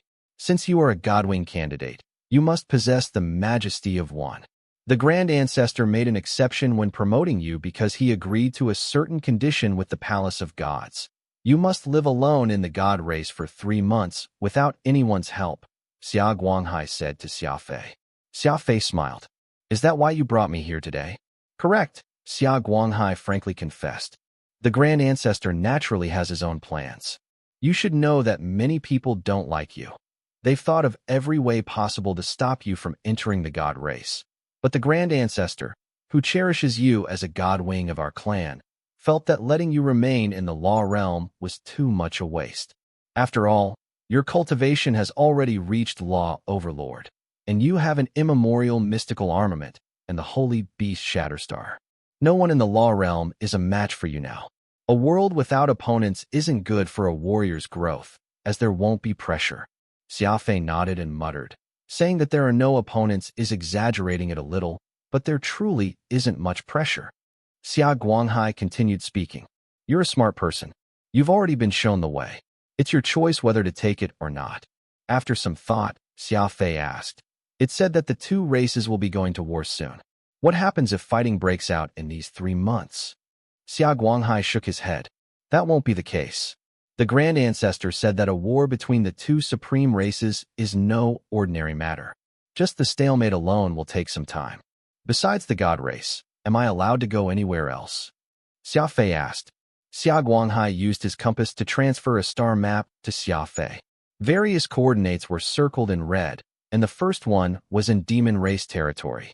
These are the places you can go, but it's best if you stay in the god race, because any one of these places is more dangerous than the god race, Xia Guanghai said with a shrug of his shoulders. Xia Fei closed the screen and smiled. Wandering around alone for a while doesn't sound bad. All right, I agree. Xia Guanghai patted Xia Fei on the shoulder and said, I knew that you wouldn't object. Right. The grand ancestor also said that if you dare to bring up leaving the Skywings again, he will go and personally reason with you. A helpless look appeared on Xia Fei's face as he hastily nodded. Reason with him? It probably would not be as simple as that. All of this made sense and was within expectations. Xia Fei had become an ordinary member of the god race and needed to stand tall within its territory for 3 months without anybody's help. There were several paths to the god race. As Xia Fei did not have the aid of the Skywings, he must go in through the most ordinary route. Following Xia Guanghai's instructions, Xia Fei arrived at an ancient spatial gate hidden behind a mountain. The god race territory was closed, and not even a spatial compass could bring him in. This was because he lacked the travel privileges. The spatial gate was hidden under some vines, and 2 strong and energetic warriors of the inmate clan protected it. Xia Fei took out the pass card that Xia Guanghai had given him and was smoothly allowed through, but Xia Fei's pass card was of the lowest level, not that flashing golden special permit from the Palace of Gods. Whoosh! As Xia Fei stepped out of the spatial gate on the other side, he found himself midway up a mountain. In the distance was a rather large town. While this was not the central region of the god race, it was just as bustling as the White Horse constellation. So this is the god race. Xia Fei was surprised as he excitedly looked into the distance. Suddenly, Xia Fei heard a voice rudely speaking from behind him. Newcomer, don't you know the rules? Newcomer, don't you know the rules? Shouted an unreasonable voice. Xia Fei turned around and saw 2 inmate warriors relaxing in reclining chairs and lazily looking at him. The inmate species was not particularly powerful in the law realm, its population even smaller than the human species. They liked living on high mountains, and it was said that the dances of inmate maidens were the most enchanting of all, but these 2 clearly did not have any good impression of Xia Fei.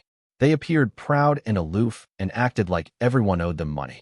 Xia Fei took several steps toward them and presented his pass card, saying, The 2 on the other side of the spatial gate checked it over. There are no problems. The inmate warriors with their monolid eyes spoke in a reprimanding tone. You say that there's no problem, so there's no problem? You walked out of gate number 7. So shouldn't you hurry and smarten up? The god race had 7 gates, numbering 1 to 7. Originally, as the lone wolf of the Sky Wings, Xia Fei should have come in through gate number 2 or number 3, but the Grand Ancestor had ordered Xia Fei to conceal his identity. Thus, he had become one of the most ordinary newly promoted members of the god race, and was only allowed to come in through the lowest gate number 7. Xia Fei. An inmate warrior looked at Xia Fei's pass card and laughed before handing it over to his chubby companion. Take a look at this. A chef who makes food can act this unruly. Have you ever seen something like this before? To tell the truth, the Grand Ancestor was truly a comedian. He had given Xia Fei the identity of a chef, a lowly job for preparing food. The god race did not have only warriors. It also had many chefs, servants, and maids. These people formed the lowest professional class in the god race territory. After all, warriors also needed to eat on occasions, and they needed servants in their homes to keep things in order. However, coming to the god race as a professional was not easy. After all, this was where the strongest warriors of the universe gathered. Not only did one have to possess excellent skill, they must go through rigorous interviews as well. Anyone suspected of being a spy would be rejected no matter how skilled they could be. Xia Fei's current identity was the chef Fei, part of this lowest professional class of the god race. The chubby inmate warrior looked at Xia Fei's pass card and laughed like an idiot. Fei, quite the domineering name, but unfortunately, he just came to make food. Whoosh. He tossed aside the pass card in disdain. Xia Fei slightly frowned, dissatisfied by their actions and attitude. This bullying was going too far. He took a light step forward to take the pass card calmly and put it away. One's fundamentals were most obvious in subtle movements like this. He moved very slowly, but with great precision, the breadth of his step just enough so that he could get to the right position. The toll is 1,000 grade 6 origin crystals, coldly said the warrior with monolith eyes as if he were ordering Xia Fei around. 1,000 grade 6 crystals. These two truly had a voracious appetite. It seemed like they had been bullying the professionals who lacked martial strength for some time, casually making such demands with arrogance.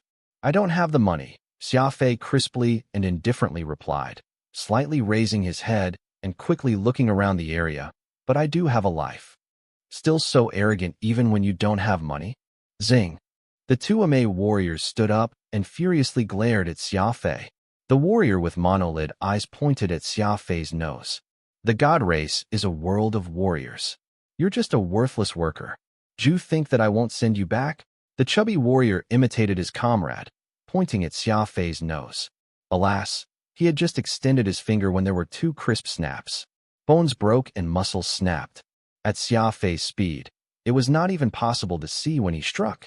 His early years on the streets had taught Xia Fei 2 things. 1. A docile human was bullied while a docile horse was mounted. 2. The best way to deal with those who used violence was to return it to them 1,000-fold, 10,000-fold. Reason? Being unreasonable was the best kind of reason. The two inmate warriors instantly went green in the face. The fingers were linked to the heart, so the pain they felt was so great that both immediately broke out in a cold sweat. They were just about to shout when the blood crystal flashed. This blade, which killed without drawing blood, sliced open their throats and turned them into dried-up corpses. Xia Fei then kicked them. The dried-up corpses turned into white powder that scattered in the wind. Killing a person was not vicious. What was most vicious was destroying the bones and scattering the dust. In less than a second, these warriors had disappeared forever from the god race. Weighing their spatial rings in his hand, Xia Fei nonchalantly said, "Trying to rob me? I wonder who's doing the robbing here." When he sent his mind into the rings, he discovered that both of them had several dozen grade 6 crystals. This really was the god race. Even robbery had such high returns, and squeezing a small fry resulted in rich oil. Whoosh! Xia Fei disappeared in a flash of light, leaving the bone dust of those 2 unfortunate fellows to drift in the wind.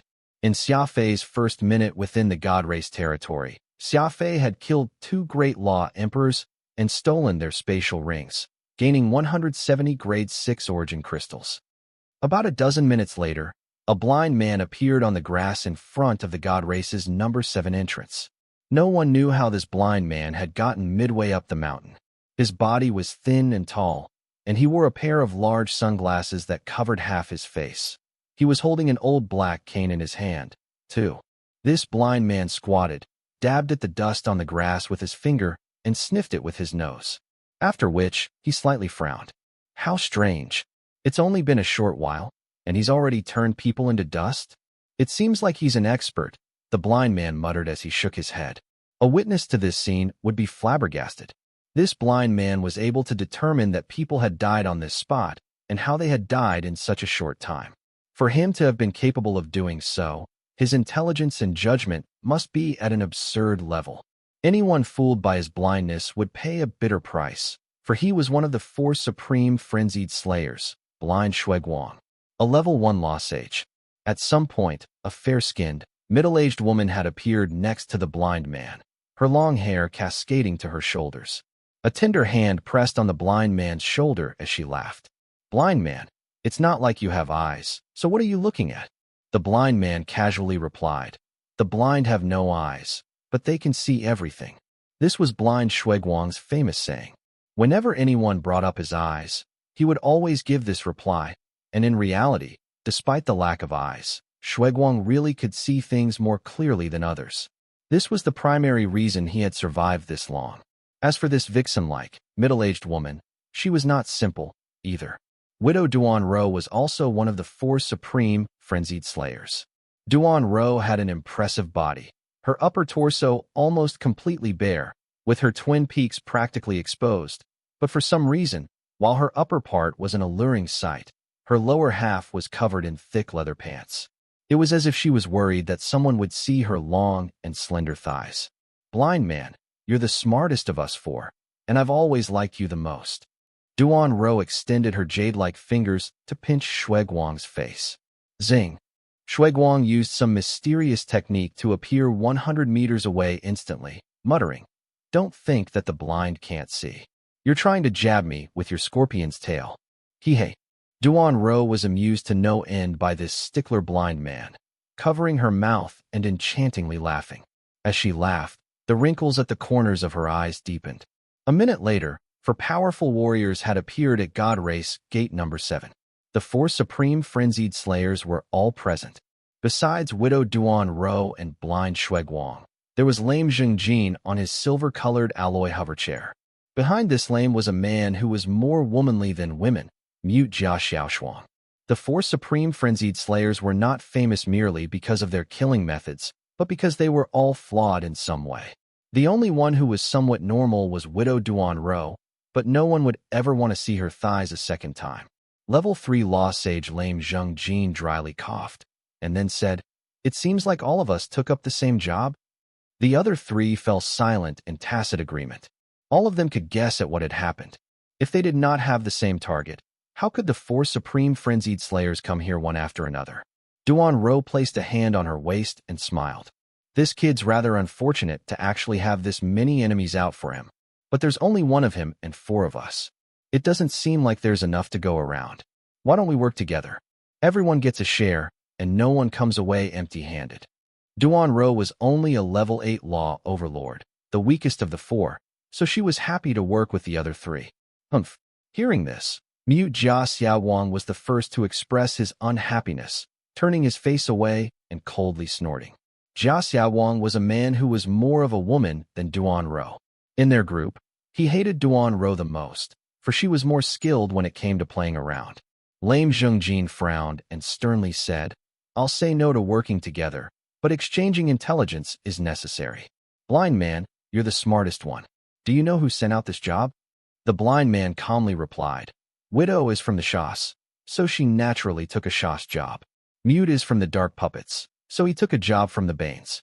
As for you, Lame, everyone knows of that romance you had back then, so you naturally took the job from the Snowdrifts. All 3 were startled. Blind man was truly something else. He had guessed correctly on all 3. Lame Zhengjin coldly laughed. You managed to guess who we took all our jobs from, but what about you? The blind man frankly shook his head and said nothing. Duan Ro warmly smiled. Blind man, since you have the best judgment out of all of us, if all 4 of us try our hands at this job, which one is likely to succeed first? The blind man sternly replied, I don't know which one of us will succeed, but I know that you will have the least chance out of all. I heard that the one we're after has never been tempted by women. That torso of yours probably won't be enough. Not only could this blind man see clearly, his mouth was vicious. Duan Ro immediately grew enraged, but she was the weakest of the four and did not dare to vent her rage. You stubborn blind man. Duan Ro immediately turned and left in a huff. The guard dog is here. Since you've decided to insult me, you can take care of it, blind man. Zing.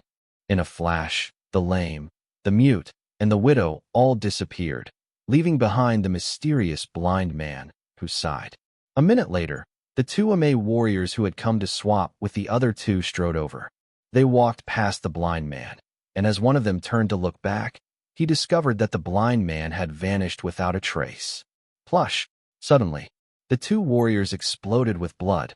A dazzling flower bloomed from both their necks. The man was gone, but the edge of his blade had only now made itself apparent. Warriors who were familiar with the god race's structure would not underestimate this ability, for there was one only clan that used this ability. A clan that took a blade as its name. The beautiful hidden blade. The fiendish wing villa was built within peaks of a mountain range, surrounded by craggy mountains sealed in ice. The aura it gave off was a cold and harsh one, like a hungry wolf lurking in a mountain valley, staring at the entrances into the valley. No matter what season it was, the Skywing clan's ultimate base of operations was always radiating this chilling aura. Xia Fei had never been to Fiendish Wing Villa before, and he had never imagined that a bunch of super warriors brimming with vitality would be living in such a cold and sinister place. It was as if the builder of this giant fortress had other motives, choosing the most dangerous place in the god race to warn their clan members how challenging and dark the universe was. The study was built in an ancient and simple style. There was a horizontal tablet hanging up here, upon which were several words written sharply and fiercely in the ancient script. Wherever the edge points, gods and demons will be butchered. Such vicious killing energy. Such a frenzied aura. These were words written personally by Xia Guqing, the grand ancestor of the Skywing clan. These words struck right at the essence of the Skywings, pointing out what exactly made the demon-sealing fiendish blade unique from everyone else. Butchers of gods and demons. This was the legendary inner demon. The Skywings were the sharpest blade the god race possessed, but it was not one the god race could use whenever it pleased. As an existence that stood proudly above the universe, the Skywings had always stuck firmly to their rules. No matter who it was, anyone who provoked these madmen, be they from the god race or the demon race, would all be massacred. This was what it meant to be a Skywing. There are no rules was the number one rule of the Skywings.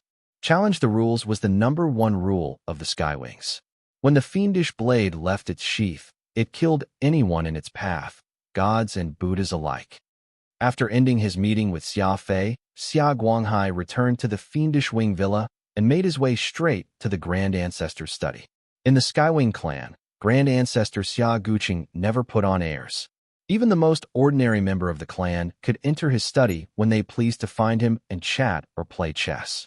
Of course, the old man was rarely found at the Fiendish Wing Villa, so getting a meeting with him was still very difficult.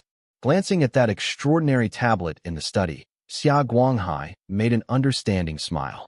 The Grand Ancestor was the backbone of the clan, and everyone liked this tablet of his which voiced the mind of the Skywings. Two old men were in the study, sitting together and having a long chat. These were the Grand Ancestor's left and right hands. One was called Xia Lianing, and the other was called Xia Ku. They were both apex generals of the Skywing clan.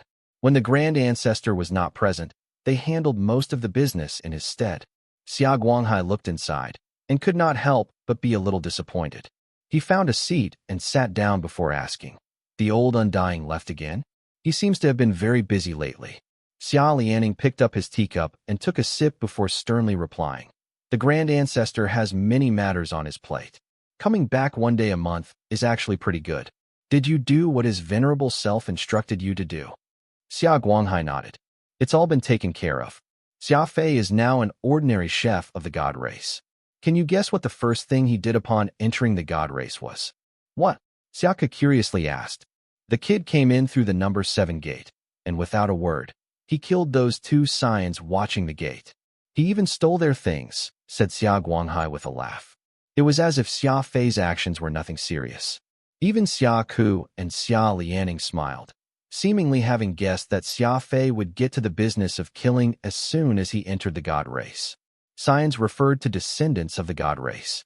No matter how strong god race warriors were, they still had to get married and have children, but as members of the god race, they had very rigorous requirements when it came to their children. At the age of 30, if they were not at the Great Law Emperor level, they would no longer have the right to stay and would be expelled down to the law realm. This was already a favor.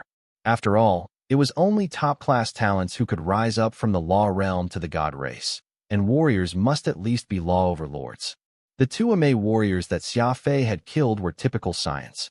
They could not be considered proper warriors, but, having possessed outstanding backgrounds, were able to secure themselves the job of guarding the gate for the god race. Fortunately, there were not a lot of these people, so there was no fear that they would lower the overall fighting power of the god race. In a real fight, there was no way that they would be deployed. In the god race territory, let alone law overlords, there were plenty of law sages around to send into battle. Xia Guanghai paused before continuing. I feel like Xia Fei is rather similar to the old Undying. Both appear as if they can't hurt a fly, but when they do make a move, tons of people die. He's got both the means and the attitude. If our clan had more monsters like him, the god race probably wouldn't be able to keep living. Xia Lianing and Xia Ke repeatedly nodded, both of them seemingly very proud.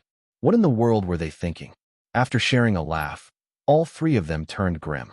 They all understood that joking was over and it was now time to discuss business. You don't need to keep an eye on Xia Fei anymore. This is the Grand Ancestor's order, Xia Lianing sternly said. Xia Guanghai nodded, but he somewhat worriedly asked, Xia Fei still doesn't understand the god race's situation. Isn't it a little too cruel to have no one looking out for him? Cruel? He's the second god wing of our clan outside of the Grand Ancestor, someone who still stands at the apex of Fiendish Wing Villa. This tempering is precisely in preparation for his future. We don't have much time left. The 2 races are about to start another war. So even if we have to pull up this sprout a little, we must help Xia Fei grow faster. As the god wing of the clan, this is his destiny, said Xia Ku, clearly on edge. Xia Guanghai could not help but laugh at this. I didn't mean that Xia Fei is being treated cruelly. I'm saying that releasing a monster like him into the god race territory without anyone to control him is too cruel to others. Oh, it was an answer that rendered others speechless. Xia Lianing replied, You don't need to worry about that. The Grand Ancestor is precisely hoping that Xia Fei will disturb the deep waters of the god race. He would actually be unhappy if Xia Fei couldn't do that. Xia Guanghai shrugged and said no more. A hint of worry appeared across Xia Lianing's forehead as he said, Xiaxi just reported that the immemorial mystical armament they found in the Dead Sea of Wood and Stone isn't plant, but fire, and he failed to obtain it. Xia Guanghai was surprised while a few more wrinkles appeared on Xia Ke's face. Not a plant type? That's terrible. If Xia Fei can't merge all 7 of the plant type armaments. What followed was a secret, so Xia Guanghai gritted his teeth and spoke no more. Xia Ku sighed. HAA. There are 7 plant-type immemorial mystical armaments, the second most of the 5 types of immemorial mystical armaments. The greater the number, the more difficult they are to gather. Xia Lianing stopped Xia Ku from going on. That Xia Fei finding and integrating 3 of them on his own has already given us an enormous opportunity. If not for his sudden appearance, we Skywings wouldn't even have a chance. Zing. Xia Ku's face reddened as he nodded. It turned out that the Skywings were secretly helping Xia Fei find the last 4 plant-type mystical armaments, and they seemed very worried about it. Extraordinary times require extraordinary methods, Xia Lianing said, slapping the table. He said to Xia Guanghai, starting from now, you no longer need to remain on standby in the house. Take the clan's #1 search expert, Xia Geng, and head to the turbulence. The turbulence. Xia Guanghai was shocked, and then firmly nodded. All right, I'll go and get ready and set off soon. But with me gone, there won't be many people left in the house. Xia Lianing raised his eyebrow and firmly declared, Go in peace. With us, Fiendish Wing Villa will never fall. After a slight pause, Xia Lianing dropped his voice to a whisper and said to Xia Guanghai, "Last night, before leaving, the Grand Ancestor repeated two things 9 times. I've never seen him so worried in my life." Xia Guanghai went pale in shock. Who was the Grand Ancestor? That he would repeat two things 9 times meant it was so serious he could not even sleep last night. What did the old undying utter? First is the Dark Knight's descent. Second is finding anything connected to the immemorial age, particularly the mystical armaments, no matter what. Xia Lianing grimly replied. Phew. Xia Lianing, Xia Ku, and Xia Guanghai all exhaled in unison. An indescribable pressure was making it difficult for them to breathe. Xia Fei had no idea that the Skywing clan had already mobilized all its power to help him find the remaining 4 plant-type mystical armaments. Even Fiendish Wing Villa had been practically emptied. Skywing Grand Ancestor Xia Guqing also did not know that Xia Fei had something else connected to the immemorial age besides the 3 mystical armaments. It was an immemorial codex, the Beast Spirit Codex. The period of 3 months could be called a trial, but it would be even better to describe it as a period of free movement for Xia Fei. After all, the Hall of Valor, the Fig Corporation, and Mech's King Radix were all things that required Xia Fei's energy and focus. In these 3 months, Xia Fei could put all his efforts into seeking out the source of those secrets. However, Xia Fei first had to deal with the #1 problem he was facing after entering the God Race territory: survival. The God territory was divided into 19 regions based on hierarchy. These were all vast regions. Xia Fei had no idea how large each region was, but he knew that it was not just the typical kind of large. Even though Xia Fei could move at 480,000 meters per second, he still had not left the 19th region. What truly puzzled Xia Fei was that the God Race was a plane. Yes, it was definitely a plane. He could tell from that perpendicular horizon. This was hard to imagine. What could be the structure of this massive planar world? Why was the God Race not established on various constellations and planets like in the Law Realm? Xia Fei walked along a blue and slowly flowing river. Around him was a vast rainforest. He decided to find a place to rest and reorganize while also perusing through the Beast Spirit Codex that he had just gotten his hands on. Suddenly, a naked woman appeared in front of Xia Fei. Everything below the waist was in the water, and she was using a towel to wipe her back. Each of her movements was enchanting and alluring. Xia Fei raised an eyebrow. Maintaining his pace, which was neither too fast nor too slow, he began to examine his surroundings warily as he perked up his ears. He was in the middle of nowhere, yet a woman was bathing all by herself out here. If Xia Fei had not noticed anything wrong with this by now, then there was probably something wrong with him. The woman spotted Xia Fei walking over and suddenly yelped in alarm. It appeared that Xia Fei's appearance had frightened her. Xia Fei stopped next to the river and turned to stare straight at the woman. His gaze did not change in any way. Xia Fei did not even seem to care that she was not wearing any clothes. It was as if she were no more than a pile of white flesh. "What are you looking at? Haven't you seen a woman before?" The woman shouted, seemingly rebuking Xia Fei. That characteristic crafty smile appeared again. Xia Fei indifferently said, "I'm indeed very interested in women, but some aren't there to be looked at but to be killed instead." Xia Fei indifferently said, "I'm very interested in women, but some aren't there to be looked at but to be killed instead." This woman trying to seduce him was none other than one of the 4 supreme frenzied slayers, Widow Duan Ro. Although blind Shuiguang had said that Xia Fei was not the sort to think with his loins and would be instantly seduced, Widow Duan Ro still wanted to try. After all, this most insidious of widows was an expert in the honeypot trap. Seeing that Xia Fei was unmoved, Duan Ro covered her mouth and chuckled, attempting to cover her own embarrassment. "You plan to kill a woman?" Xia Fei shook his head and sternly replied, "No, I plan to kill an enemy, and when it comes to enemies, there's no distinction between man or woman." "Then why haven't you attacked yet?" Once treachery had failed, the viciousness came out. Duan Ro stopped concealing her intention to kill Xia Fei, a hint of murderous intent appearing on her face. Widow Duan Ro was a Sha, and she had chosen this part of the river precisely because all the conditions were just right. The Shas were far better at aquatic combat than terrestrial combat, so once Xia Fei entered the water to try and kill Duan Ro, he would fall into her trap. Seeing that Xia Fei was not moving, She believed that he had seen through her identity and, thus, had opted not to strike first, so her expression became somewhat unnatural. If Xia Fei's judgment was this good, Duan Rou felt that she would need to work for much longer to deal with him. As she was thinking, Xia Fei suddenly attacked. To real speed warriors, be it up in the heavens, down on earth, or in the water, terrain made no difference. Xia Fei had not attacked immediately, not because he was afraid, but because he had been waiting for the right moment. When he moved, he was like a bolt of lightning.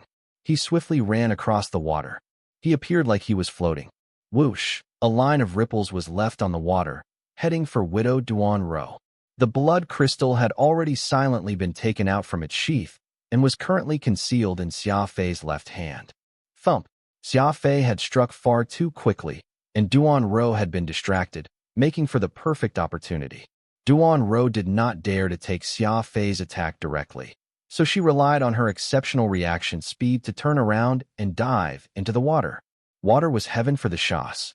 In this place, Duan Rou could use the full extent of her law powers. In truth, Black Widow Duan Rou was only her nickname on land. In the water, she was called the Red Venom Shark. The moment her skin touched the water, red shark scales appeared across her entire body. That fair and white flesh became a layer of fine scales, which helped her move through water. He really did take the bait.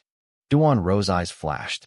Soon after, the river water began to turn red, seemingly consisting of blood. What was important about the red venom shark was not that it was a shark, but that it was venomous. The red venom technique stemmed from the law of matter, and it could instantly alter the composition of the molecules in the river, turning the river water into the most lethal poison. Even the strongest warrior would be unable to last 3 seconds in this poison. The poisonous red venom shark. The wicked Black Widow Duan Rou.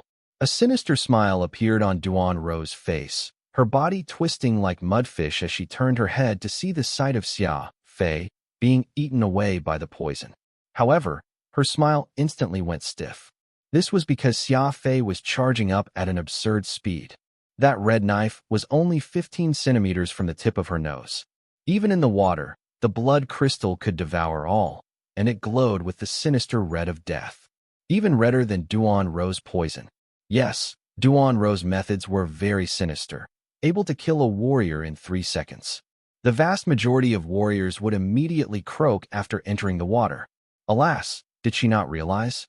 Xia Fei was a member of the Skywing clan, the inheritors of the law of speed, so they moved as if they had wings on their backs that could fly through the 9 heavens.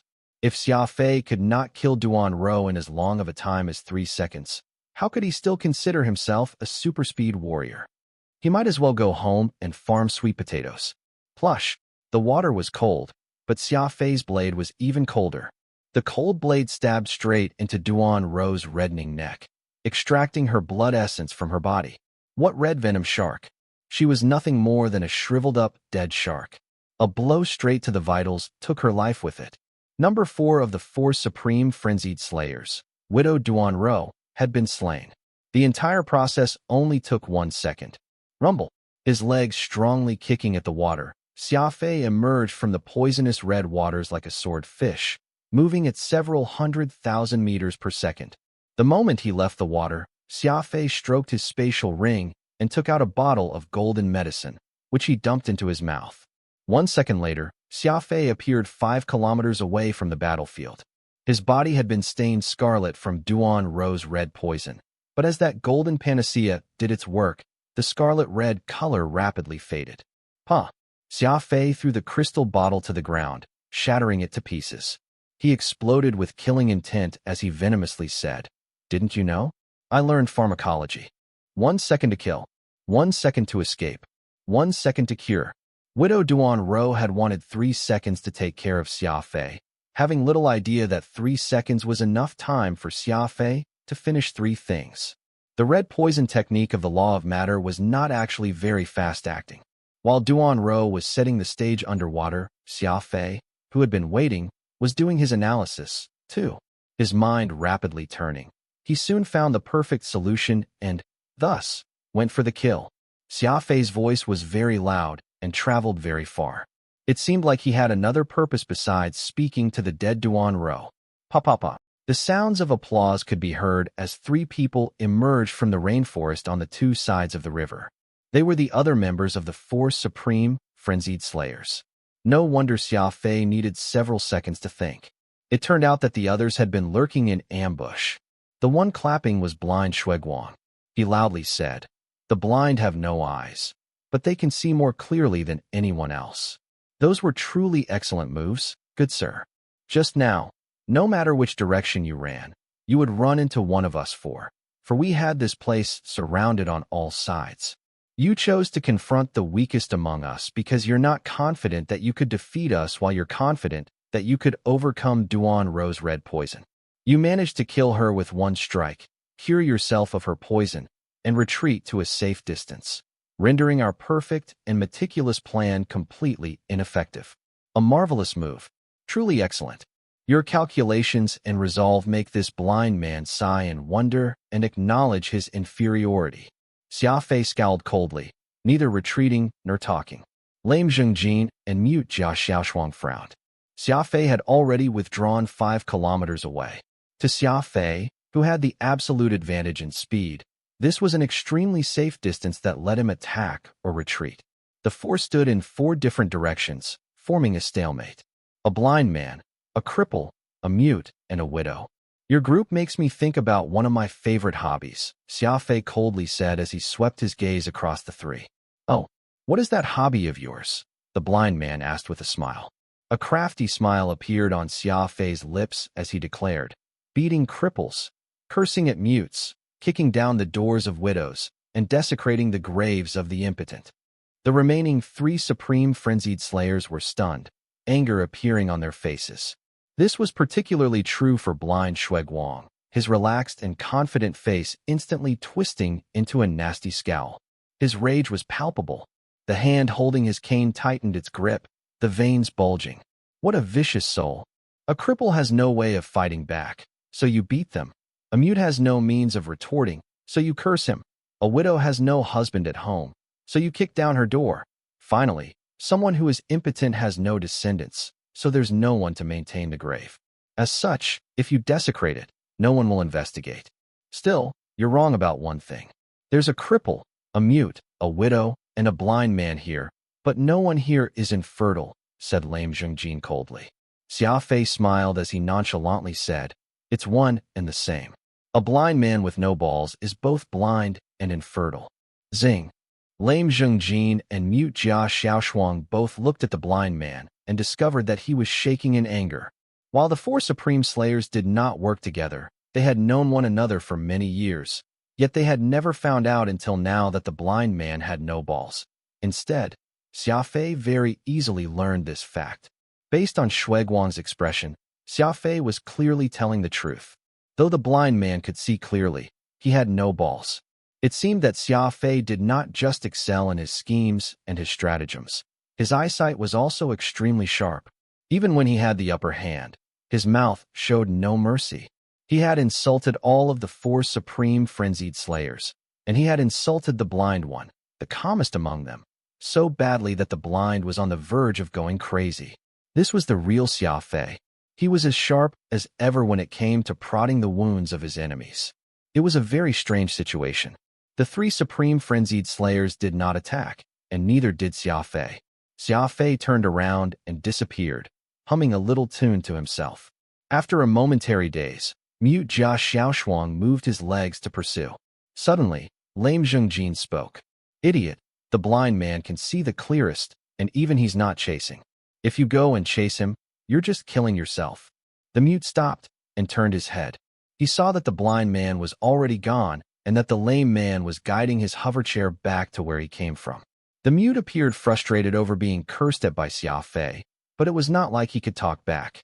Unpleasant emotions seethed in him as he stomped his feet and disappeared into the rainforest. Xia Fei's first round against the 4 supreme frenzied slayers had resulted in his total victory. The god race is truly a bizarre place.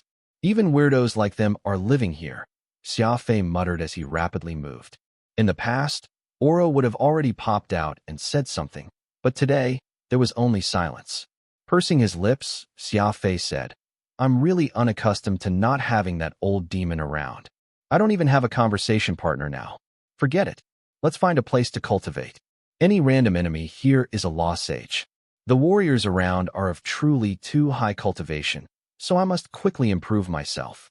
It was actually quite funny. While Xia Fei was in the distant god race thinking about Oro, countless light years away in the exiled grounds, someone was also thinking about Xia Fei. A man pulled himself out of the soil, buck naked and dazed. 1 second later, the naked man raised his arms to the sun and shouted, "Reborn! I'm finally reborn." He was simply too excited. Anyone who did not know the truth would think the man had gone crazy. Suddenly, the excited cry was cut short by awkwardness. The man crazily felt the dirt on him and looked at his skin, which was as glossy and smooth as a newborn's. My fur. Where's my fur? My beautiful golden fur. Joy turned into grief and rage, which soon turned into a heart-rending howl. Xia Fei, you've ruined me. Things aren't over between us. The naked man was on the verge of tears as he pointed at the sun and voiced a series of expletives. Oro was grief-stricken and enraged. He had never imagined that the miraculous law of primal chaos would turn him, a proud member of the Lionheart clan, into a human. Yes, he was now a human. Oro had examined himself in a pool of water several times. His eyes were black, his hair was black, and his newborn skin was smooth and fine, lacking any of his majestic golden fur. His body had become pitifully short and small, and compared to the Lionheart royal elites who could easily reach 5 or 6 meters in height, Oro was truly quite the sorry sight.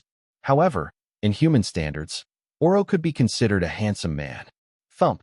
Oro sat his butt on the ground, not daring to believe that the result he had so longed for would turn him into this, and felt depressed. In truth, Oro cared a little too much about outer appearances. No matter what, he was still that supreme black-armored war god.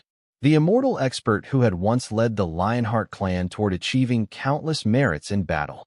The strong would always be powerful. This was an eternal law of the universe. In the distance, a voice suddenly said, "Look over there. There's a human who's not wearing any clothes." Human. Oro became enraged on the spot. He did not care that his cultivation had not recovered and savagely lunged. His eyes were as red as blood. "You're the human. Your entire family is human." Oro was unhinged with fury. Rumble. The other party clearly was not some kind sort. There was an astonishing white flash of light as a law of spatial fissure appeared. Thus, Oro died again. Arg. Why am I still a human?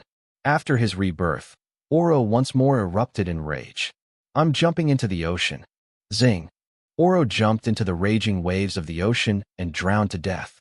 Arg. I'm still a human. After his rebirth, Oro once more erupted in rage. "I'll take poison." Gulp, gulp. Poison went down his throat, and Oro's entire body turned purple. Arg. How could I still be human? After his rebirth, Oro once more erupted in rage. "I'll cut upon my stomach." Plush. The blade cut straight through, and Oro bled to death.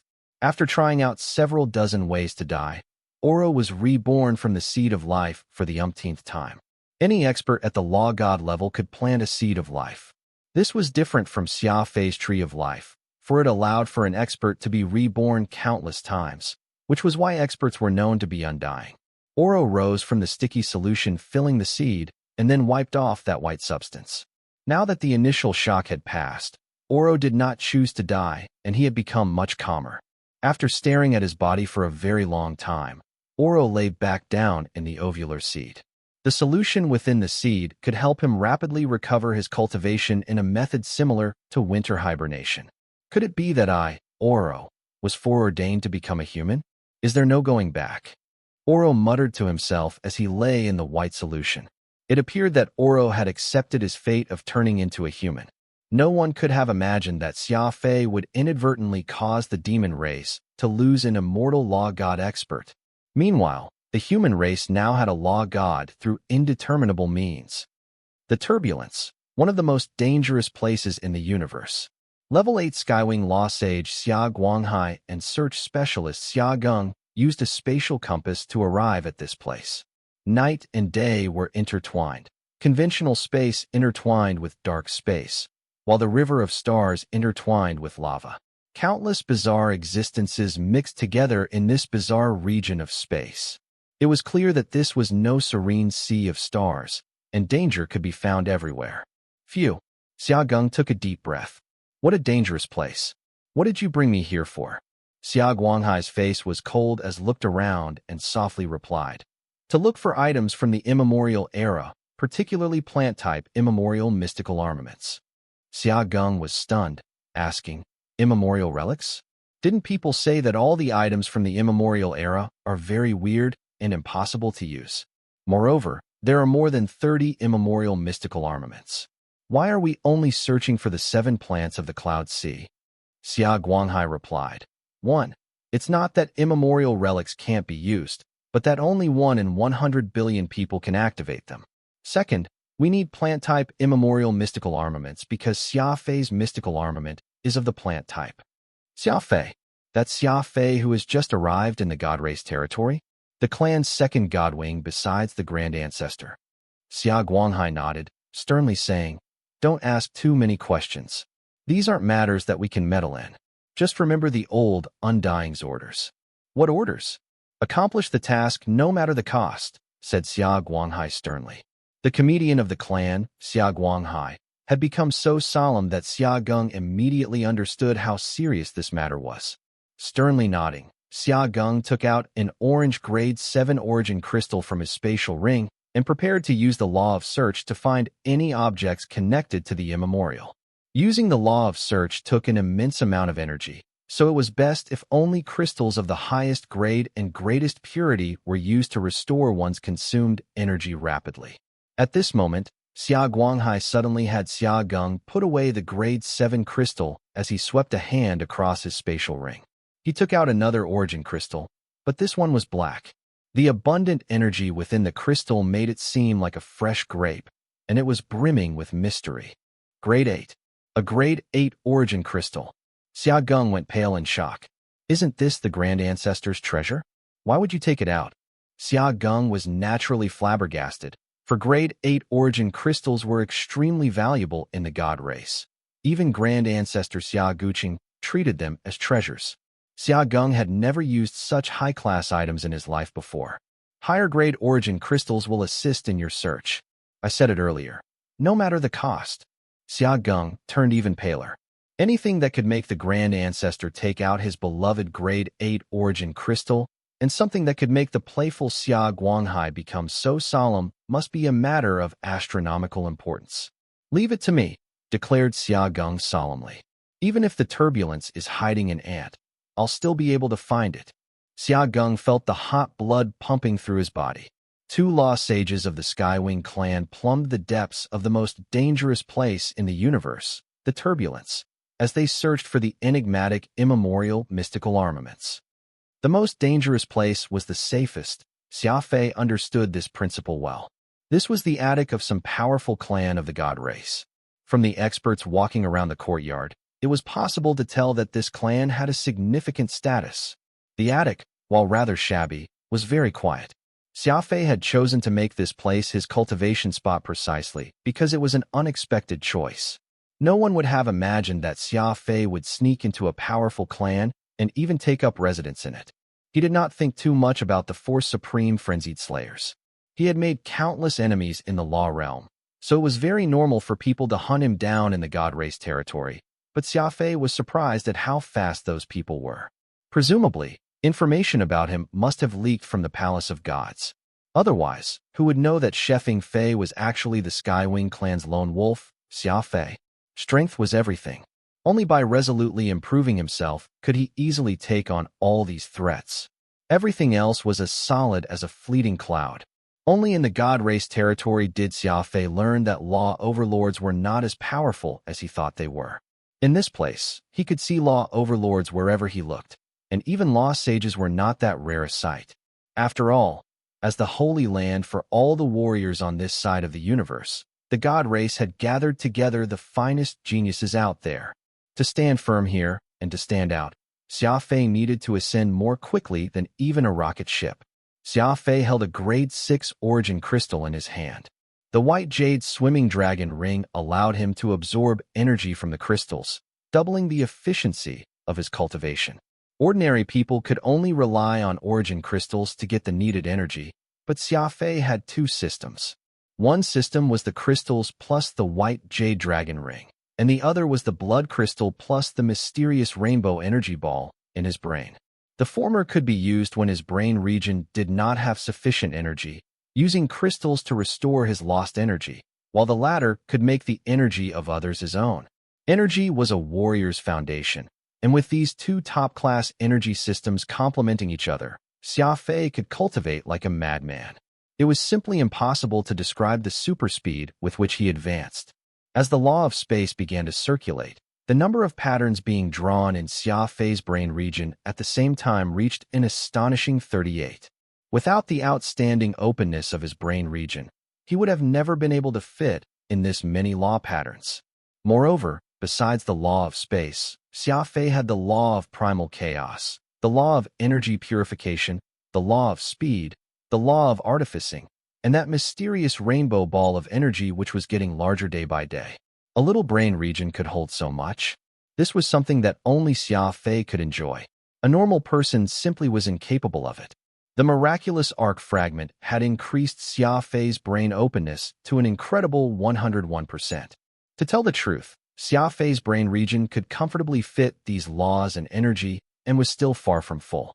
He could learn a few more laws if he wanted to. This was the advantage of having an extremely open brain region. Breath control had an excellent protective effect. As the profound law patterns took form, Xia Fei started cultivating like a madman in the attic of someone else's home.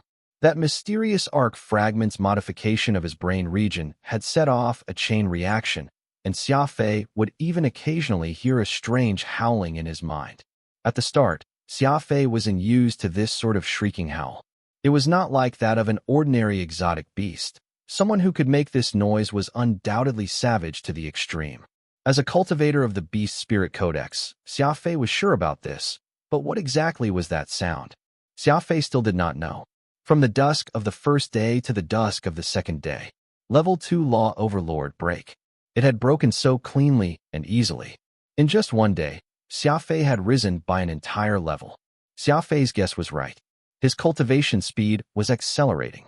Although he was not cultivating as quickly as when he was absorbing the arc fragment's energy, this rapid speed was something no one else could reach. Exhaling, Xia Fei started to solidify his progress. He also separated part of his mind to look at the original version of the Beast Spirit Codex. Ocular cognition. It was already nighttime, and Xia Fei could not turn on a light, so he used the boosted vision of ocular cognition to cultivate and read at the same time. He started from the first page. The more he read, the more stunned he became. It's the same Beast Spirit Codex, but how can the difference between the original and the simplified version be so huge? Xia Fei mentally commented in amazement. It's the same Beast Spirit Codex, but how can the difference between the original and the simplified version be so big? Xia Fei mentally commented in amazement. As he carefully read the Beast Spirit Codex, the world outside the window gradually began to brighten. The Beast Spirit Codex was extremely thick and heavy, and its contents were complex. Reading it once took Xia Fei the entire night. It must be understood that he usually read books very fast, but this immemorial codex was something else in terms of difficulty. The final part of the codex left Xia Fei deeply confused. It was said that there were 3 types of beasts that the codex could not control, namely the stellar dawn, the stellar chrysalis, and the ancient dragon. Besides these 3, all beasts in the universe would have to obey when encountering the codex. Xia Fei did not know what the stellar dawn and stellar chrysalis were, but he was crystal clear on the legends of the ancient dragons. Both the god race and demon race had tales about these giant dragons, and while the legends differed, they all considered these dragons as the most terrifying beasts in the universe, with no other competition. This was the case even on Earth. Could dragons really exist in this universe? Xia Fei muttered. Zing. Oro suddenly jumped out of his seat of life. My God. Impossible. It can't be. This is too fast. Far too fast. Oro paced back and forth, his eyes wide open and his entire body trembling in excitement. After his initial anger and panic, Oro had discovered something very serious. He was very unhappy about being made a human. but his cultivation was recovering at an incredible speed. The seed of life was a miraculous plant. Oro had cleverly hidden his in the exiled grounds and buried it in a very deep cave. While this place was desolate, it was far safer compared to the main headquarters of the Lionheart clan. After all, Oro was the emperor of the Lionhearts. If his enemies had the daring to kill him, then perhaps they were also willing to destroy the entire Lionheart clan. It was only hiding spots like this one, which no one would have ever thought of, that were completely safe. Unless one was crazy, who would run off to the exiled grounds and start blowing things up, inadvertently destroying this important site where Oro could be reborn. The white and sticky solution could help Oro regain his original cultivation rapidly. In just one day, Oro's ability had gone up 3 ranks. While 3 ranks did not seem that remarkable in the law realm, this was only one day. At normal speeds, this would take at least 1 month. By turning me into a human, Xia Fei boosted my recovery speed by 30 times. Oro excitedly muttered, "Isn't that too incredible? How did he manage to do it?" What made Oro uneasy was that, while his 7th brain region used to be 94% open, it was now 99% open, an increase of 5%. Almost perfect. The 7th brain region directly influenced one's talent and cultivation limit. While 99% and 94% differed by only 5%, it was the difference between heaven and earth. Although it could not compare to Xia Fei's heaven-defying brain region, which was fully open, Oro was now a top-class genius of the law realm, 1 in 100 million. Alas, Oro had no idea that a 100% open brain region was now history. Xia Fei's brain region was 101% open, the number 1 of the universe. I was originally a level 2 law god. Now that my brain region is 99% open, I should at least be able to reach level 3 or level 5. Perhaps even level 7 or level 8 superior law god may be within reach. Ha ha ha. Oro loudly laughed as if he had gone insane. Level 2 law god had originally been Oro's cultivation plateau, such that even if he cultivated for 1 trillion years, he would be unable to get any higher. There was nothing to be done. The openness of his brain region had restricted Oro's potential. However, Xia Fei's single palm, though it had changed the skin that Oro was in, had created a brand new future for Oro. It had given him a new path, which led to a higher and stronger place. No one would reject getting stronger, and Oro was naturally no exception. In this aspect, Oro should be grateful to Xia Fei. Oro found that he was greatly troubled, a frustrated look on his face as he sat on the ground. Getting stronger was great, and he was truly thankful to Xia Fei for giving him a powerful future, but his identity was still very difficult to accept. After all, Oro had been the Lionheart king for hundreds of millions of years, and he had long ago grown accustomed to his tall and heroic appearance. Now that he was a human, going from the demon race to the god race, he felt very unhappy and displeased. This was truly reaping what one sowed. Oro had once tried to lure Xia Fei to the demon race, but in the end, he had been the one to change sides first. Humans were weak in their youth, and their strength would only grow apparent as time went on. The Lionheart clan had 3 emperors and 1 ruler, for 4 law god experts in total, with Oro being the weakest of the 3 emperors. But how many did the human race have? They had an entire hall of law gods, 24 of them. The Lionhearts had a greater population than the humans, but their number of law gods could only match the 1 digit of the human species. What was there to say about this? Of course, the Lionheart clan had many more law sages and law overlords than the human race. Humans produce experts of the highest level, so it seems like it's not too bad to be one. Still, I'm the Lionheart Emperor. I can't just abandon my entire clan, can I? Oro thought about it for a very long time, and he ultimately decided to ask Xia Fei. For some reason, Oro felt like if he could not solve a problem, Xia Fei definitely could. Xia Fei had no idea that the Lionheart clan's 3 lions jade imperial ring had a secret. It was that the ring's owner could track the thing down. Oro had left behind this secret card precisely in case Xia Fei tried to pull a fast one on him. Alas, by forcing a communication link with his ring through the god race's barrier, Oro had to consume a lot of his life force. At his current level, he would only be able to speak with Xia Fei for 3 minutes. Any more than that would deal severe damage to him. Oro made a string of bizarre movements and activated the Lionheart royal clan's secret technique, the divine ley line song. Whoosh! A figure suddenly appeared across from Xia Fei, startling him so badly that he almost punched it. Fortunately, he was able to react quickly and identify that this was just a virtual image. I am Oro. I only have 3 minutes. I need you to answer some very important questions. Xia Fei was so shocked that his blood ran cold. What he was worried about the most had actually happened. The heaven-defying law of primal chaos had reversed Oro's identity, transforming him from a Lionheart to a human like him. Oro recounted his story and swiftly told Xia Fei his questions while keeping track of time with his fingers. It could be seen that forcing this communication link with Xia Fei was truly an arduous task, for his forehead was already caked with sweat. After hearing it all, Xia Fei smiled. First, which one will better help you protect your people, your human status or your Lionheart status? Human, Oro hurriedly replied. This was an obvious answer. If Oro was a human, then he could reach heights he had never reached before. When it came to protecting his people, a higher-ranking expert naturally had the advantage. Second, Xia Fei said, beginning to speak faster. Do you want to take revenge for being imprisoned in the eternal ice plains for tens of thousands of years? Of course I do. Oro immediately replied. I think about it night and day. Which will better serve to help you get revenge, being a human or a Lionheart? Human. Then it's settled. Xia Fei said with a laugh. You're too concerned about who you are.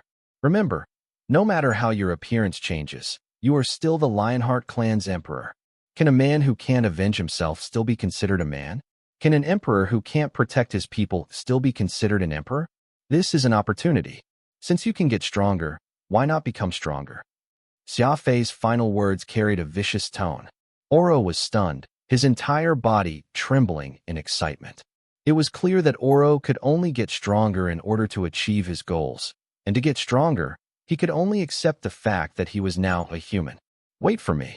Oro did not have much time left, and so he spoke in agitation. I'll quickly. Before he could finish speaking, the connection was cut off. Xia Fei chuckled and lightly nodded. All right, I'll wait for you. Staying in one place for too long was not very safe. At daybreak, Xia Fei set off again. It was clear that Xia Fei's pursuers were professionals, and professionals of extremely high cultivation levels. Xia Fei had agreed to survive in the god race on his own for 3 months. He would not get any help from his clan, so he had to rely on himself for everything. Xia Fei had studied the art of assassination before, so he knew when to set off and what sort of route he should take, but he had never fought with a lost sage before, so he had no idea whether he could win or not. The air in the early morning was rather cold. The indolent furball unhappily yawned, seemingly complaining that Xia Fei was setting off too early and was not letting him get his beauty sleep. Xia Fei's destination was the Fig Corporation, located in Region 3, so that he could seek any news on Radix, the Mech King. For a speed expert, this distance was not a problem, but the God Race territory was simply too vast, unreasonably vast. Even Xia Fei needed a long time traversing this land to move from one region to another. The moment he was out of the city, Xia Fei frowned. The weather out in the wilderness was very strange. A thick fog had concealed the world, turning it into a white and blinding mass. The fog was fair, making it difficult for enemies to find Xia Fei and for him to discover their traps. The key was in who was more cautious and cunning. Blindly running wildly was not the winning play. Xia Fei slowly moved forward at around 10,000 meters per second. This speed was ideal for him to keep an eye on his surroundings. He was confident that this fog was not that big and that he would only need a dozen or so minutes to get through it. Once his field of vision opened up, Xia Fei would be safe. Suddenly, Xia Fei stopped and said in frustration, "This is really strange. With my speed and movement techniques, I shouldn't have been found by you. How did you manage to do it?" Xia Fei could clearly see that there were 2 people in the fog. If Xia Fei was not mistaken, this was probably the mute and the blind, for the lame had a hover chair.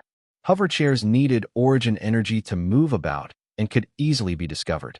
He could not sense any trace of it in the surroundings. Even though it was just these 2, Xia Fei still took them seriously. After all, both his hunters in the mist were lost sages. Something that confused Xia Fei happened.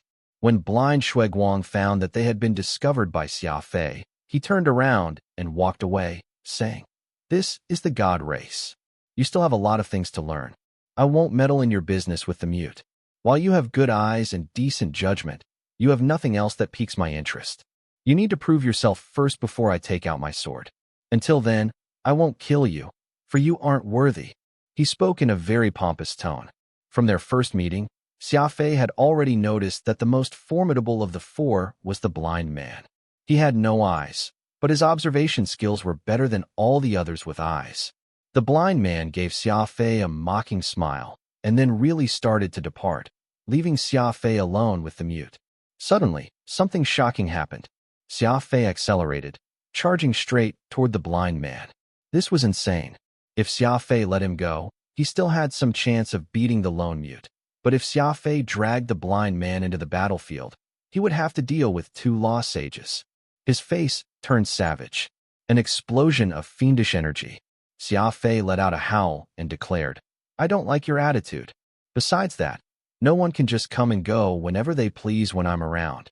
Xia Fei had no idea that the god race was actually internally splintering.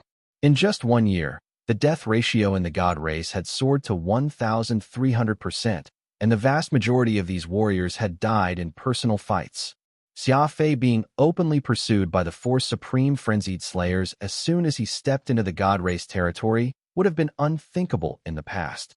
It was clear that the god race's Hall of Ultimate Law was rapidly losing control over the various sapient life forms under its command. There were fights and personal quarrels all over the place. In the space of one night, all of the god race had seemingly gone crazy. All of the warriors became violent and restless. They stopped following the god race's rules and began relying more and more on their own strength to solve problems rather than reporting them to the law enforcers or the higher-ups. If the gods wanted someone to die, they would first make them go insane. Although the god race's turmoil was not to the insane level, it was not too far off. The Skywing Grand Ancestor clearly had ulterior motives by bringing Xia Fei into the god race territory ahead of time and requiring him to survive alone. Xia Fei was in trouble, encountering the pursuit of the 4 supreme frenzied slayers. At the same time, in the distant turbulence, Xia Guanghai and Xia Gong, this search team made of 2 Skywing experts, were not having it easy, either. The chaotic turbulence was a nightmare to all intelligent life forms, and danger lurked everywhere. Xia Guanghai and Xia Gong needed to move carefully, slowly searching as the seconds and minutes went by. "Are you still good?" Xia Guanghai held Xia Gong up by the shoulder and sternly asked. In this small team, Xia Guanghai was the protector and Xia Gong was the searcher. Searching for certain items using formidable mental energy was not easy, as it consumed immense amounts of mental energy and physical energy. Moreover, the disordered turbulence increased the energy and time needed by 100 times. At this moment, Xia Gong was utterly exhausted. Even with the support of the ultra-rare Grade 8 Origin Crystal, Xia Gong was still at the limits of his strength and could collapse at any moment. Smiling, Xia Gong panted for breath and said, "Relax. I can still go on."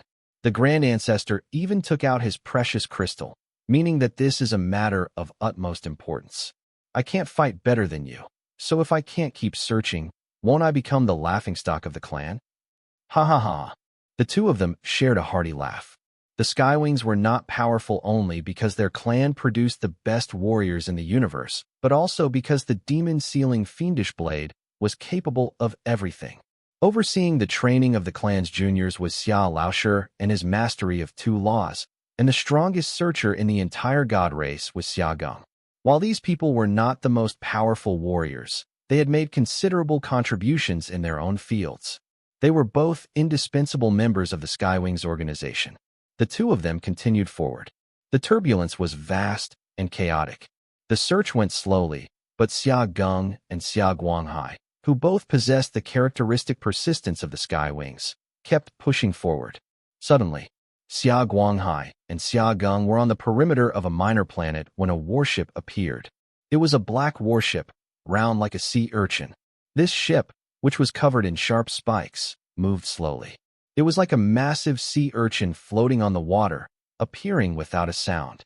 Xia Gong and Xia Guanghai both froze. They appeared deeply shocked. This bizarre warship emerged from the intersection between normal space and dark space. In other words, this warship came from the dark space, that place representing death. Ah! Xia Guanghai suddenly shouted, his eyes turning scarlet red, and then his entire body exploded with savagery. 1 second later, without even saying anything to Xia Geng, Xia Guanghai charged out. When Xia Guanghai charged at full speed, he could hit 4 million meters per second. This was an astonishing speed. He was a ray of light, a ray of murderous light. Xia Guanghai had a starting point of a level 8 in his special ability, which was 120,000 meters per second, and right now, he was at level 6 in the law of speed. His speed per second really was nearly 4 million. Xia Geng gritted his teeth and charged after Xia Guanghai. He did not know why Xia Guanghai had gone crazy after seeing that sea urchin warship and heedlessly charged forward. But as a skywing, no matter how tired he was, he needed to charge forward with all his strength to protect his companion's rear and flanks. This was his duty as a member of the Fiendish Blade. Xia Guanghai's full speed was unleashed, his inner demon erupting. The inner demon was the unique trait of the Skywings, which they used to stand proudly above the rest in this part of the universe. In the shortest time possible, it could stimulate a warrior's fighting power to the max. There was no need to prepare or warm up. They could immediately strike with their strongest power. 4 million meters per second was a shocking speed. In the blink of an eye, Xia Guanghai had charged up to the sea urchin warship like an unstoppable artillery shell. No, a nuclear bomb. Xia Guanghai made no attempt to dodge. While traveling at this absurd speed, he punched at the bizarre warship. Rumble, a sound like the heavens collapsing, could be heard. Fire exploded. Xia Guanghai used his strongest and most brutal attack to obliterate this bizarre black warship. A few moments later, Xia Geng and Xia Guanghai took a short break on the back of an asteroid. Xia Geng looked in shock at Xia Guanghai and saw that his top-class suit of armor, Eternal River, was damaged. In addition, the right hand, which had made the punch, was slightly shaking. It was clear that Xia Guanghai was still in a state of extreme agitation. What happened back there? Why did you need to instantly destroy it? Xia Geng hesitantly asked.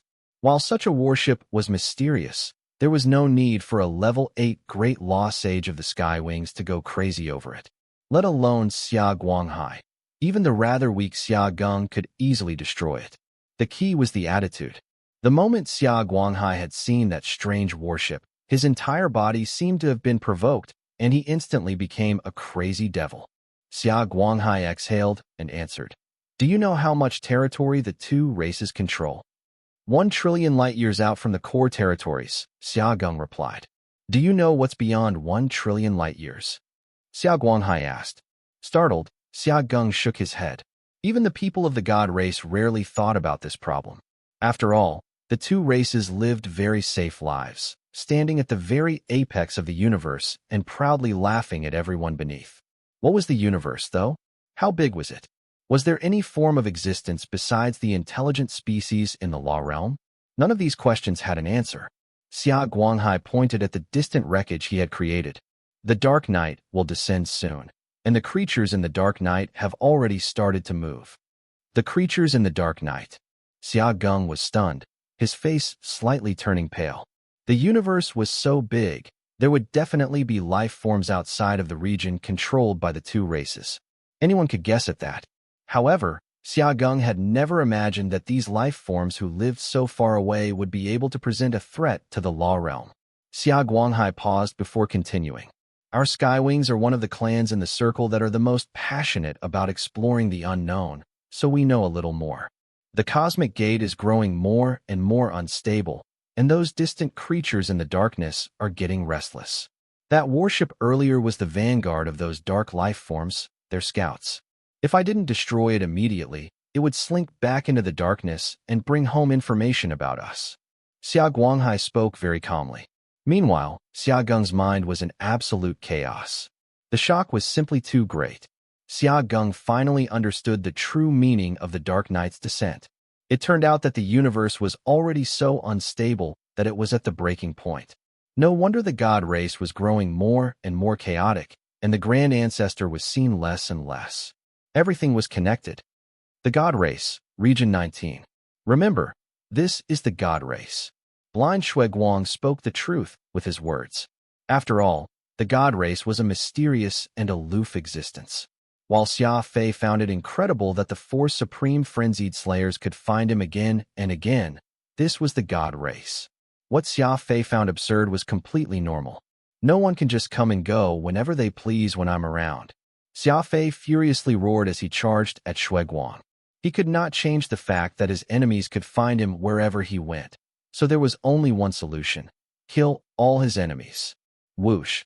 As he flew forward, the blood crystal left its sheath. Furball jumped onto Xia Fei's shoulder, taking up his place as an infinite energy cannon, while Peacock Blue rapidly grew to a length of 1,000 meters. Xia Fei revealed all his trump cards, preparing to unleash a tremendous attack. Blind Shuiguang's ears trembled. He did not dare to believe what he was hearing. Xia Fei had chosen to ignore mute Jia Xiaoshuang and heedlessly attack him. Xia Fei was all by himself, while Shuiguang and Jia Xiaoshuang were a pair of two law sages. The blind man, who had originally intended to leave, was made to stay by Xia Fei. Did he want to fight against two law sages at once? Impossible. That was absolute madness. Suddenly, the blind man's tense nerves relaxed, and the hand clutching his cane also sank low. Blind Shuiguang smiled as he said, "You really are cunning." He had said as such because Jia Xiaoshuang had also moved. He was moving closer toward the blind man. Jia Xiaoshuang thought that this was a chance. Xia Fei had ignored him and made the dumb choice to keep Shuiguang on the battlefield. This was no different from suicide. Only an idiot would make one opponent into two. Thus, Jia Xiaowang accelerated, trying to get close to Shuiguang, so that when Shuiguang counterattacked, he could join him and kill Xia Fei in a single blow. Jia Xiaowang originally had the terrain advantage, having laid a deadly trap around him, but now that he had moved, his meticulous plan was completely ruined. As he moved at high speeds, Xia Fei made that characteristically crafty smile. As had been proven countless times before, anyone who took him for a fool would turn out to be the true fool. Whoosh! Just as Xia Fei closed in on Shuiguang, his blood crystal's edge was getting closer and closer to the enemy, too. Meanwhile, blind Shuiguang prepared to counterattack. At this moment, something happened that Jia Xiaoshuang would have never imagined even in his dreams. Xia Fei skillfully accelerated in an oblique path, brushing past Shuiguang. All of this had been acted out so realistically. It was as if Xia Fei truly had been enraged by Shuiguang's words and was prepared to keep him here no matter the cost. However, as he veered to a different trajectory, he revealed his true goal. All of this was to get into that advantageous territory he had just lured Jia Xiaoshuang out of. It was not Xia Fei's style to follow the tempo of his enemies. He would always cunningly make his enemies follow his tempo, after which he would reveal his sharp claws. Jia Xiaoshuang was caught off guard by Xia Fei suddenly changing directions to attack him. Instead, when he got moving, he moved with the momentum of a thunderclap. Xia Fei used the classic tactic of drawing the snake out of its hole, pulling Jia Xiaoshuang out of his prepared formation and into Xia Fei's attack range.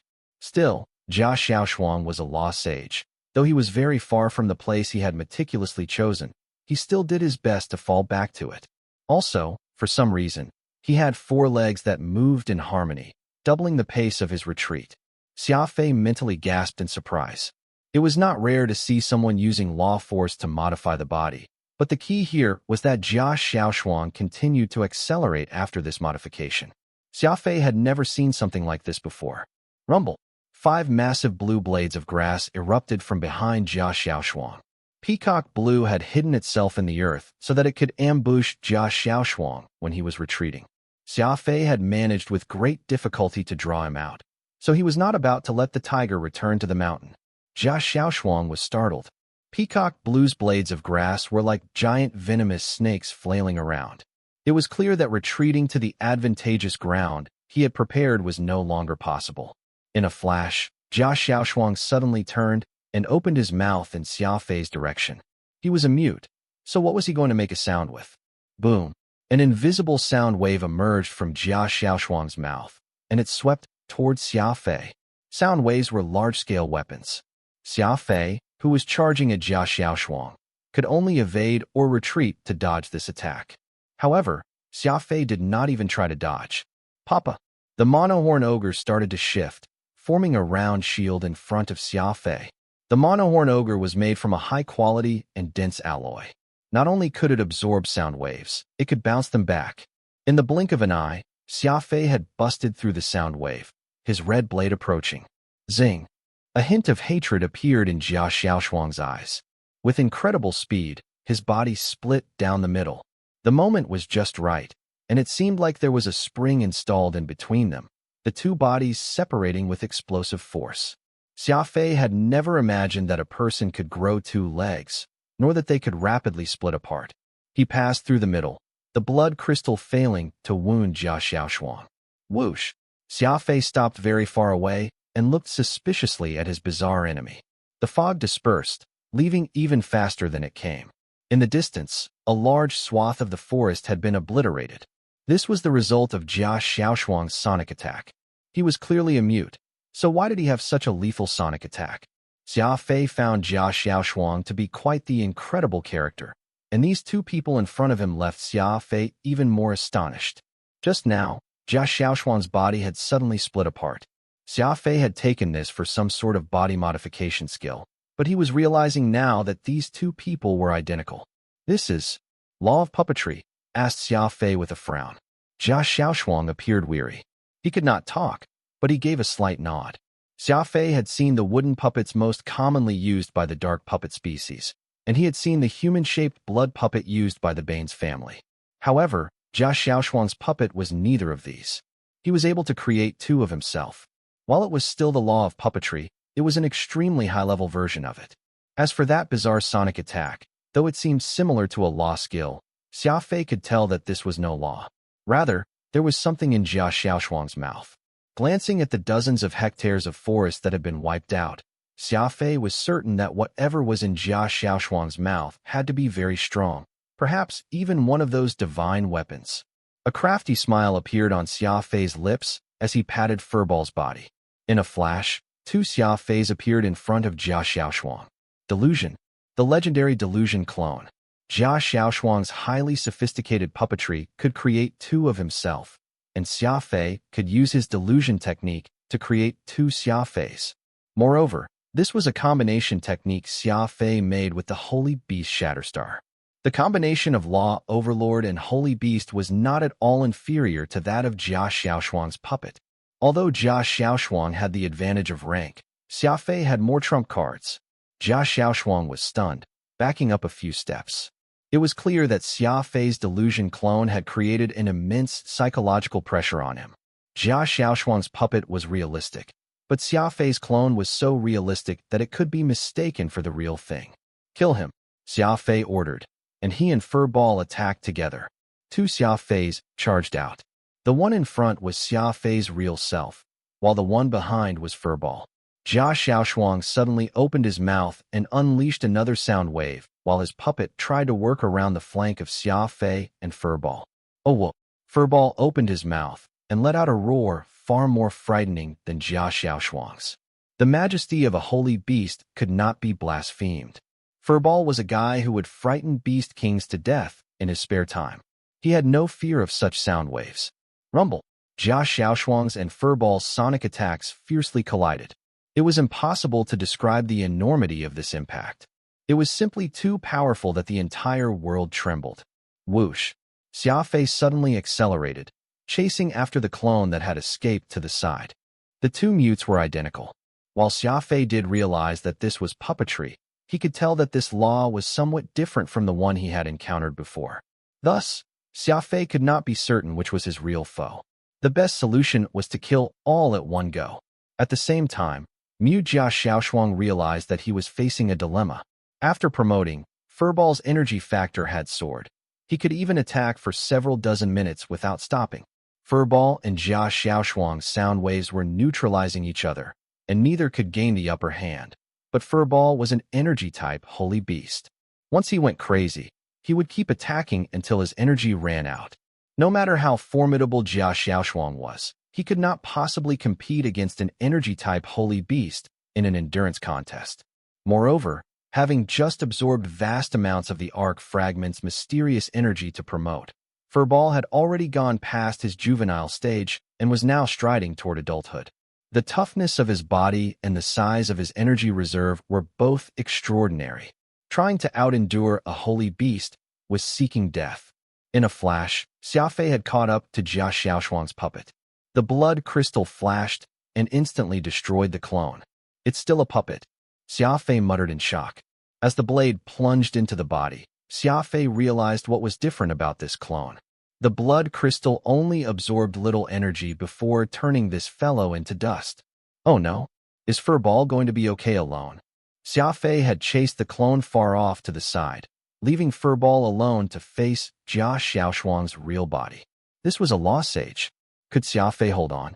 Xia Fei returned as quickly as he could, but he bore witness to an astonishing sight. Furball was still going full force, while Jia Xiaoshuang's complexion was ghastly pale. It was clear that he was at his limit and was just barely holding on. Blood was slowly trickling out from Jia Xiaoshuang's mouth, and his entire body was shuddering. "Leave him to me." Xia Fei raised his eyebrow and lunged at the enemy like a wicked wolf. Plush! The blood crystal's dark red blade flashed. Far from the battlefield, two elders smiled. These were the two aides to Skywing Grand Ancestor Xia Guqing, Xia Lianing, and Xia Ku. On many occasions, cultivation doesn't mean everything. While Jia Xiaoshuang is an inheritor of the dark puppet species, a spy the demon race left in our ranks, on top of being quite powerful, he unfortunately doesn't have a powerful ally like the holy beast Shatterstar, Xia Ku commented with a nod. He seemed to be very approving of Furball. Xia Lianing replied, "As the saying goes, one misstep leads to misstep after misstep." Jia Xiaoshuang is one of the rare few who have mastered the law of clone puppetry. While this law is very powerful, it requires arranging things beforehand and setting up numerous energy recharge formations in the surroundings. This is the only way to maximize its power.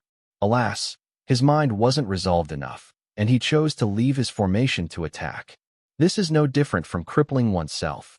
The rare law of clone puppetry, without the support of an energy formation, can at most exert only 30% of its full power. Look at how casually Xia Fei killed Jia Xiaoshuang's clone.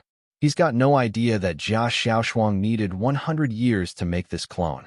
It's valuable to the extreme. The biggest restriction for clones was how to transfer energy, for no matter how exquisite a clone, it was still a lifeless object. Thus, it required a constant stream of energy to keep it moving. Jia Xiaoshuang had laid out an energy transfer formation. Only in this formation could he provide the puppet with an endless stream of energy, allowing it to display its full power. Xia Fei and Furball did not have this sort of energy problem, for Xia Fei's clone was a mighty holy beast. Even if Jia Xiaoshuang's law of clone puppetry was not as exquisite as Xia Fei's, with his energy formation and higher cultivation, he should have been able to fight a battle with him. Alas, he had lost his senses and taken Xia Fei for an idiot who had foolishly challenged the blind man. Thus, he had left his formation to try and kill Xia Fei. This had resulted in him walking to Xia Fei's trap, that dagger of Xia Fei destroying the precious clone he had wasted 100 years on. "Let's go. There's nothing else to see here," Xia Lianing said with a sigh. They had hoped to see a dazzling battle, but they had only ended up witnessing a massacre. Xia Ke looked back and indifferently said, "What a pity. That mute only has the famous divine weapon, the 8-tune golden falcon. From now on, I suppose it'll become Xia Fei's." Whoosh! These two mighty Skywing war gods vanished without a trace. Xia Fei gasped in surprise as he picked up a golden item that looked like a whistle from the ground. This item became visible after Jia Xiaoshuang was reduced into a shriveled skeleton.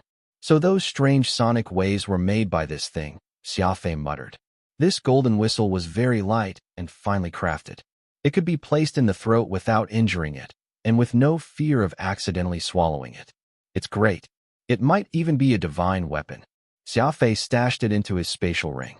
The mute had two treasures.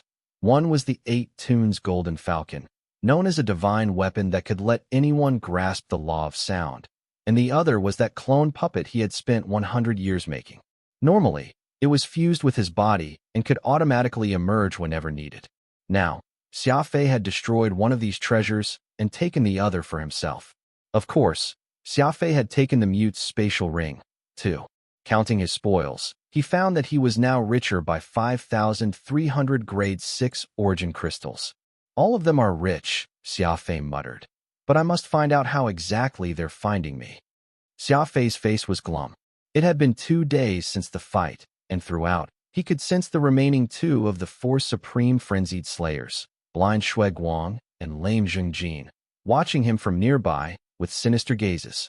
This sensation of being followed left Xia Fei feeling very uncomfortable. In normal circumstances, with his supreme speed and the crafty approach, Xia Fei should have been the one chasing. But now, the tables had been turned. The god race truly is incredible, Xia Fei muttered as he stood next to a lake. The waters of the lake served as a partition line. His side was bright and sunny, while the other side was experiencing a blizzard. It was like 2 completely different worlds. This was Region 15. Even with Xia Fei's super speed, in 2 days, he had only just managed to reach Region 15, still very far from his goal of Region 3. This was how vast the territory of the god race was. As for how such a large region was constructed, Xia Fei had no idea. Region 15's scenery was good, but it was also strange. The completely different seasons of spring, summer, autumn, and winter were completely mixed together. One moment, tender shoots would be sprouting in spring, and the next moment, it would be time for melons to ripen and fall from their branches. No matter how strange the season was, none of it had anything to do with Xia Fei. What he wanted the most was to know how the 4 supreme frenzied slayers had been able to track him down.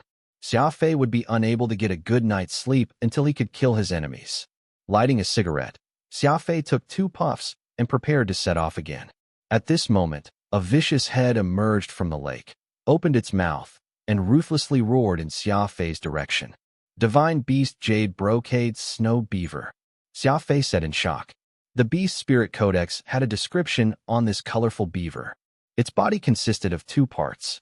Its upper half was the color of rainbow brocade, while its lower half was snow white like mutton fat jade. Xia Fei slightly frowned. This guy looked cute, but it was actually very fierce and aggressive. The Jade Brocade Snow Beaver was a level 1 divine beast, but that was after it became an adult.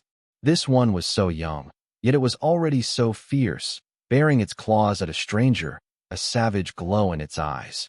What would happen once it grew up? Normally, exotic beasts followed their masters and took after them.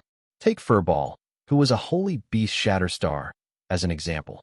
If he had not followed Xia Fei and been infected by Xia Fei's character, he would have been an extremely cruel existence. Shatterstars were just as domineering as their name indicated. If they encountered any obstacle in the sea of stars, they would destroy it and keep pressing forward. As for Furball, he was more cunning. The tyrannical nature was a part of his blood and impossible to erase, but it would only reveal itself during battle. Normally, this guy was sly and crafty. Furball had been sleeping, but when this divine beast appeared, its arrogant cry had awakened him. In all the enormity of the world, the sleep of the revered holy beast was the most important of all. Furball was furious. Let alone stirring him from his sleep, it dared to threaten his master?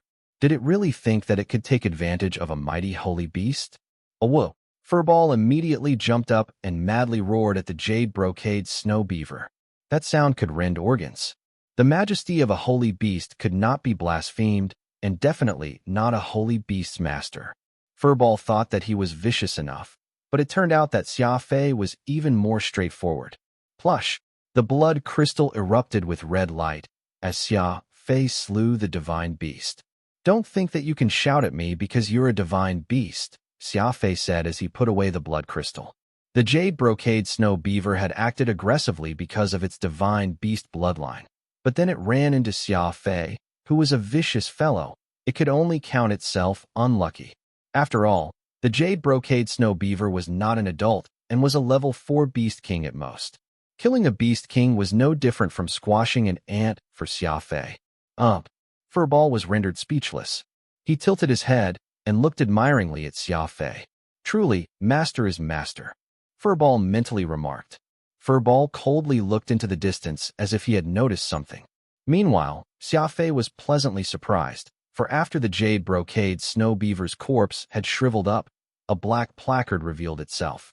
Squatting, Xia Fei picked up that metal piece. He then took out the pass card that identified him as Xia Fei. As he compared them, he could not help but rejoice. I see. Xia Fei's eyes flashed as he muttered. Gradually, a sinister smile began to creep onto Xia Fei's face. Inadvertently discovering the method on how he was being tracked, he felt his body brim with strength. The 4 supreme frenzied slayers had been able to track him down because of that pass card, which represented his identity. In an area close to Region 14, Lame Zhengjin sat on his hoverchair and stared at a screen. The point of light on the screen was Xia Fei. The rank of the professional pass card that Xia Fei had was very low. It was so low that anyone could track it. After all, Xia Fei was just a chef, and a chef had little social status in the god race. If their boss wanted to know where they were, they could find out whenever they wanted. Some professionals were even cursed at and beaten by their masters, after which they would flee. With the pass cards, they could quickly be captured again. The 4 supreme frenzied slayers had taken jobs from their respective clans to hunt down Xia Fei. With the Hall of God Kings leaking the serial code for Xia Fei's temporary pass card, the 4 had been able to find Xia Fei without breaking a sweat. If Xia Fei had not killed that jade brocade snow beaver, he would have still been in the dark. The white dot on the screen was moving in the direction of Lame Zhengjin. Zhengjin smiled, waiting in anticipation for the rabbit to walk into the trap. In terms of speed, Zhengjin was naturally no match for Xia Fei, but he had Xia Fei's position, so he could just wait at locations where Xia Fei needed to go through. Xia Fei seemed to be following his plan and heading to Region 14. In a few more minutes, he would run into him. Suddenly, Xia Fei turned and charged into the mountains on the western side. Zhengjin frowned, not understanding why Xia Fei had changed his mind. Did he not plan to head into Region 14? After a while, Xia Fei stopped. An entire hour went by without him making a move. Is he going to set up camp on Peak Mountain? Zhengjin mumbled to himself. Forget it. I'll just keep waiting for him. He has to go through here to get to Region 14, so he'll come by eventually. He ended up waiting 3 whole hours, and Xia Fei still did not move a muscle. What's going on? Zhengjin muttered. No, I have to see for myself. If I don't act first, that cursed blind man may get to him first. Peak Mountain was a very ordinary place in Region 15 of the God race. It gained its name from how the peaks of 5 mountains were joined together. Whoosh! Slayer Zhengjin frowned when he arrived. All was quiet and devoid of life, but the coordinates said that Xia Fei was here. Is Xia Fei not here?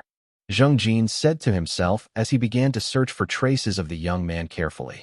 Alas, he only had approximate coordinates, so after half an hour, he still found no signs of Xia Fei. He heard a familiar rustling, and when he raised his head, he saw his fellow slayer, blind Shuiguang. Why are you here? What about you? Shuiguang countered. Although they were both hunters and were part of the 4 supreme frenzied slayers, they were not exactly on friendly terms with each other. This was a good thing, for if all 4 of them had attacked together, Xia Fei might have been unable to win. Xia Fei suddenly disappeared. Zhengjin sternly said, "This might be a trap." Shuiguang shook his head. "If it were a trap, you would have already seen something. You've been on Peak Mountain for half an hour, but Xia Fei still hasn't done anything to you. From this, we can see that this is no trap." Zhengjin was startled. The blind man was right. He had already seen Xia Fei's intelligence and ability to lay traps. If this were a trap, he would probably be plunged into dire peril. Suddenly, Zhengjin appeared frustrated. Shuiguang knew that he had already been here for half an hour, meaning that he had been nearby this whole time, and it was only when he knew that it was not a trap that he entered Peak Mountain. Clearly, this blind man, who was the craftiest and most skilled at scheming out of them 4, had used him to probe the surroundings. Glaring at the blind slayer, Zhengjin snorted and said, "There's no one here, so he must have been trying to bait us away. I'm leaving." The blind and the lame had been opposed to each other. Zhengjin felt even more frustrated after discovering that Shuiguang had used him and turned to leave. "Wait." Blind Shuiguang suddenly pointed at a nearby tree urgently. "What is that? Aren't you able to see everything?" Zhengjin grumbled as he moved his hoverchair to the tree. When he got a good look, he paled. Beat the cripple, cursed the mute, kicked down the widow's door, and desecrate the graves of the impotent. Zheng Jin muttered. The words were the 4 insults Xia Fei had once told in their faces. He had written them on a turtle shell, and this turtle was now slowly crawling past the 2 slayers. Zing! Blind Shuiguang went pale. Oh no. Xia Fei left you here and refrained from attacking not because he didn't want to but because he's waiting for me. Who cares about you? Lame Zheng Jin jeered. You really think that you're something else? He's waiting for me so that he can take care of both of us at once. Shuiguang shouted. However, before they could react, Pintapeak Mountain began to shift. A vast amount of energy soared into the air, like a giant net that cast itself over Pintapeak Mountain, sealing the entire mountain basin. Oro had served as an excellent friend and teacher to Xia Fei. He had helped Xia Fei with his questions and had also passed on to him his knowledge of formations. Xia Fei, who had always favored swift and decisive battles, rarely did engage in positional battles.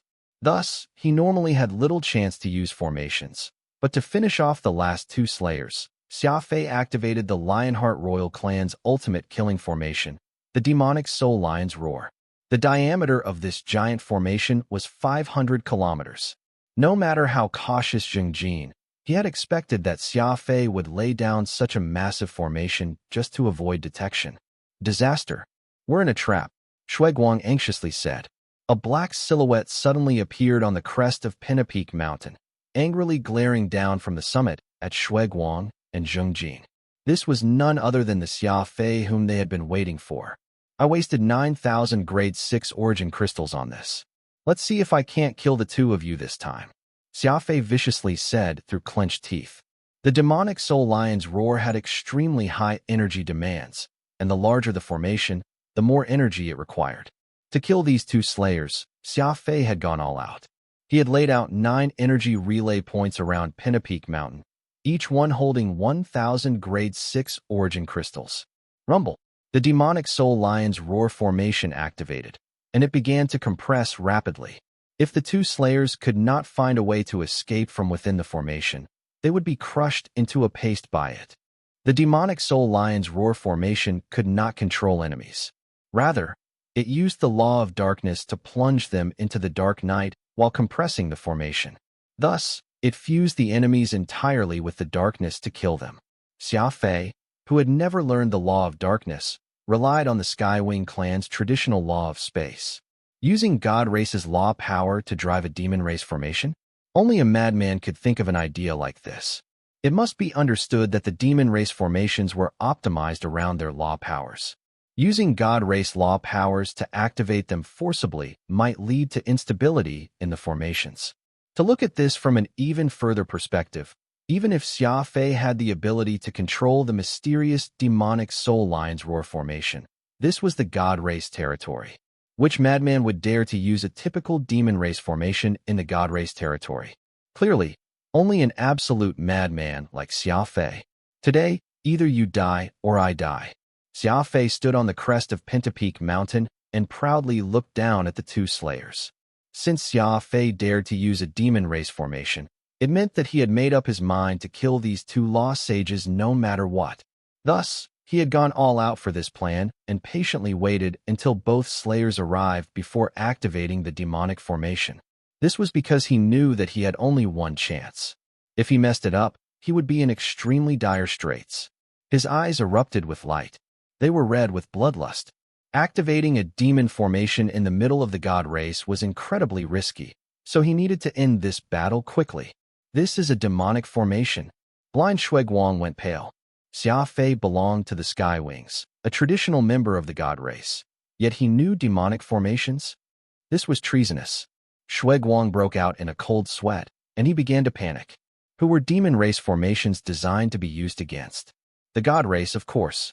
A handful of people in the law realm cared little about species like Xia Fei. Oro was an almost wicked existence in the eyes of the god race, but Xia Fei still treated him like a friend.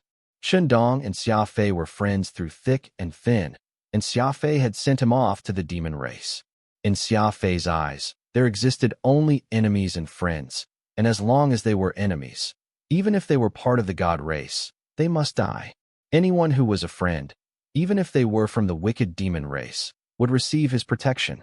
Xia Fei's principles were just that simple. Rumble. Before Shui Guang and Zheng Jin had time to react, the demon race formation activated. The law of space power pushed the formation into rapidly compressing. Despite the law of darkness having been switched out for the law of space, the effects were still rather excellent. The mountains began to crumble, debris flying into the air. This vast space was on the verge of collapse. Even the old demon, who had designed this formation, probably had not imagined that the most effective way to use the demonic Soul Lion's roar formation was to drive it with God race laws. The two slayers panicked and began using their law forces to attack Xia Fei's demonic formation in an attempt to escape. Bang bang bang. The vast formation suffered one powerful attack after another. Zheng Jin was a level 1 law sage while Shui Guang was a level 2, and their full might was quite impressive. Xia Fei stood at the highest point of Pentapeak, which was where the formation gate of the demonic Soul Lion's roar formation was located. Shui Guang and Zheng Jin, who were veterans, understood from experience that the formation gate was always where the formation would be the most unstable, for all the controlling power was focused there. Thus, they concentrated all their attacks on Xia Fei's position. Savagery on his lips, Xia Fei bellowed, "Furball, kill them!" Whoosh! In a flash, Furball appeared in front of Xia Fei in the form of his clone, and soon after, Xia Fei raised his head and thrust his own palm at the demonic formation. Attacking his own formation? Was Xia Fei really insane? The law of primal chaos opened a hole in the formation. Zheng Jin and Shui Guang were startled, but they both seized this rare chance to charge out. A chance? How could Xia Fei ever create a chance for his enemies? Furball very sinisterly stood up. Delight was evident on his face as Zheng Jin and Shui Guang flew into the air. They were only a few seconds away from getting through the demonic formation gap when Furball suddenly opened his mouth and unleashed the sound of death. The 8 Tunes Golden Falcon. Was this using an enemy's weapon against them? Xia Fei did not use the method the 4 Supreme Frenzied Slayers had used to track him to lead them into a trap. He used their own divine weapon against them. Instead, a whoop. The Holy Beast's roar was so terrifying. The 8 Tunes Golden Falcon was so powerful. The throat of a holy beast and power of a sonic divine weapon produced a supreme sound that was impossible to resist. With this sound joining the Berserk demonic formation, which was powered by 9,000 grade 6 origin crystals, it was truly difficult to imagine what sort of enemy could still escape. Very, very far away, 2 Skywing Peak Law Sages appeared once more. It would be an absolute lie to say that the clan was not worried at all about Xia Fei. After all, Xia Fei was the only Skywing besides the Grand Ancestor who had Godwing potential. The title of Godwing alone carried a shocking impact. If they did not care about him, Grand Ancestor Xia Guqing would not have been in such a rush to summon Xia Fei to the God race the day he broke to the Law Overlord level. Xiaku smiled. This time, I really believe it. The Grand Ancestor wasn't exaggerating when he said that Xia Fei would be able to pull his own weight in the clan after only a few years. Not even mentioning anything else.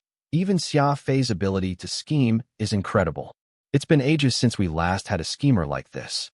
Xia Lianing clearly was not as optimistic as Xia Ku. He frowned and said, I admire everything else, but one thing is giving me a headache. Xia Fei is really too gutsy, using a demon race formation in the God race's Region 15. I really don't know how he managed to think of it. Xia Ku sternly said, didn't the Grand Ancestor already say? It doesn't matter what method one uses as long as they can kill their enemy. This is precisely the sort of attitude one of the supporting pillars of the clan needs. I don't know about anything else, but I do know of one other person in the clan capable of such a thing. Who? The Grand Ancestor. Xia Lianing was speechless. Only Xia Ku would compare Xia Fei to the Grand Ancestor. However, Xia Fei's insane actions had truly had Xia Lianing's blood pumping. If not for this insane plan of Xia Fei's, he would never have a chance to take down both blind Shui Guang and lame Zheng Jin, the strongest of the 4 Supreme Frenzied Slayers. Suddenly, Xia Ku's expression turned grave. He then hastily said, a group is intruding into Pentapeak Mountain. It's a group of Scions. Scions were the sons of law overlords and law sages. While Scions indicated a glorious status in other places, in the God race, it was used as an insult. This was because those of the younger generation who actually met the standard were all warriors. If they were not warriors, they were at least elite supporters who helped out in battle. Only those fellows lacking in cultivation had to borrow the glory of their fathers, shamelessly remaining in the god race as they fooled around. A group of richly dressed youths had appeared at the base of Pennapeak Mountain. They stared in disbelief at the demonic formation and started to attack it. While these scions lacked cultivation, they all had illustrious ancestors that could not be underestimated. At this moment, Xia Fei suddenly roared to Furball, "Kill them all!" Zing! Furball moved at incredible speeds, charging down the mountain, carrying out Xia Fei's order without the slightest hesitation. Rumble! The 8 Tunes Golden Falcon was activated once more. Furball savagely lunged at the scions and brought calamity upon their heads. No survivors. Xia Ku and Xia Lianing were both rendered speechless, with the latter saying, "How ruthless." Xia Fei killed them all without even asking what clan they belonged to. What if they had law god fathers or grandfathers? To the Skywings, Xia Fei killing all these scions was not a problem. Even if Xia Fei had not done anything, Xia Ku and Xia Lianing would not have left any witnesses. The key was that Xia Fei had killed too decisively. Before they could react, Xia Fei had already ordered all those people's deaths without the slightest hesitation. It was as if he had already planned everything out, to kill everyone he saw until the formation finished closing. The Skywings had deployed all of their clan members, and battles were not just taking place in the god race. In the distant turbulence, a battle, which was just as intense, was taking place. On one side of the battle was the Skywing search team, Level 8 Great Law Sage Xia Guanghai and Search Specialist Xia Geng. On the other side were 2 Law Overlords and 2 Law Sages of the Demon Race's Carry clan. The battle was over, and this region of space was on the verge of collapse. Such was the ferocity of the battle that had taken place here. Of the 2 superior Law Overlords and 2 Great Law Sages of the Carry clan, 3 had died and 1 was crippled. In fact, the cripple had only survived because Xia Guanghai let him live on purpose. "Talk. Why is your Carry clan here in the turbulence?" Xia Guanghai pointed his rainbow battle axe at the tip of the Carry Law Sage's nose. He had the highest cultivation in that group, a level 4 Law Sage, and had been the leader, too. Xia Guanghai had left him alive precisely to interrogate him on their movements. At first, this Carry Law Sage was rather stubborn, refusing to talk. Unfortunately for him, Xia Guanghai was known in the Skywings for his temper, which could be seen through his choice of weapon. The demon-sealing fiendish blade was famed for its speed, for seeking out the moment in battle where they could kill in one strike. But Xia Guanghai used an axe, and his fighting style involved large sweeping moves, swinging his axe right at his enemy's face. In the end, unable to endure Xia Guanghai's brutality, the Carry warrior finally spoke. "There are rumors that a mystical weapon has appeared in the turbulence, so the clan had us investigate." Xia Guanghai asked in shock, "An immemorial mystical armament? What type?" There were 2 accounts. One side says that it's the water-type whitesnap spring inside the turbulence, and the other side says that it's the plant-type unparting pine. Xia Guanghai was even more stunned. The unparting pine was known as the toughest of the 7 plants of the Cloud Sea. Its trait was toughness, and not even metal could destroy it. The Grand Ancestor had ordered them to find wood-type mystical armaments. If the unparting pine was really in the turbulence, this was extremely important for both the Skywings and for Xia Fei. "Was it only your Carry clan that came looking for mystical armaments?" Xia Guanghai pressed. "In the demon race, the Carries were closest to the Aduses and the Dark Pearls, calling them brothers. Since this small Carry team had suddenly appeared in the turbulence, the other 2 clans might have men nearby as well." The Carry Law Sage began to list off names, and Xia Guanghai's face turned grimmer and grimmer. Rumble! Before the warrior could finish, Xia Guanghai obliterated him with his axe. He did not need to keep listening. It was clear that many clans had heard the rumors and were coming over. More and more warriors were gathering in the turbulence. The situation was getting more and more complicated. Xia Geng frowned. "Should we retreat?" "Retreat." Xia Guanghai slung the axe onto his back and loudly spoke. "Never. Have the old Undying send more men.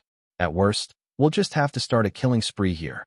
Demonic formations slaughtered gods. Xia Fei had insanely chosen to use the demonic soul lion's roar formation of the Lionheart royal clan in the god race territory to stunning effect. The demonic formation was like a sky net specifically designed to counter the god race. Not only did it hold fast two law sages, it used its formidable spatial contraction abilities to close the net rapidly. Pentapeak Mountain began to crack apart as if the end of days was coming. In just 5 minutes, this massive formation with a diameter of 500 kilometers had contracted to 5 kilometers. Anyone who visited Pentapeak Mountain now would never be able to recognize it. It was as if someone had led an army of tens of thousands of divine soldiers and obliterated this picturesque mountain. Lame Zhengjin and blind Shuiguang were in immense pain. The 9,000 grade 6 origin crystals had not gone to waste, the vast amount of energy rendering the demonic formation unbreakable. Even with their immense cultivation, they could only sit around and wait for death. Using 9,000 grade 6 origin crystals to kill 2 law sages was far too profitable of a transaction. Rumble. Xia Fei unleashed power from both arms. The demonic formation was massive, and it grew more difficult to control the more it contracted. After all, it was now time to close the net and take the lives of the 2 slayers. Xia Fei's forehead was caked in sweat, his muscles bulging as his inner demon surged into the sky. There was no survival without insanity. To deal with people of a higher level, one must use the craziest methods. The 2 law sages were on the verge of vomiting blood. The demon formation was mysterious, borrowing the power of the origin crystals to bolster Xia Fei's offensive. The 2 slayers were not just dealing with Xia Fei, but Xia Fei plus the power of 9,000 grade 6 origin crystals. Xia Fei clenched his teeth. The final part of this battle was very difficult, and the 2 law sages would not just simply sit there and wait to die. They were, of course, using the last of their vitality to fight back. "I'll fight you to the death." Blind Shuiguang suddenly roared. His body erupted with a brilliant white light. He was burning his life energy. Lame Zhengjin did the same. Since they were going to die anyway, the 2 decided to use their life force to try and bust out of Xia Fei's net.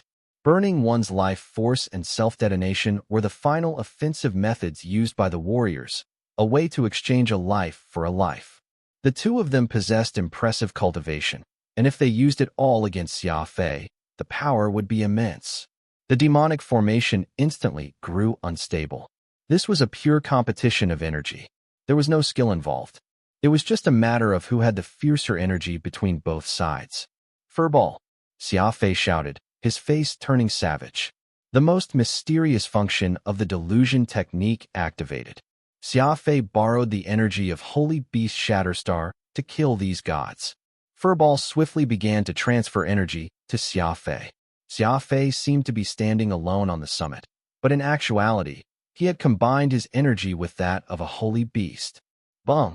The 7th brain region's rainbow energy ball also went to work, supporting his final attack.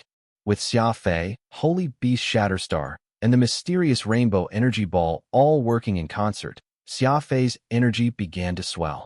What had originally been a lake could now be described as an ocean. Competing in energy? The one thing Xia Fei did not lack was energy. The 2 slayers began to despair. The young Xia Fei at the summit was like a god looking down on mortals, his energy exponentially rising. He was just a law overlord warrior, but he had the energy of a law god. The 2 slayers were flabbergasted. "The 2 of you will die today." Rumble. The demonic formation went crazy, accelerating at several dozen times faster its original rate. Crack. A bone cracked. Lame Zhengjin was the first to falter. Blood ejected from his mouth, and his complexion turned pale. The hover chair he sat on had ceased to retain its original shape some time ago, its metal compressing with his flesh, like some sort of monster. Xia Fei did not use the demonic formation to kill the 2 slayers, only half-kill them. Plush! The blood crystal came down, penetrating through Zheng Jin's scalp and draining him of his essence blood. Law sages were the best energy source, and after using up so much, Xia Fei would definitely need to replenish his reserves. Moreover, Xia Fei had always been frugal, so he would never give up on this chance to obtain these law sages' power. As energy surged through the blood crystal, Xia Fei felt an indescribably pleasant feeling coursing through his entire body. The higher the level of a warrior, the more abundant their energy reserve and the purer their energy. Absorbing the power of a lost sage was even more enjoyable than eating a grade 9 crystal. Warriors purified energy as they extracted it, and this energy was further refined in the body. By using this method of absorbing energy, Xia Fei was essentially consuming a double-refined supercrystal, so it was naturally a very comfortable sensation. Furball hungrily glanced at Xia Fei. He had no means of enjoying this energy, but he received an endless supply of high-grade crystals. As long as Furball wanted it, he could eat as much as he wanted. Xia Fei would never be stingy when it came to feeding his loyal holy beast. It was not long before the two lost sages had been drained, and it was now time to look over the spoils. It was a natural principle for warriors to enjoy the fruits of their labor, and Xia Fei would not miss out anything that might be of value. Haha, I'm rich. Xia Fei was elated. Lame Zhongjin's crystal reserve was far greater than Xia Fei expected. Xia Fei gained some 9,000 grade 6 origin crystals after killing the widow and the mute, but Zhongjin alone had been carrying 87,000 crystals. Of course, Xia Fei had no idea that lame Zhongjin was an extremely stingy person, even passing on food and drink so that he could save up money. Now his lifetime savings were all Xia Fei's. If he were to learn that this was what would happen to his lifetime's worth of effort, then even as a ghost, he would be unable to rest in peace. Blind Shuiguang had 12,000 grade 6 crystals, meaning that Xia Fei had obtained 99,000 grade 6 crystals from this battle. There was also that group of unfortunate scions that had become collateral casualties to Xia Fei's demonic formation. Each of them had 100 or 200 crystals. Xia Fei had reaped a huge harvest from this battle, getting back all 9,000 grade 6 crystals he had just used, and even made nearly 100,000 crystals of profit on top of that. Not bad, not bad. Xia Fei happily muttered, his eyes flashing. He was now carrying 200,000 grade 6 crystals in his ring, so he was naturally delighted. As for the rest of their possessions, he did not care that much about them. Xia Fei used nothing but the best, and only the highest quality of items would get his attention. Oh, Xia Fei murmured. He discovered something rather strange in Shuiguang's ring. It was a long and flat box. It was a very heavy box made of some metal alloy. There was a slot atop it that could perfectly fit a pass card. The lowest level could be opened, and inside was an instruction manual and a piece of black metal. Xia Fei curiously read the manual. Several minutes later, Xia Fei smiled. This item was called the Hybrid Dragon Correction Core, and simply put, it was a tool for making fake pass cards. The 19 regions of the god race were divided into the upper and lower 9 regions. Finally, there was the region of gods. Region 15, which Xia Fei was in, was one of the lower 9. Non-core members of the god race lived in the lower 9, and they were managed rather laxly. As for the checkpoints to the upper 9 regions, they were very strictly monitored. As for the region of gods, it was a mysterious place. It was said that only law gods were allowed to enter that place. Although the god race was in turmoil, that only referred to affairs within the regions. The Hall of Ultimate Law had limited manpower and could not deal with everything personally. Nonetheless, the checkpoints were rigorously maintained. Xia Fei had used his own pass card as bait to kill the 2 slayers. Now that they were dead, and Xia Fei's own pass card had been destroyed, he now had no ID. This Hybrid Dragon Correction Core had come at the perfect time. A master had made this tool. When it was used, the ID would be entered into the God Race databanks, thus creating an identity out of thin air. From a certain perspective, the documents and identity were all real. It was just that they had been completely made up. The law realm had extremely advanced technology that it refused to use precisely because advanced technology often was not in one's control. A good example was the person who had made this system. They were able to implant an ID into the God Race's databanks, concealing faked serial codes in the lower layers. Not even the immense difficulty of the task had been able to stop him. It was clear that the one who had designed the Hybrid Dragon Correction Core was an expert among experts, a hacker among hackers. This Hybrid Dragon Correction Core was worth 300,000 Grade 6 Origin Crystals. Blind Shuiguang had never used this, only intending to put it to use at a crucial moment.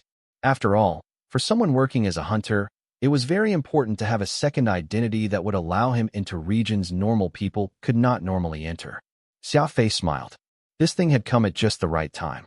The lowly status of a chef would not be enough to get him into the upper 9 regions, let alone the Hall of Valor or FIG, the universe's most advanced corporation. With this machine, Xia Fei could fabricate an identity for himself and go investigate those 2 riddles the black and white gods had brought up.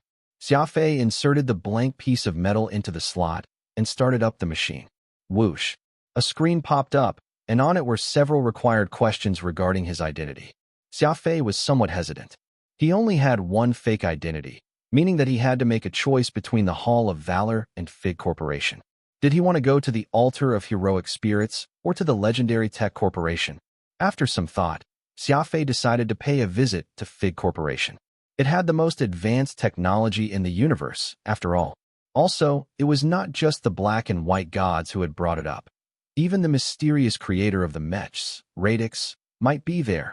Moreover, FIG Corporation did not just research technology. It produced divine armaments, too. Xia Fei's monohorn ogre armor was a product of that corporation. If he could get a few more suits of top-class armor from it, he would be rich. Xia Fei had always insisted on using the very best suits of armor. Even if this equipment could only boost his power by a little, Xia Fei would be willing to go all out in order to get his hands on it. It was precisely because of his excellent equipment that he had been able to escape so many trials and tribulations. Thinking of this, Xia Fei solemnly nodded and muttered, "All right, let's take a trip to the universe's #1 research group." Several minutes later, Xia Fei had turned from Chef Fei to Scholar Fei of Fig Star Academy's independent college. Fig Star Academy had been established with aid of FIG Corporation, and it focused solely on raising talents in science and technology. It was known as the talent base for FIG Corporation and was the strongest technological school of the god race. In this school, the independent college served to raise the best researchers. He had no choice but to select the independent college. If he selected one of the more ordinary colleges, he would undoubtedly run into many schoolmates. How would Xia Fei be able to explain why he did not recognize any of them at that time? Independent college was governed by its own system, where one professor took on one student. It was isolated style of learning, where a student would graduate after 13 years. Even if no one recognized Xia Fei, that was only natural. After fabricating his identity, Xia Fei put away the hybrid dragon correction core and set off again. At this moment, he suddenly heard a soft sound in his ears. Xia Fei heard a soft sound in his ears. As he turned in its direction, he saw 2 elders in the distance. From their clothes, it was easy to see that they were enforcers from the Hall of Ultimate Law. Xia Fei instantly had an impulse to escape. After all, he had just killed people, and these 2 enforcers were of a high level, law sages at the minimum.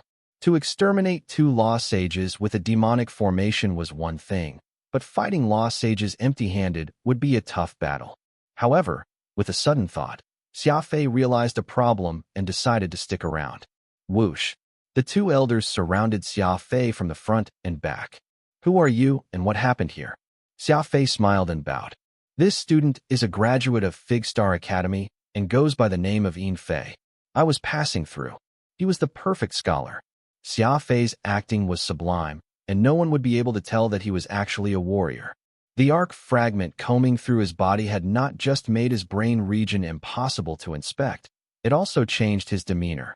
As long as he did not become angry, he seemed no different from an ordinary person. "Fig Star Academy? Let me see your pass card," the 2 enforcers said in surprise.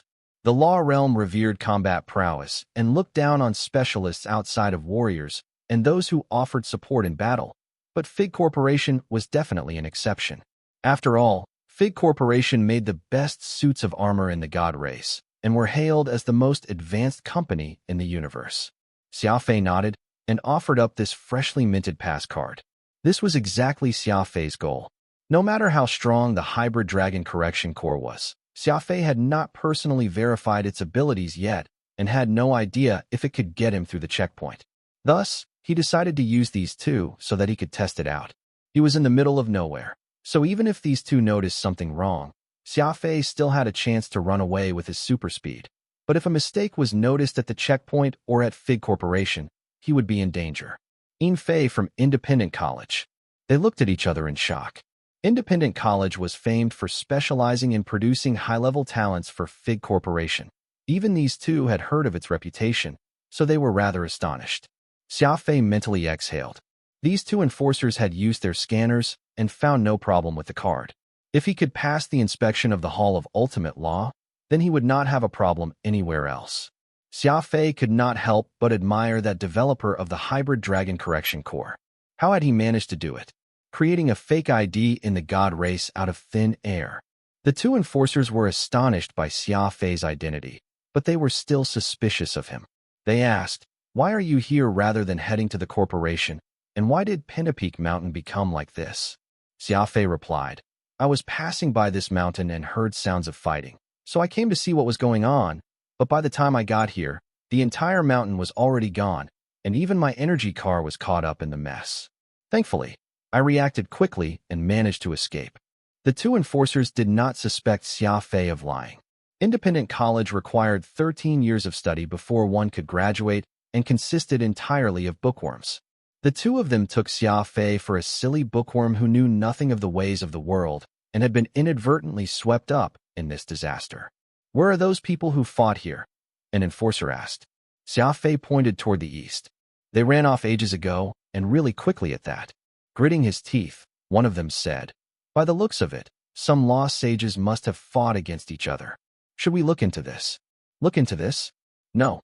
The land is in such chaos that we can barely protect ourselves.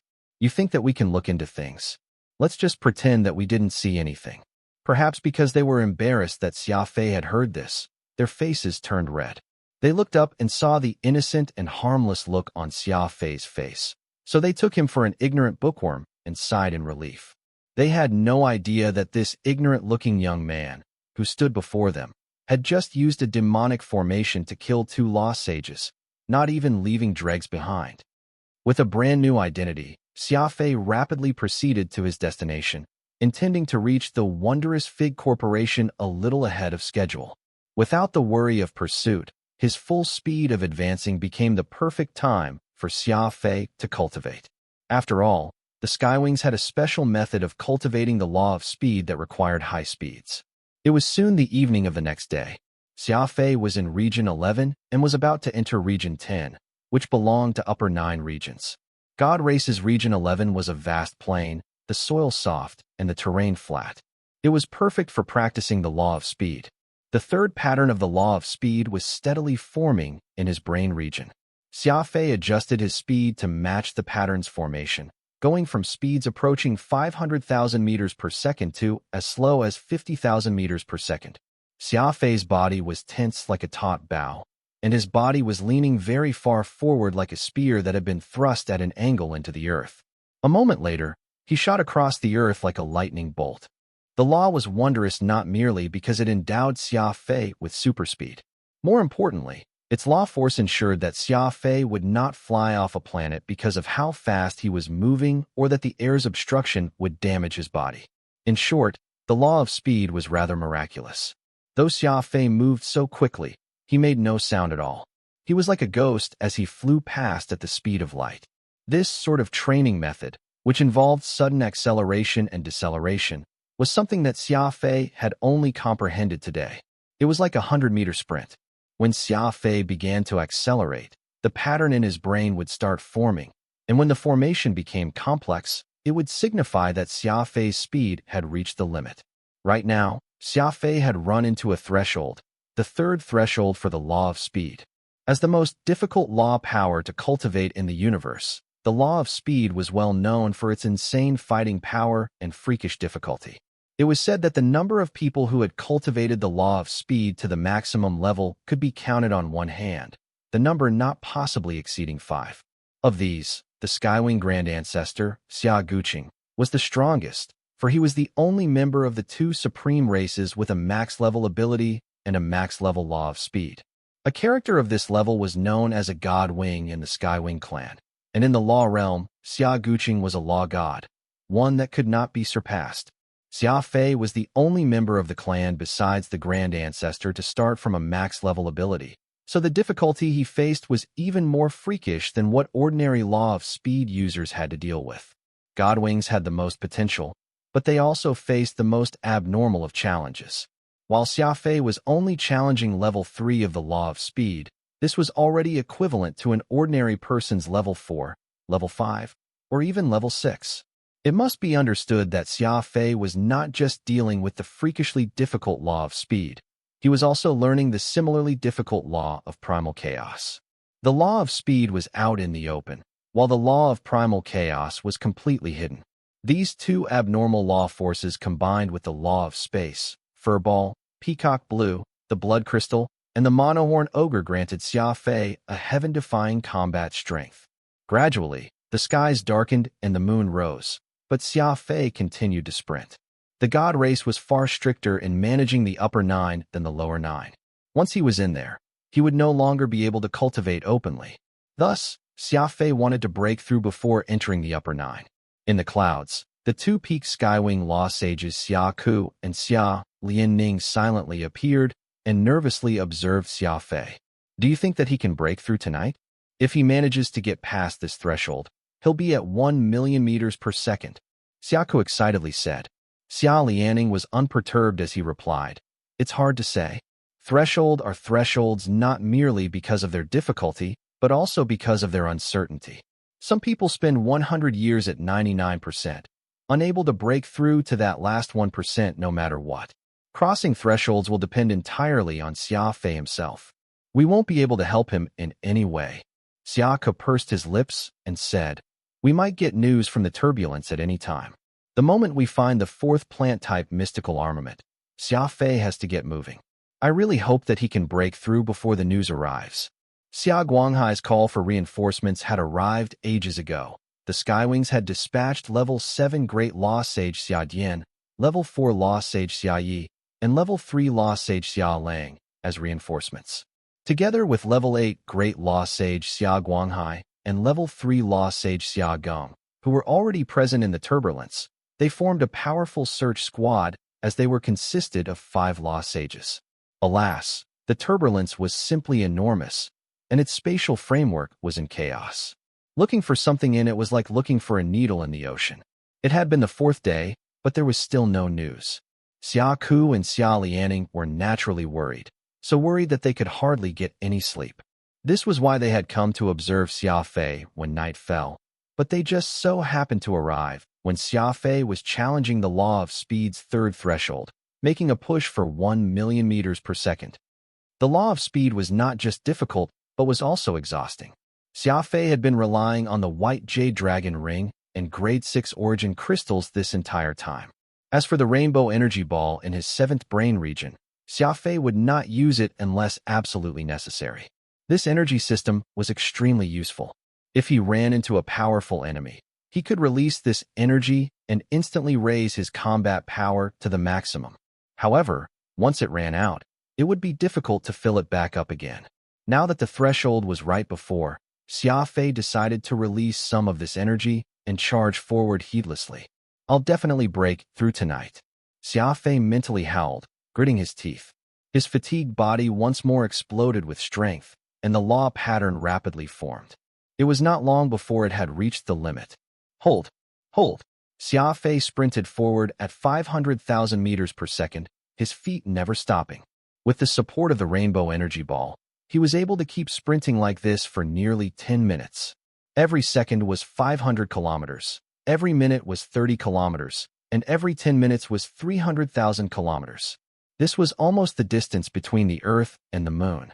Even metal and stone would yield to the power of sincerity. A powerful spatial distortion appeared, and then the heavens and Earth trembled. A moment later, Xia Fei suddenly accelerated.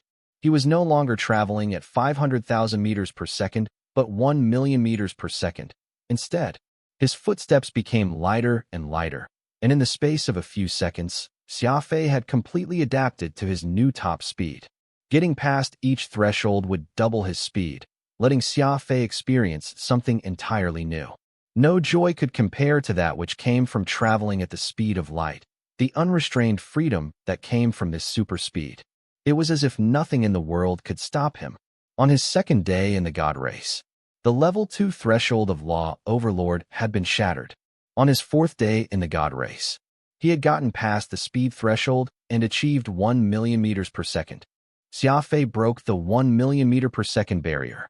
This meant that Xia Fei's combat strength had been elevated to a whole new level. An insane level. Speed was king in the realm of martial arts. A faster top speed would only help Xia Fei deal either attack or defense with greater ease. He broke through. He's really broken through. Peak Law Sage Xia Ku, very animated, spoke, waving his fists wildly with ruddy cheeks. It seemed like he was more excited seeing Xia Fei make his breakthrough than his own. Even Xia Lianing was extremely excited. Gritting his teeth, he muttered, "This is unbelievable. Xia Fei's rate of promotion is actually comparable to our grand ancestor. Getting to level 3 in just a month's time. He's just 2 days slower than our grand ancestor." The two Peak Law Sages nodded their heads meaningfully. There was no need for explanations. The fact that Xia Fei's rate of promotion could actually catch up with the Skywing clan's old immortal was evidence enough. It must be said that in this month, Xia Fei had not just focused his cultivation on the Law of Speed, but had also made progress with the various other laws. Law of Primal Chaos, Level 4. Law of Speed, Level 3. Law of Space, Level 2, Overlord. In terms of law powers, Xia Fei had been developing at a frightening rate. If Furball, Peacock Blue, and all the other powerful assistants were considered, too, Xia Fei would most definitely be known as someone who could take on the might of a law sage. The old demon lord had once predicted that Xia Fei's rate of promotion would gradually decrease as he ascended through the levels. After all, it was far too implausible for one to have such crazy growth. However, the situation now was that Xia Fei's rate had become even faster than before. It was a crazy speed that was essentially unstoppable. After entering one of the upper 9 regions, Xia Fei first bought himself a spatial compass. Xia Fei previously had 3 spatial compasses. First was Fig Corporation's Precision Edition 100 Series Spatial Compass. This was an unregistered compass which ensured anonymity, unable to be used in the God race. Second was the Anti-Electromagnetic Compass, which was a demon race product that he got from Wu Yuming. It was even more useless. Third was the Specialized Compass from Skywing Clan. Because Xia Fei had been tossed into the God race territory to train, it was also rendered temporarily useless. It was quite comical, come to think of it, as this would be the 4th spatial compass Xia Fei owned. It was very inconvenient for anyone to rely solely on running to get around the vast God race territory. After all, this place did not just have the typical vastness. Xia Fei could even feel his head aching just thinking about it, despite never having once considered the issue of distance before. The advantage of levels became apparent upon entering the God race. The elite products of Fig Corporation, which were highly regarded in the law realm, were fairly common here. Any random warrior on the street could be seen using a Fig Corporation suit of armor, their movement also depending on a Fig Corporation spatial compass. It seemed like Fig Corporation had seeped into every aspect of the God race, as a representation of the universe's most advanced tech company, firmly blending into the lives of the people. Xia Fei, of course, initially lacked the necessary status to own a compass that he could use for moving about freely, but now it was completely different. He was currently a mechatronic researcher who had graduated from Fig Star Academy, so of course he was no longer restricted by status. God Race Region 3. Xia Fei used his spatial compass and immediately found Fig Corporation. This company, which aspired to be number 1 in terms of technology across the entire universe, was located in Erevan City. Some 50 miles south from the main city district would be Fig Corporation's sphere of influence. He saw modern round buildings constructed close to one another in the area, resembling Go pieces atop a Go board. There were so many of these that he could not count them all at once. These buildings had passages connected to one another. Plenty of buildings found in the law realm tended toward the antiquated style. In contrast, this place was the very picture of peak modernization. It was no different from an independent kingdom of science, one constructed using advanced technology, right in the middle of the God race territory. After taking several turns, Xia Fei arrived at one of the many circular buildings of Fig Corporation.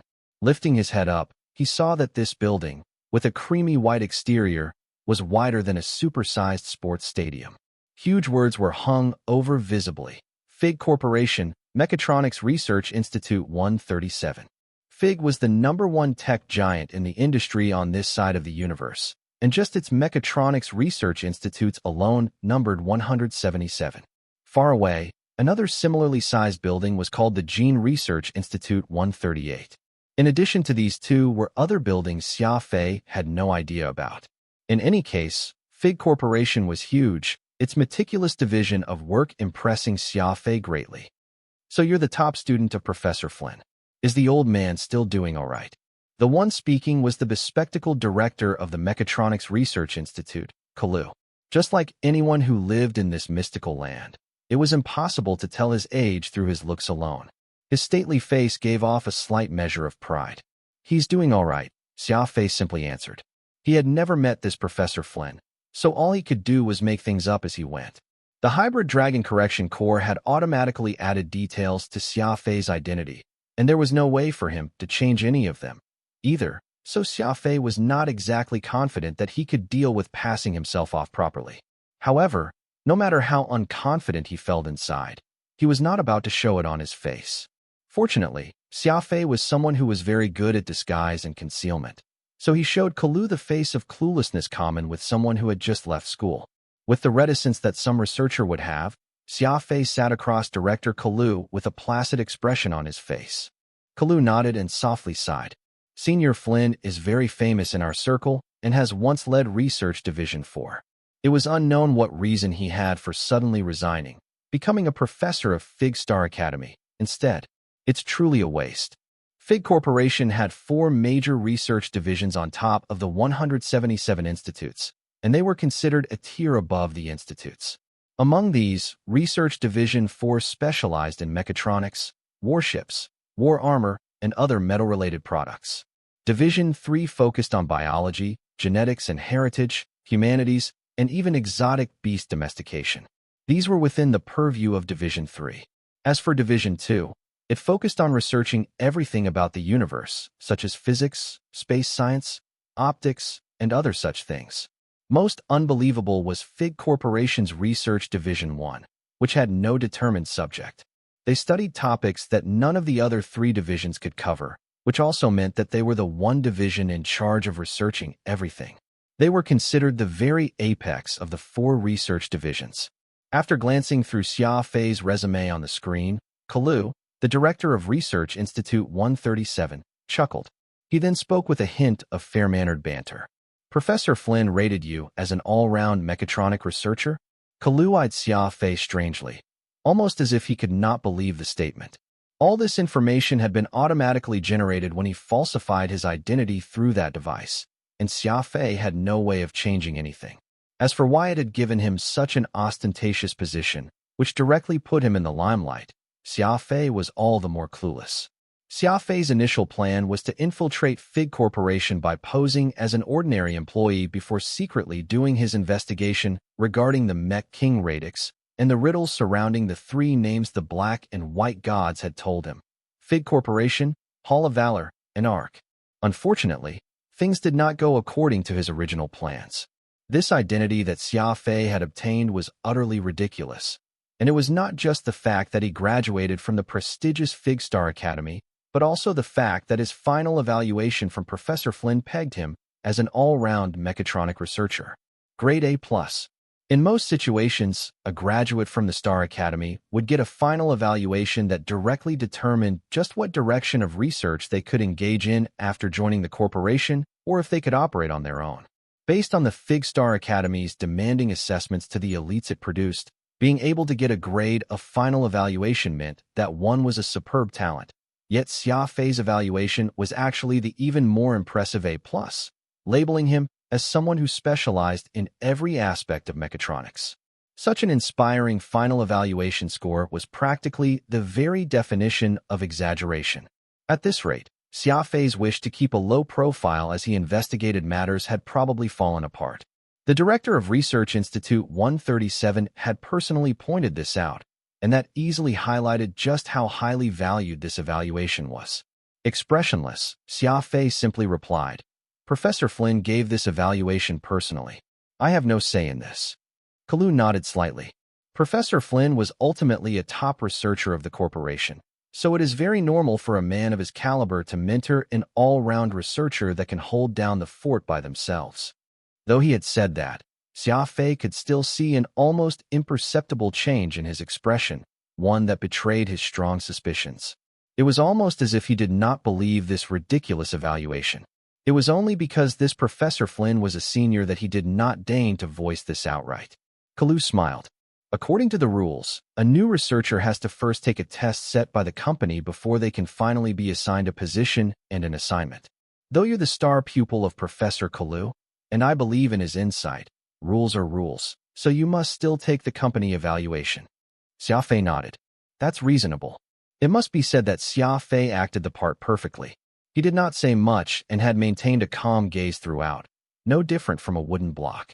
He was not in the least bit angry, merely looking like a nerd that had spent years holed up in a laboratory or burying himself in his studies.